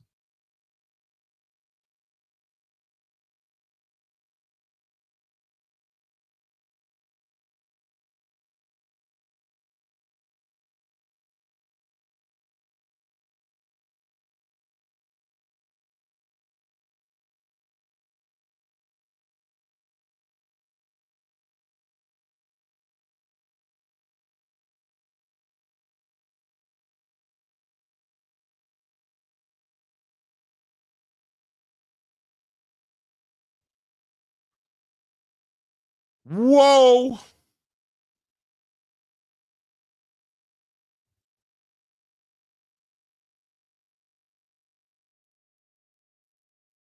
Oh, I like that, JR Spock. That's a good one, man. I don't think they're ever going to fight, but I think that'd be a great fight. Zerto Ramirez versus Alexander Usyk. I think Usyk will look. Zerto Ramirez gets away with a lot, in my opinion, because I think his athleticism is a lot for people to deal with in the cruiserweight division, and the power isn't there by a lot of these fighters to capitalize off because he is willing to exchange. He does get hit. It's just he has a pretty good chin on him, and that volume punching, it either takes it away from you on the power of the shots or just off of the activity that's gassing these guys out. Especially when he gets to commit into the body. So in the cruiserweight division, it is an issue. Alexander Usyk is way too. He's way too evolved. He's way too experienced. Too much of a veteran to allow that activity to throw him off. I mean, in all honesty, Tyson Fury really had that same approach to Alexander Usyk, right? Staying on that jab, trying to throw punches and bunches and keep him busy. But Usyk is just athletic, smart, good with his timing, and I think when it's all said and done, Usyk would beat Zerto Ramirez.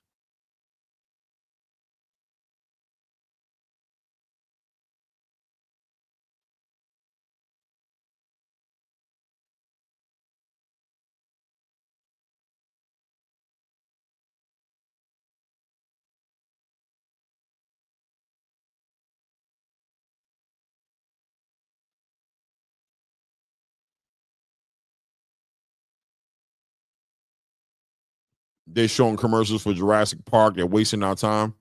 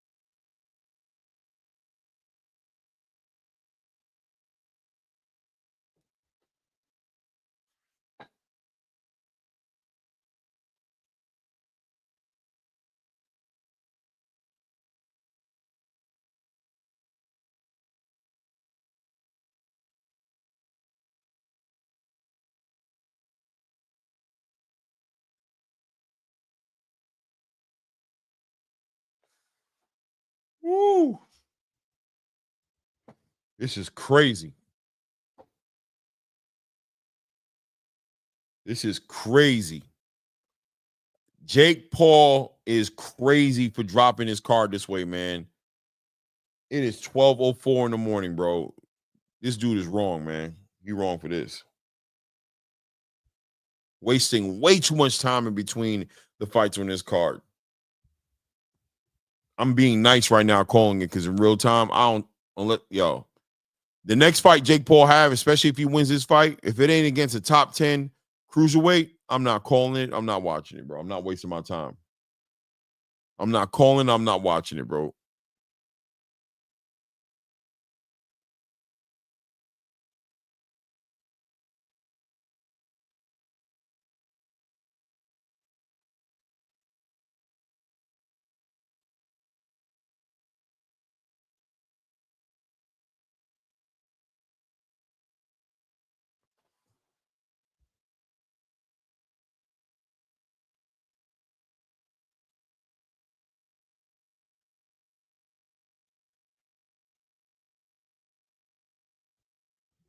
Come on, man.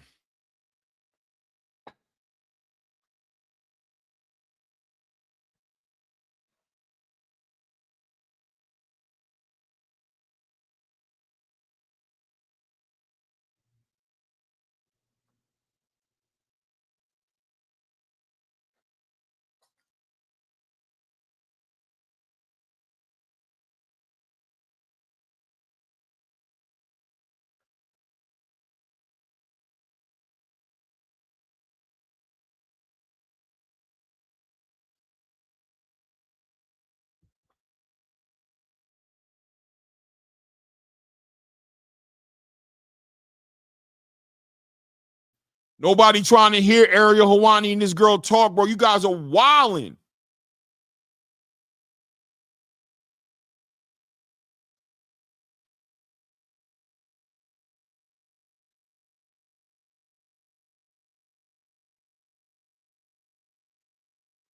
I don't care if this is pre-recorded of Cesar Chavez Jr. doing an interview. It's insulting to have him sitting there with his hands in his pocket inside his hoodie while we sitting here watching him fight. I don't care if it's pre-recorded. I don't give a damn.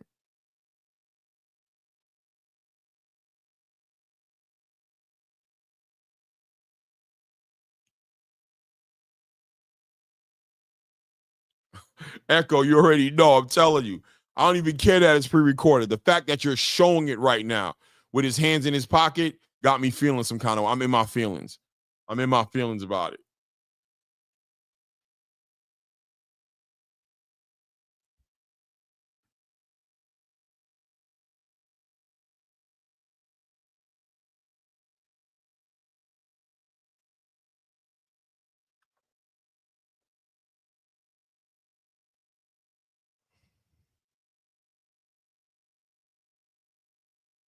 For sure, Devontre. I'm definitely in my feelings. I'm sleepy and I'm cranky, bro. He need to come on out, bro, and put on this fight. Don't smile. Don't Just come on out. I want to see gum guard. I want to see, you know what I'm saying, mouth guard in your mouth. I want to see gloves in your hands, and I want to hear your music playing, and I want to see you walking out to the ring.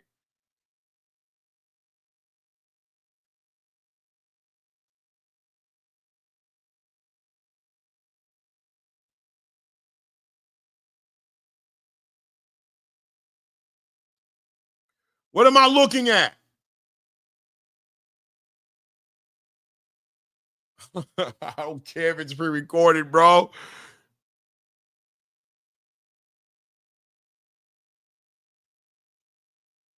Ariel said, Ariel should be a boxing analyst. I feel you, man. You know what Ariel would do good? Like standing next to a boxing analyst, like asking that boxing analyst questions.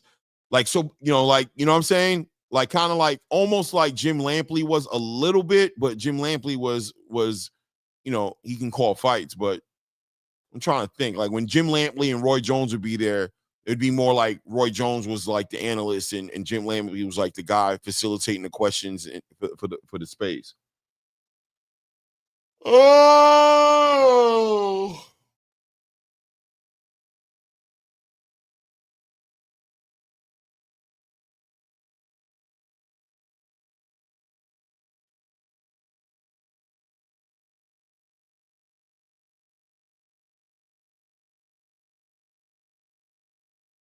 what are you doing?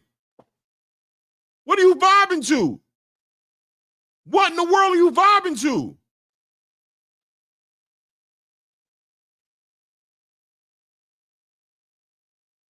What is he shaking his shoulders? What is he talking about? Exactly, Echo. Exactly.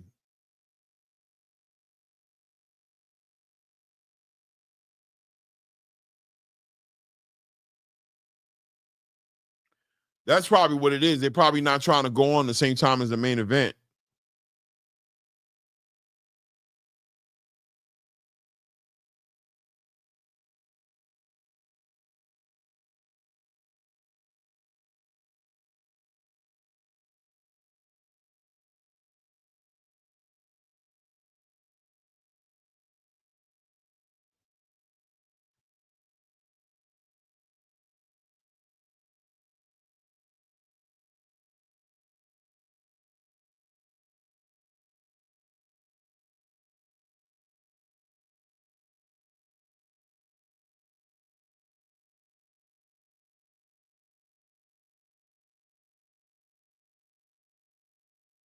Yo, Chavez, please knock out Jake Paul.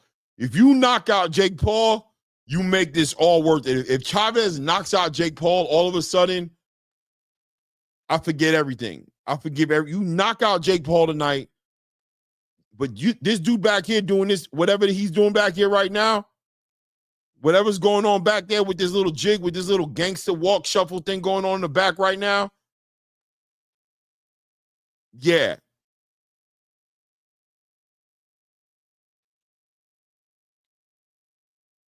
What are they going through back there, bro? Bunch of grown men dancing with each other in the back. Yo, why Jake Paul? Oh my God. Yo, whose man's is this? Whose man's is this?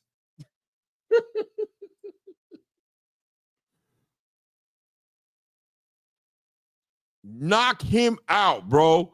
This dude punching the wall. Exactly. That's what I want to see. You punch the wall. Now get out to the ring and punch on Jake Paul, bro.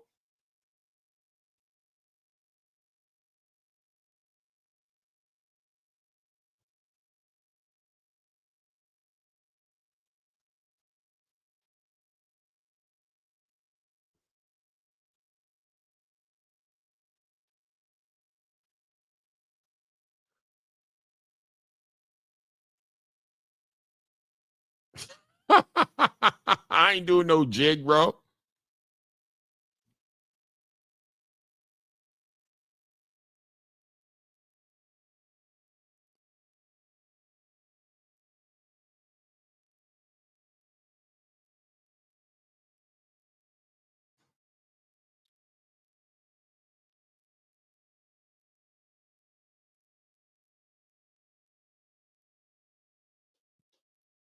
Okay, they're getting ready to come out to the ring.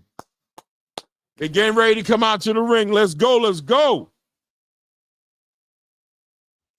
Yo, shorty to the right look out of place and out of pocket. She don't look like she belong there. I'm sorry. You ain't busted, but you don't fit the bill.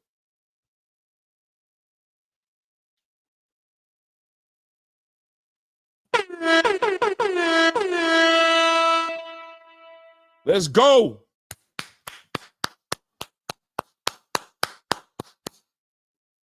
Let's go.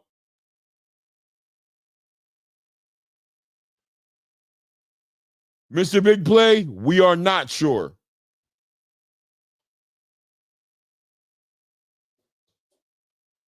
Yo, I don't even want to hear no anthems. Yo, respectfully, get this chick out of here. I don't want to hear no anthems. I don't want to hear the American anthem. I don't want to hear the Mexican anthem. I don't want to hear no anthems, man. Just bring these fighters out. Listen, man, sing the anthem in your heart. You heard? Sing it in your heart. Get out the ring. Get up out that ring with that bright red sombrero Mexican outfit you got on. Ain't nobody studying none of that.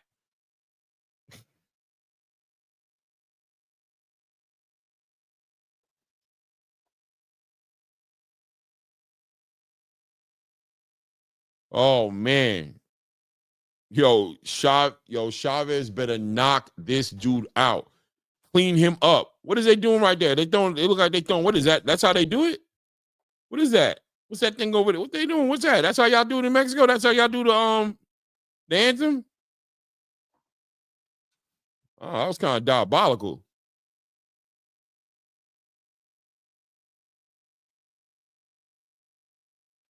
Yo, these dudes is out of pocket, bro. They out of pocket, family. And then with the crazy salute, what was this? This is how they salute.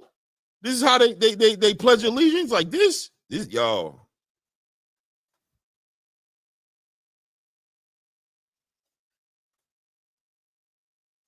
Salute, low nose bit boxing in the building. Salute, salute, salute. Oh, we gonna call it, low. Who is this? Whose mans is this? What you about to do?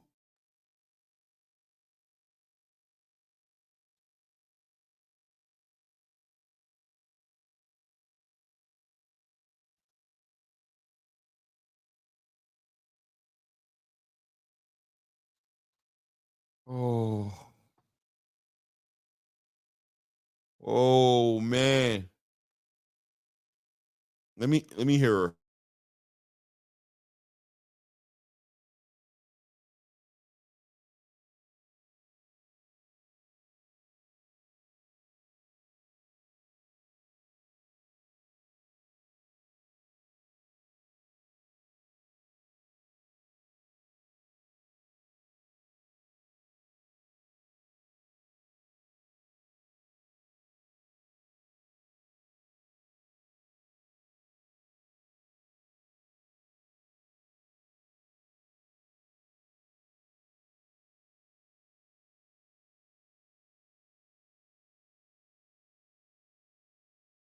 Yo, why this chick think she eating right now? Somebody tell her she is not eating right now. She taking whole breaks in between the bars, bro. It is 12:20.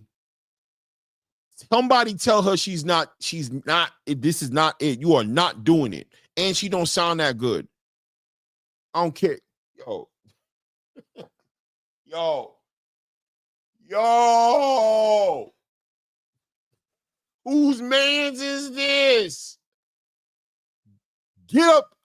Get him out of here, man. Get out of boxing, bro. That's what happened, man.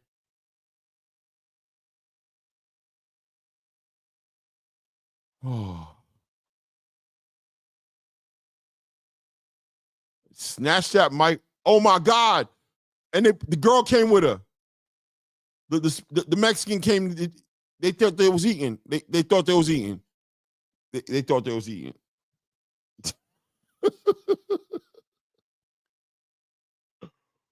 Chavez Jr., let's go, baby. This for boxing, man. This is redemption for you. You do this tonight, we forget about a lot of nonsense, man. We forget about a lot of nonsense. You become that guy. This is your legacy right now. This is your daddy's legacy. Save boxing.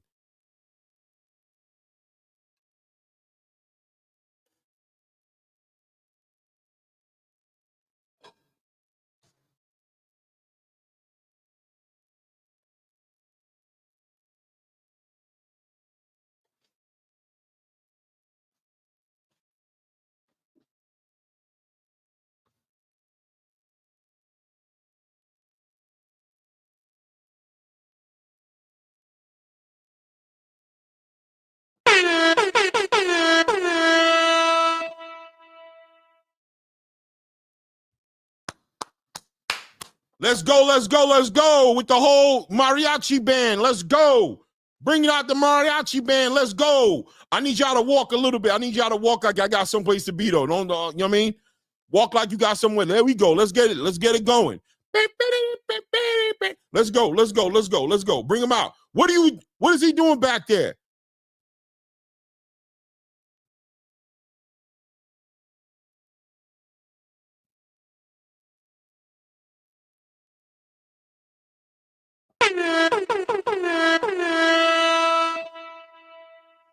Let's go. Let's go. Viva Mexico.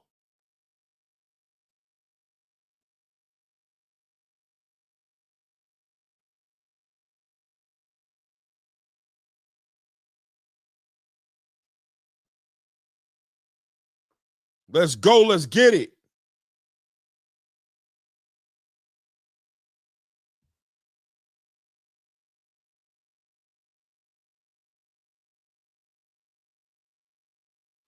Yo, Clay, get that Mexican plan tonight, bro. We all united. Black, Puerto Ricans, and Mexicans. That's a fact. That's a fact, Lo.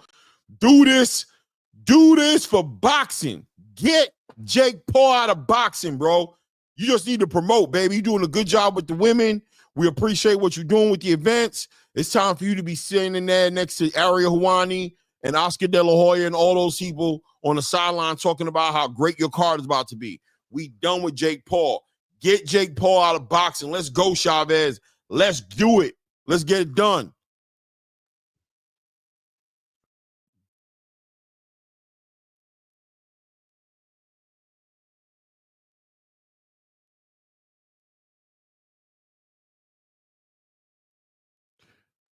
Jake Paul coming out in the Mexican robe and everything, Mexican robe and everything. That boy's diabolical.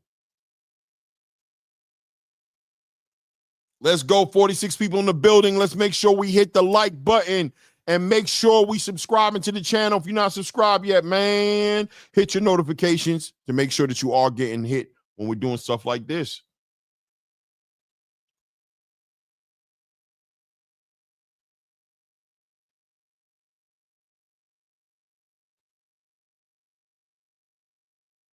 Let me see what music Jake coming out to. I have a funny feeling he's bringing out mariachi band too.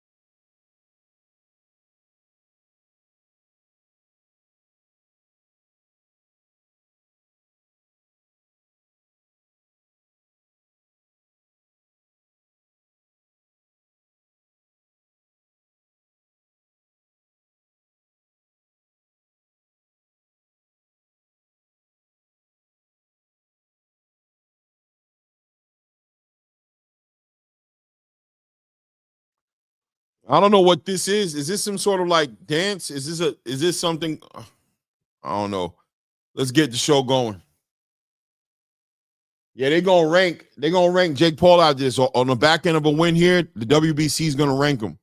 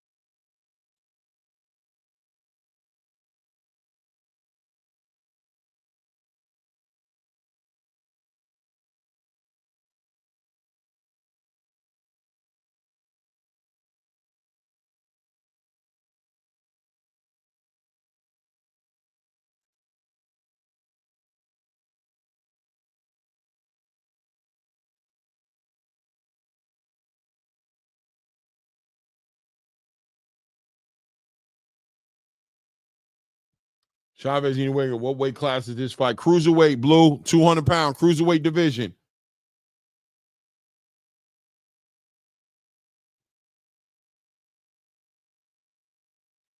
Culiacan, Sinaloa, Mexico. 54 wins, 6 losses, 1 draw, 34 knockouts, I believe. Yeah, 34 knockouts. Come on, man. Come on, man. Come on, man. Come on, Chavez. No doubt, friendly Saquon knocked Jake Paul out in the first round. Yo, if Chavez knocks Jake Paul out in the first round, I say he gets a title fight next. What do y'all say? What's up? He get this knockout, he's next in line for that WBC title, whoever's holding it. Let him get it. Let him get a title shot. And we calling it right here.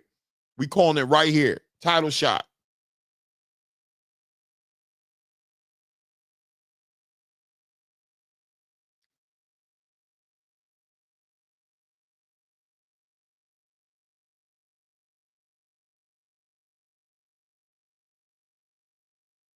Let's go, Denzel, right? Let's get it.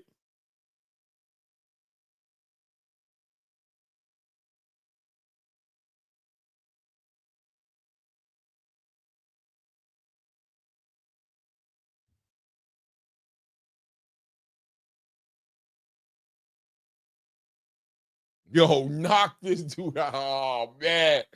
Woo, let me get professional. Let me get professional, man, because I got to call this fight, man. I got to call this fight. I'm going to call this fight. I'm going to do it right, too. I'm not going to play around about it, bro. I'm not going to let my personal feelings. I'm not, bro.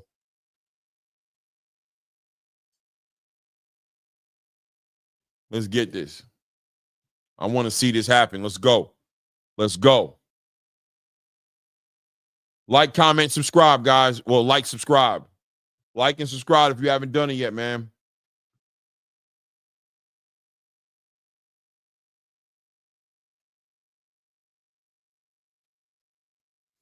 I think Jake nervous low-key, though. I ain't going to lie. I think he's smiling, but I think he knows this is different. I think he's wondering. I think Jake is wondering if this is going to be different. I think he thinks it shouldn't be different because he knows how Chavez gets down, but in his mind, he knows that this is the most recognized like professional boxer he's ever fought. This is the most experience he's ever gotten in front of in the ring. He knows it.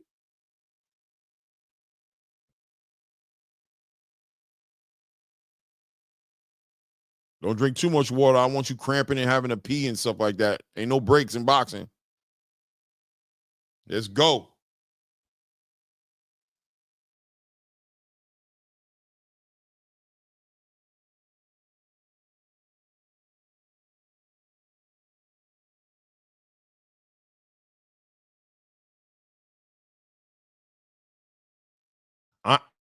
I ain't like it.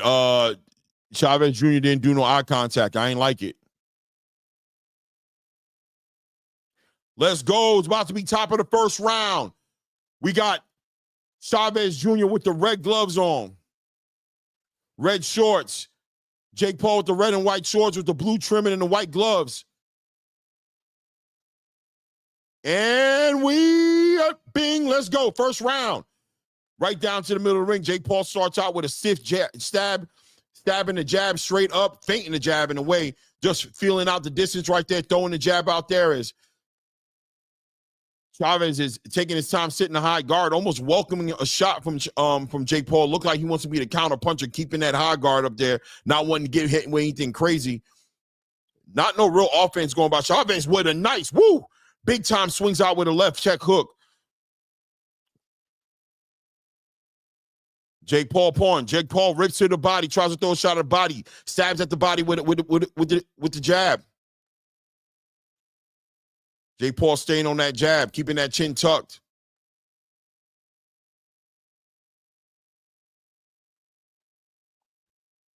Both guys just really measuring each other, processing a lot of data right now, a lot of respect in the ring right now. Jake knows what he's dealing with, but pushing the pace. Jake is definitely pushing the pace. A lot of feinting going on, throwing a jab, feinting, and Chavez is eating on a lot of that faking. Nice body shot by Jake Paul. Back on that jab for Jake Paul being offensive. Looks like, honestly, Chavez looks like he's taking this round off to process data, letting Jake throw shots. Jake throws heavy shots to the body, straight shot to the body, hook off to the body, back to a jab to the body. Chavez is becoming a little bit tense. We're watching this as both guys are trying to measure each other. We're down to 1 minute, 25 seconds in the first round right now. Jake Paul has been the one pushing the pace a little bit here. Chavez looks like he's just been trying to gauge what Jake Paul has. Is Jake Paul got some power? What are those shots feeling like? Can I take those shots? He's really trying to feel Jake Paul out right now before he lets his own offense go. Clearly, Jake Paul trying to take some time, letting his hands go. I wonder if Jake Paul is conditioning is good to be putting out this kind of, whoa, Jake Paul with a heavy overhand right by Jake Paul. Catches it, Chavez catches on the gloves, but still a heavy shot, heavy straight jab. Jake Paul looking real strong in the first round and looking bigger than Chavez Jr. Chavez Jr. taking his time. We down to 45 seconds in the first round. We are down to 45 seconds in the first round. Jake Paul stabbing to the body. Chavez taking his time, pawing, really not letting his hands go at all in any kind of real time, really looking like he's just anticipating and taking in the data, figuring out who he is dealing with. What's the hype all about Jake Paul? We're down to 25 seconds in the first round here. Jake Paul is stalking Chavez, but Chavez looks like he's doing it on purpose, to be honest with you. Chavez swings with a crazy left hook, hits nothing but air. Jake Paul taking his time, feinting him. Chavez biting on the feint. Big time overhand right by Jake Paul.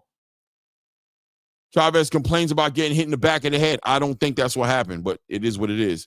We are down to the end of the first round right now. Got to give that round to Jake Paul.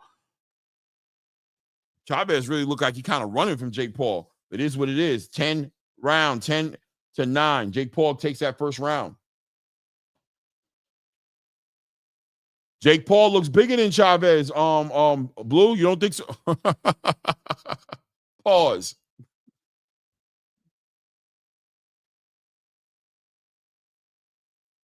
Let's see what's going on here. I can tell you right now, why is Jake Paul breathing out his mouth?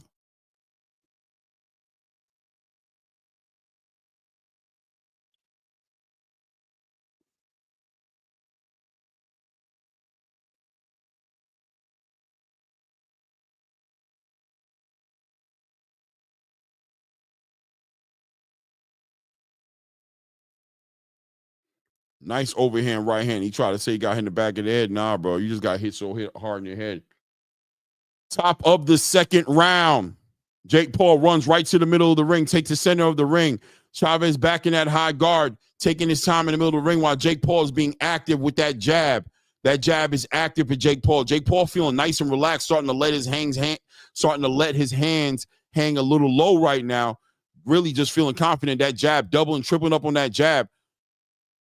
And honestly, Chavez doesn't have any answers for that. Jake Paul throws a heavy overhand right there. Chavez starting to throw his jab out there now, trying to back Jake Paul up a little bit. Jake Paul throwing that jab out, establishing that distance. But it does look like Chavez is done giving the real estate up. He's not backing up anymore. They're both standing their ground right there in the middle of the ring. Chavez taking his time, trying to figure something out. Looks a little frozen a little bit. Okay, hold on 1 second here. What's going on here in the corner? What's going on? I don't understand. Too much grease on Jake Paul's face as the referee stops the fight. to have Jake Paul go to the corner and get his face wiped down. Back at it, 2 minutes and 9 seconds in the second round. Jake Paul feinting, doubling up on the jab, ultimately trying to set up that right hand. Nothing special. The question is what is Chavez going to do? At this point, I think Jake Paul's being pretty transparent at what he's trying to do. Chavez keeping that high guard up, trying to stab him with the jab. But is he scared of the power? Has he felt the power of Jake Paul and decided that he doesn't want to get too much? Nice. Jake Paul rips with a right hand to the body of Chavez Jr., still pulling away with that jab out of distance, doing a bad job estimating the distance between him and Jake Paul, throwing those jabs out, hitting nothing but air, giving Jake Paul nothing to worry about. Jake Paul throws a jab and a check hook right off the jab, keeps that level change, jab up top, jab to the bottom, straight right hand to the body. Chavez is not really doing anything special, throwing that jab. Jake Paul is just doing whatever he wants to do in all reality. In a minute, Jake Paul's going to start dancing in the ring. I'm not going to lie. He really has nothing to worry about. Chavez is offering no type of real threat. 1-2 by Jake Paul. Chavez catches it off the gloves, but still some heavy and bad intentions on that right hand for Jake Paul. Jake Paul back on the jab, walking, circling Chavez to Chavez's right. He circles his left, just sticking him with the jab, taking his time. Jake Paul respecting what Chavez could do, but still being offensively active. We down to 45 seconds in the second round. Chavez rips a right hand to the body of Jake Paul. Rips the body to the body. Jake Paul, there we go, doubling up on the jab. We down to 32 seconds, left in the second round here. Jake Paul easily running away with this. Chavez doesn't seem to have the answers. I don't know what Chavez is doing. Jake Paul doubles up on the jab. Both jabs hit Chavez right in between the guard. We down to 20 seconds in the second round. Jake Paul doubles up on the jab and comes up with an uppercut and a hook. Starts to let off his hands a little bit, down to 10 seconds in the second round here. Jake Paul chasing Chavez at this point with that jab, not engaging at all. I mean, I don't know. Chavez is not doing anything, really not putting anything up to talk about from Chavez. This is all Jake Paul so far, 20-18.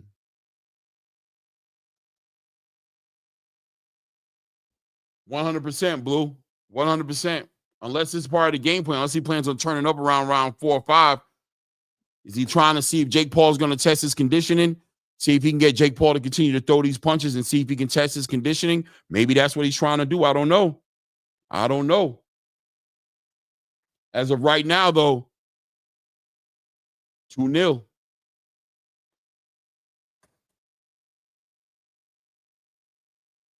Maybe he's lulling Jake into a false sense of security? Plan on taking advantage of him a little bit later. The corner is ripping into Chavez right now, begging him to let his hands go and rip off hooks.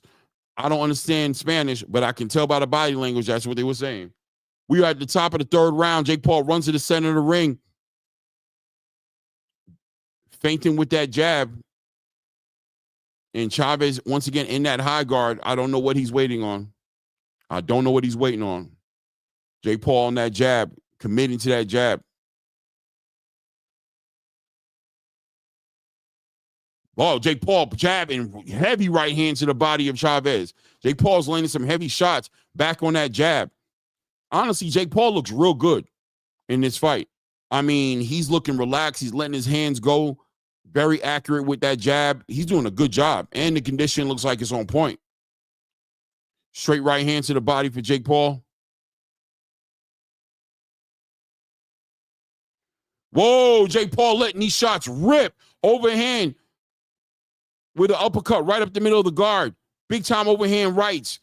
Big time uppercuts. Letting off these combinations. Chavez has nothing but complaints for the referee, trying to convince the referee he's getting hit in the back of the head. He is clearly not getting hit in the back of the head.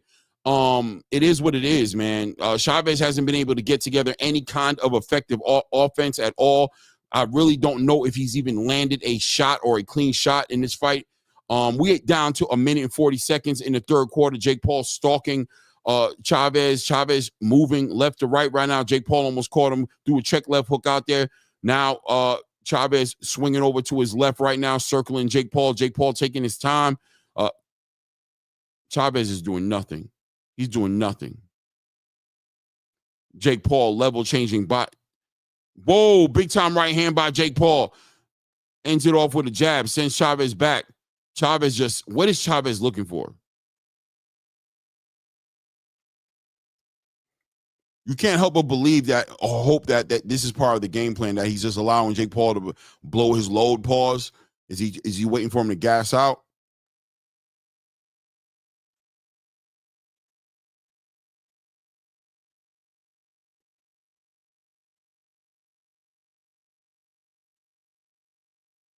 Nothing.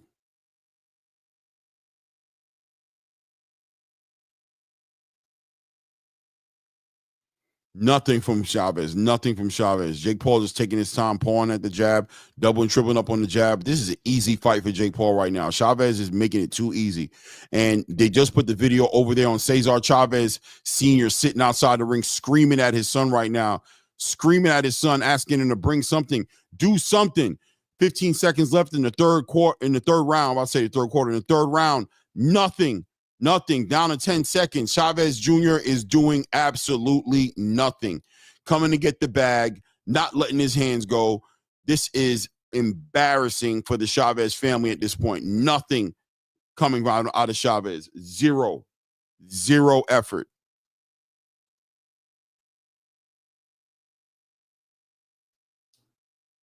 Yeah, Blue Blood, this is terrible. This is embarrassing.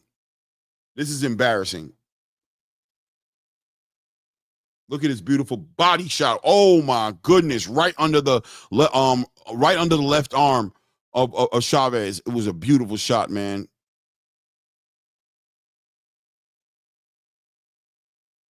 NHG production, 100%. We've seen him do it before. This is exactly what he does, and it's embarrassing. And it's embarrassing that you're going to let a YouTuber do this to you with no effort. You have no pride.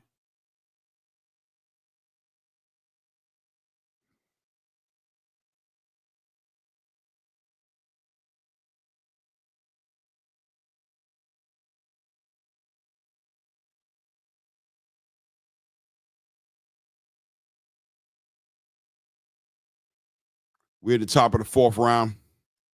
Jake Paul with a heavy overhand right off of a jab. I mean, he's just doing whatever he wants to do.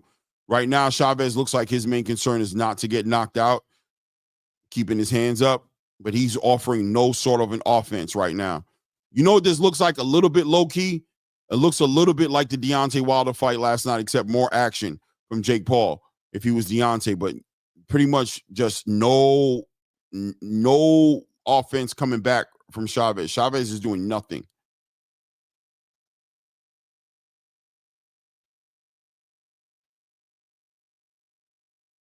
Chavez throws a right hook.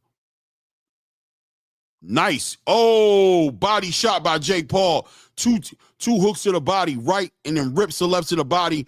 Once again, Chavez tries to complain to the referee. Referee's not hearing it. This is boxing. Chavez did not come here to fight tonight. I don't know what it is. He's been complaining all night about shots to the back of his head, shots to the body. Nothing from Chavez worth talking about. As he throws a crazy overhand right and hits nothing but air, Jake Paul moves out the way and just gets back on that jab, backing Chavez up, moving Chavez how he sees fit. Jake Paul uses that and sidesteps to the right there. Back on the jab. Big time overhand right by Jake Paul.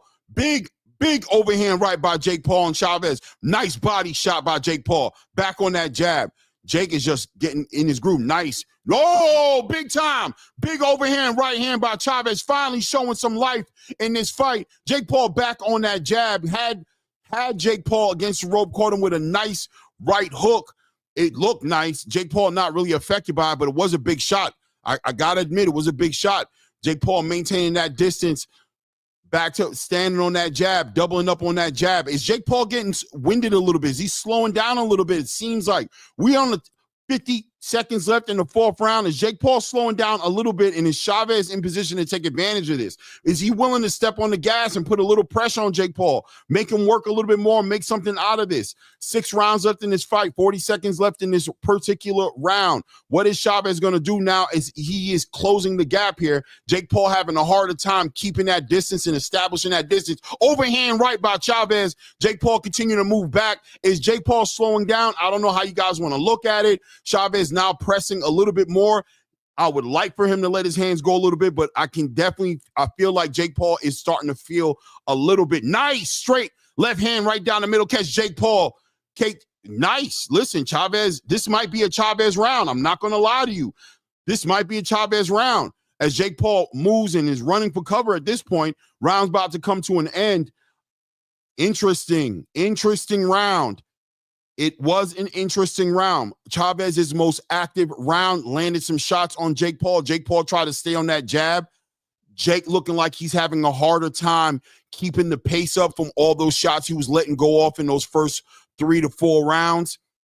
Chavez looked like he was able to capitalize just a little bit on it. Camera on Jake Paul right now, water being poured on his head, and it looks like he's breathing through his mouth a little bit. Can't lie. Let's see what happens, man. I'm going to give Chavez that round. I'm going to give him that round.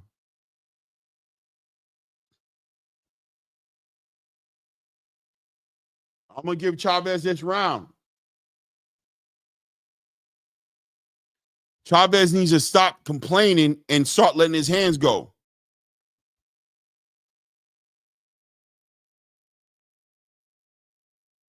Guys, we got 57 people in the building. Let's make sure we are hitting the likes as we come in the building. Subscribe if you haven't done it yet. We are at the top of the 5th round. Let's see if Chavez can capitalize off the little momentum he built off of round 4 in there. Not as he's back in his high guard. Jake back to letting that jab go, establishing that distance, trying to set up that right hand.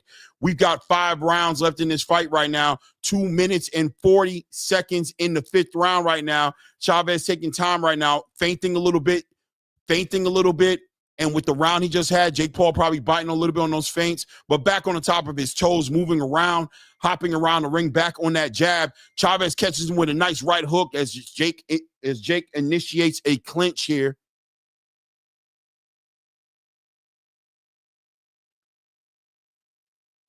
Jake Paul, the question is, can Jake Paul maintain his pace?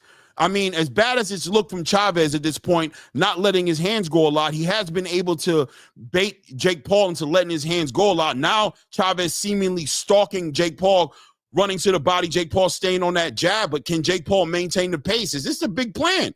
Listen, I see a setup coming over for some overhand right hands by Chavez. Jake Paul letting his hands go, but how long can he keep this pace?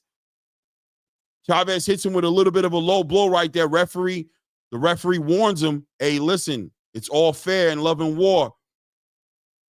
Jake Paul being warned also for pulling Chavez's head down as Chavez is coming in. Let's go ahead and fight clean, guys.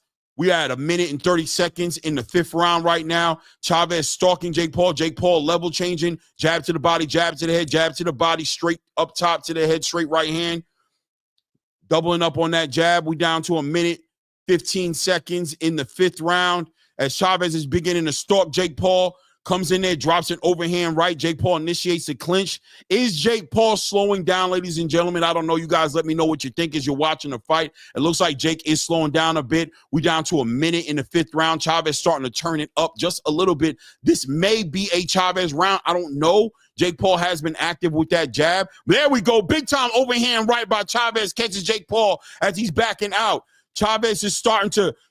Jake Paul rips a right hand to the body. Jab to the head, jab to the body. Chavez pressing there, and they're in a clinch. Referee separating them. 35 seconds left in the 5th round as Jake Paul drops another body shot right there. Chavez walking him down, stalking him down. Jake Paul doubling up on the jab. Doubling up on that jab, trying to set up that right hand. Jake Paul circles out to his right there. Chavez crosses over, comes over the top with a hook. He's been more active, even though I'm not going to lie to you. This round may need to go to Jake Paul, but this is definitely a more active Chavez. We're down to 10 seconds left in the 5th round. How long can Jake Paul maintain this? It's time for Chavez to turn up right now. If he's going to do something, he's got 4 more rounds left to make something happen here. I'm going to give Jake Paul that round, but it was still a decent round for Chavez, but I'm going to give it to Jake.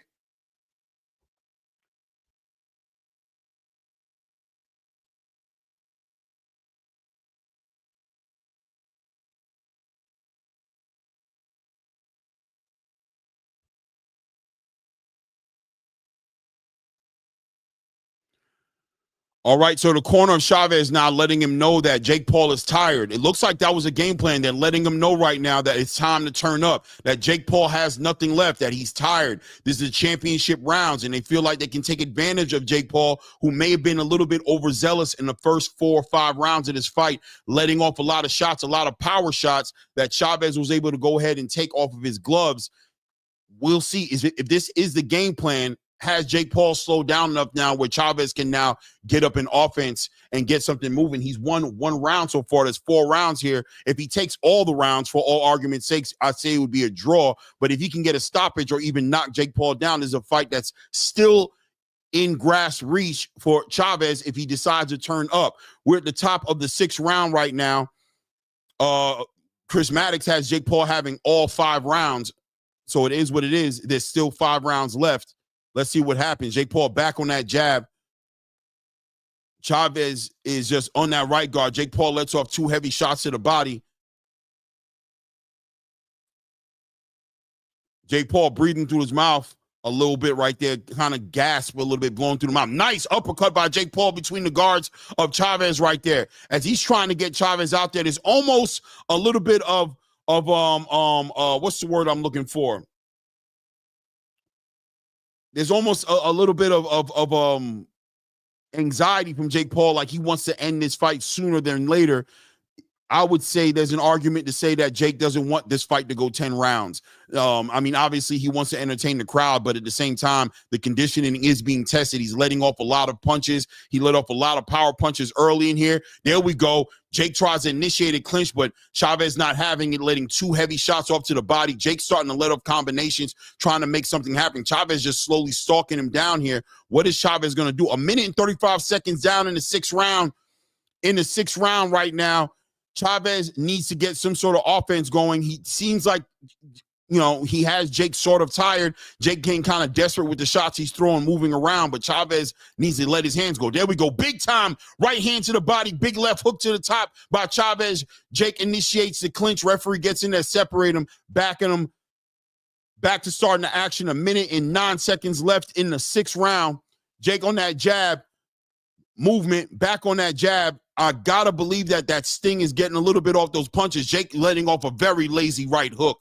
Jake is definitely feeling it. The conditioning is being tested right now. If Chavez can turn this up and clear the void a little bit, there we go. Big time shots by Chavez. Catch Jake up and get there. You see Jake kind of rolling his eyes a little bit, initiating the clinch. The referee tries to get in the middle of them, split them up. 40 seconds left in the 6th round. Chavez starting to close the space up a little bit. Still Jake Paul's fight to win as he is protecting a real big lead, but still the conditioning is being tested. If Chavez can turn it up, put his foot on the gas a little bit, maybe he can make something happen. Jake is getting very lazy with those shots. 25 seconds left in the 6th round right here. Let's see what Chavez can do. Let's see what Chavez. Oh, Jake Paul letting his hands go, catching Chavez a little bit there. Takes that round. 10 seconds left. 12, 11, 10 seconds left in the 6th round. Bop, bop, bop.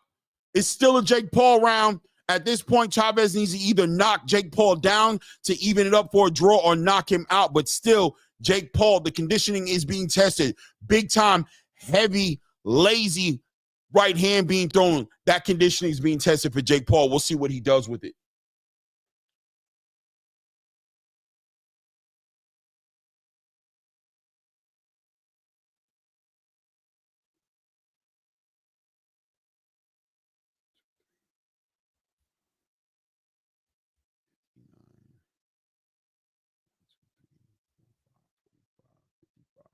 I've got it 59-55 at this point.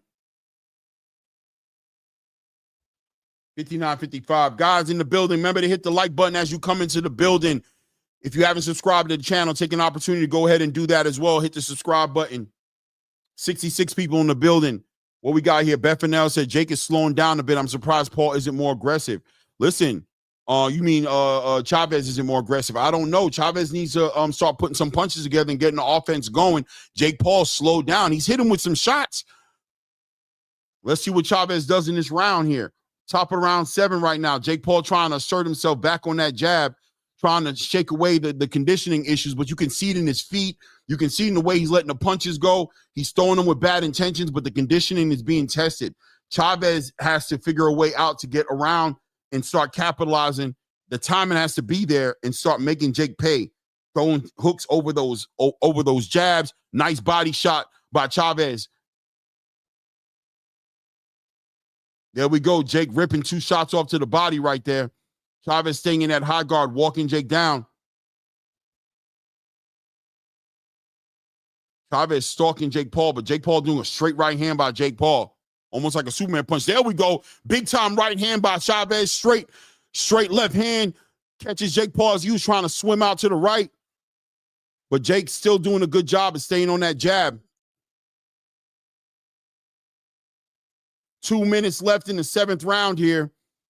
Referee separates them as both of these guys clinch on each other. Jake Paul looks like to be the more tired, winded fighter in there, but I don't see Chavez really putting his foot on the gas. Big time 1-2 by Jake. Catches it with a heavy right hand, but Chavez just catches it on the gloves, putting pressure on Jake as Jake initiates the clinch, pushing him back.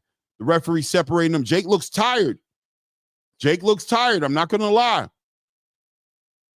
Let's go, Chavez. What you going to do with it? You got a fighter in front of you who's not. There we go. Big overhand right by Chavez. Big body shot right up the middle by Chavez. Chavez getting warned for hitting low. I don't think that warning was necessary, but hey, ref has a better view than me, I guess. Jake level changes on the jab, tries to come right up the middle with an uppercut on Chavez. One thing about Chavez is his defense has been sound tonight as far as being able to take a lot of those shots and catch them on his gloves. So he's catching and shooting a little bit, but he could do better than this. Jake is initiating the clinch. A minute left in the 7th round here. A minute left in the 7th round and counting.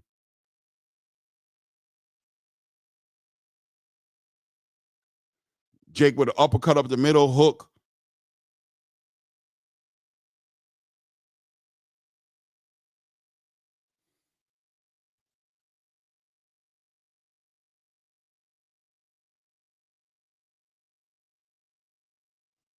$30 seconds left in round 7.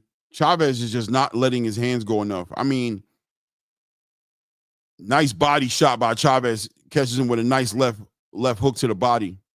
But they back in the clinch, leaning up on each other. Really, Jake leaning up on Chavez. Chavez needs to. 10 seconds left in the 7th round. Jake on that jab.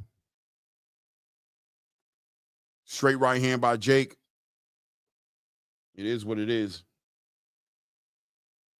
69-64. Jake is up by about 5 rounds, I'm sorry.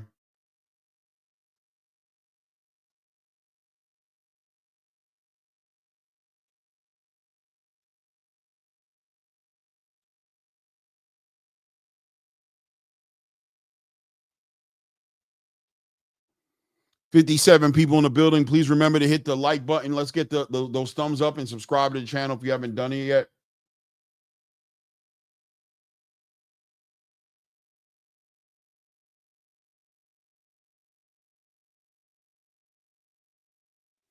Nice uppercut. Yeah, KO. Chavez needs a KO at this point to win this. He needs to stop. I'm not even sure if he knocks him down, if it's enough.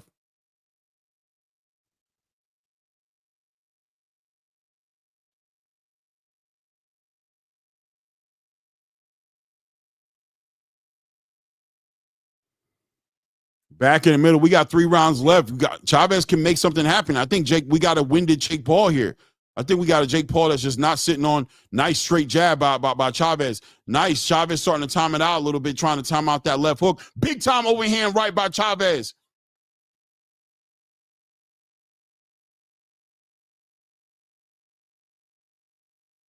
One, two by Jake. Jake scoring. Chavez looks like he's looking for that big shot.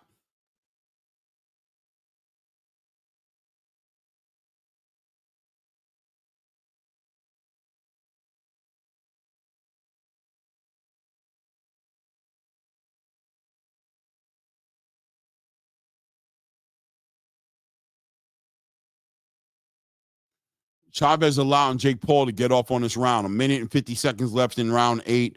A lot of clinching from Jake Paul. Chavez doesn't seem to have the answers for the clinch. He's not letting his hands go inside when he gets inside there. He's allowing Jake to just pity pity pat him to death and then ultimately clinch him once he's tired and he gets too close. Chavez needs to go ahead and make sure he keeps that distance, let those hands go. Straight shots will do him a lot better than these big windmill hooks that he's doing. But Jake is definitely, the condition is being tested by Jake Paul. There he is. Jake grabs him again right there, initiates the clinch.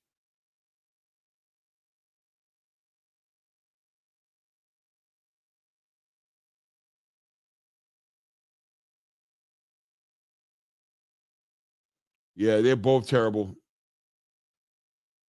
Horrible.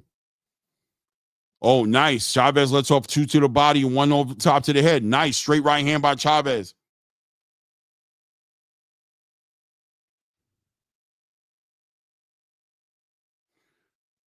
Nice check hook by Chavez. Jake Paul is definitely winded. 40 seconds left. 40 seconds left in the 8th round.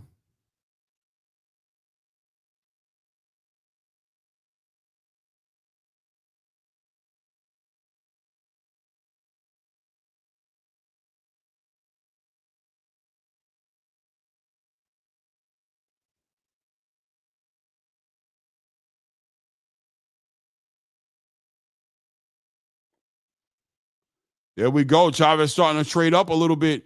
Let's make something happen. 9 seconds left. Jake Paul definitely looking tired, trying to catch him with a shot. Chavez is starting to let his hands go a little bit. It's the end. Referee separates them. It's the end of the round. Jake Paul is winded. I don't know why Chavez isn't taking advantage of that, but it's still Jake Paul round. I'll still give him that round.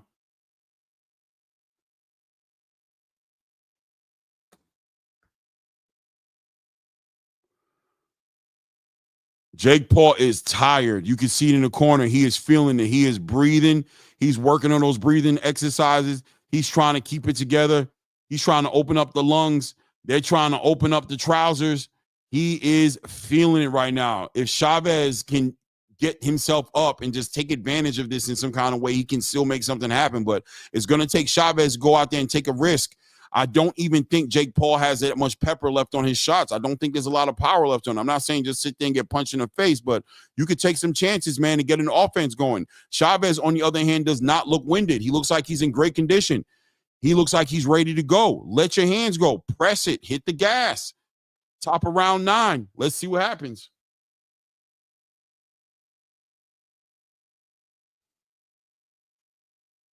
Jake Paul sitting up on that jab, trying to stay safe. Chavez needs to cut that ring off and make something happen.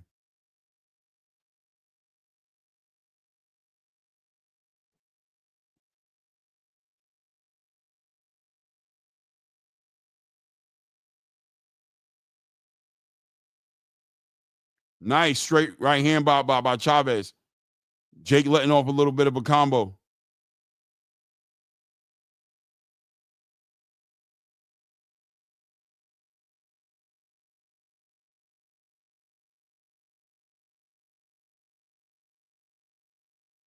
Yo, what is the ref doing?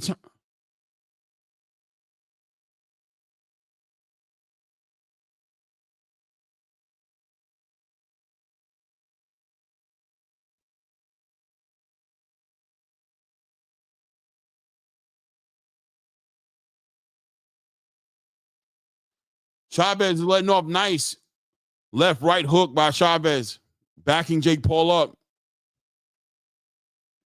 Jake Paul still sitting there with that low guard. I can't believe Chavez not let his hands go more. Jake Paul rips 2 shots, two body shots off on nice body shot, nice overhand right by Chavez. Chavez catches him with a left hook, starting to let his hands go a little bit. 1 minute and 35 seconds left in the 9th round. The referee has to separate them. Jake Paul's tired. What is Chavez doing?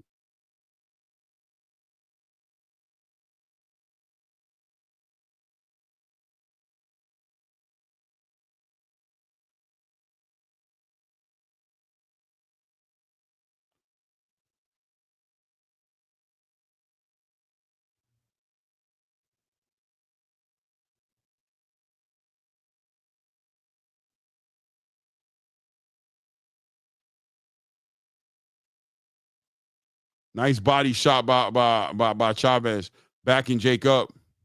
Nice straight right hand by Chavez. Catches Jake Paul. Jake Paul clinching. Chavez breaks a clinch. A little less than a minute left in the 9th round. Nice body shots. 2 body shots of Jake Paul. But Jake Paul rips his own body shots off.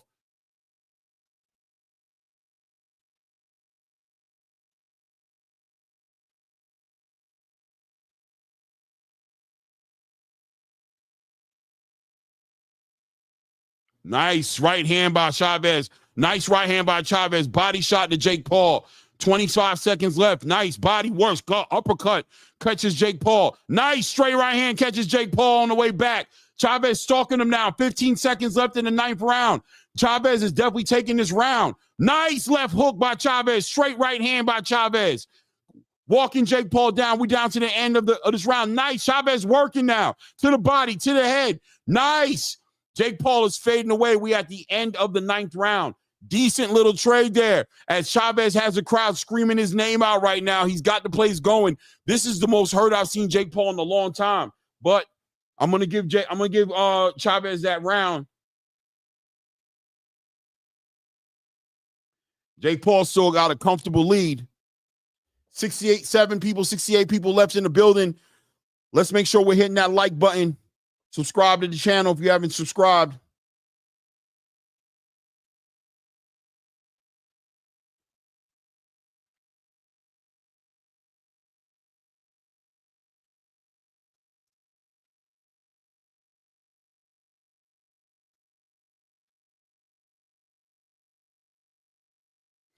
This is the final round. If he's going to make something happen, this is the time to do it. Go out on your shield.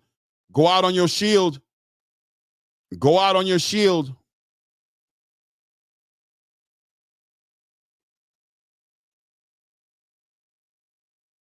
Jake Paul takes a deep breath as the beginning of the round goes. Let's see here. Chavez stalking Jake Paul. Jake Paul back on that jab. We need Chavez to move with a little bit of there we go. Chavez with a nasty overhand right hook catches Jake Paul. There we go. Body, head, body. Jake Paul letting his hands go, trying to make it happen as well, understanding what round this is.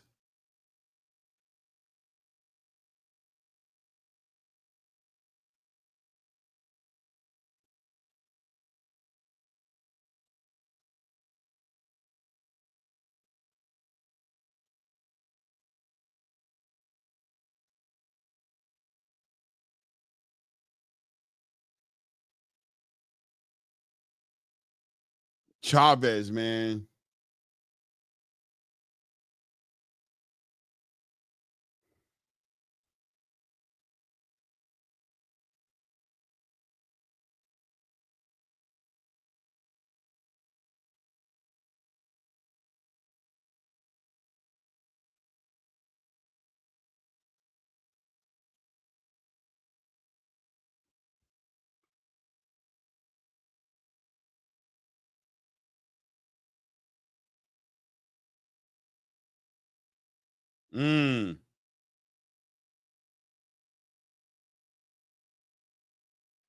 A minute and 10 seconds left.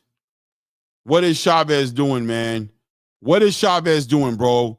Are you not aware of the time? What is going on here? What is he doing? Let your hands go, man.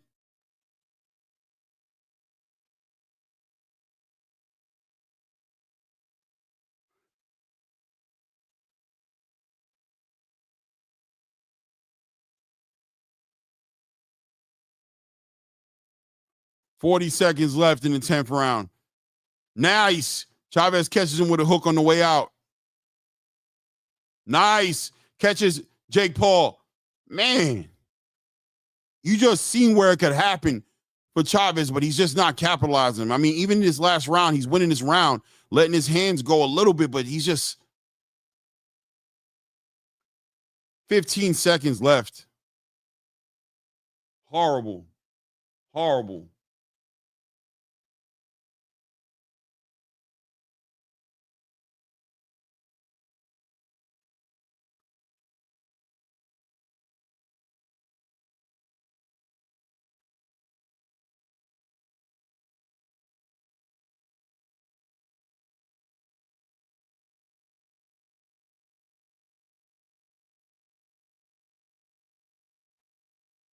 Blue, where'd you get this from?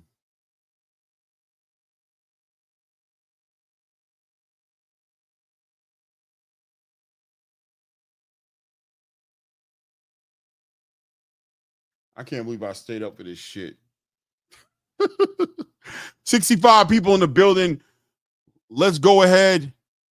Make sure we got the likes. If you haven't subscribed to the channel, I invite you to go ahead and take an opportunity to go ahead and do that. I appreciate everybody, man. Let's see what the judges say. I don't think we really need to guess, but you never know, right?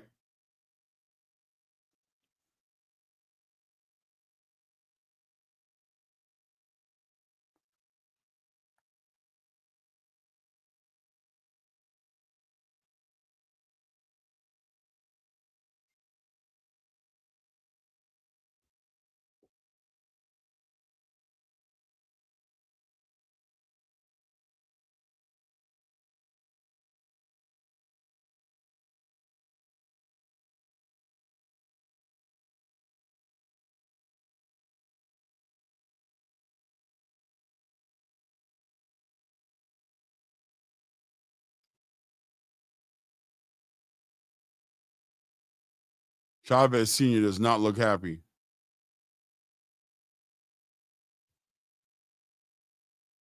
Chavez Sr. does not look happy.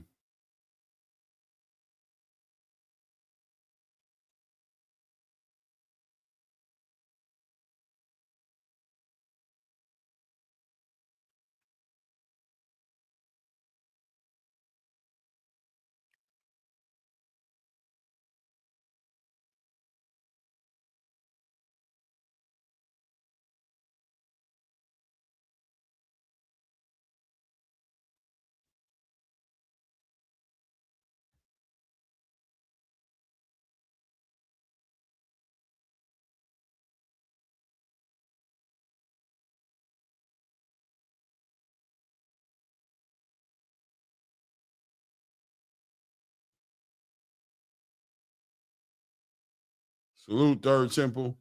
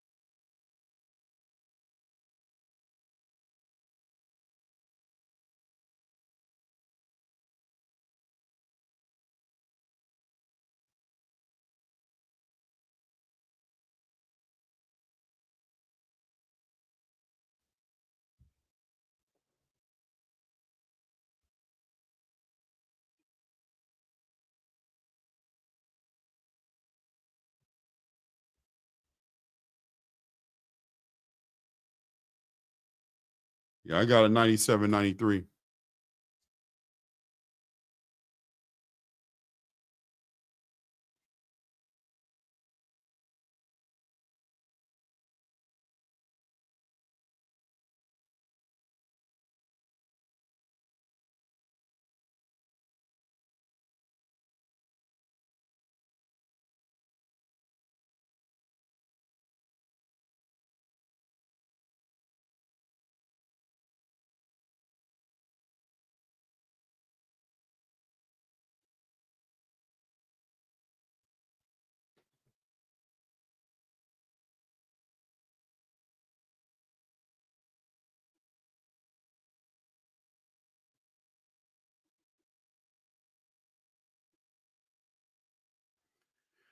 It is what it is.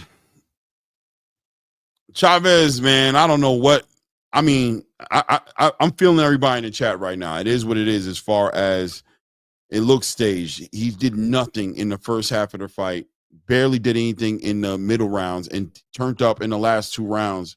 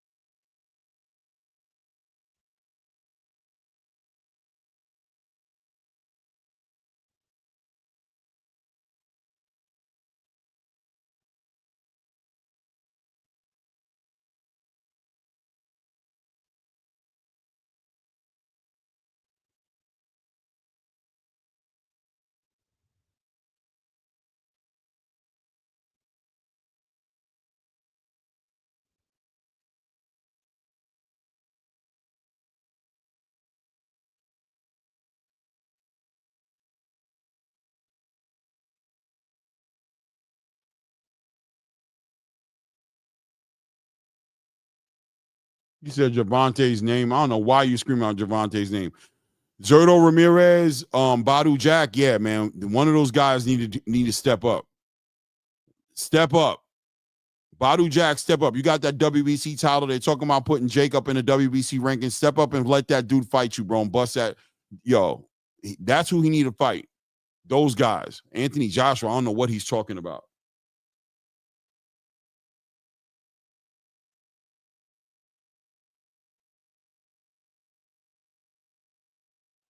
No doubt, JR. Ayo, salute to everybody in the building. It's about that time for me. Believe it or not, I got to get up in a couple of hours. This is so crazy.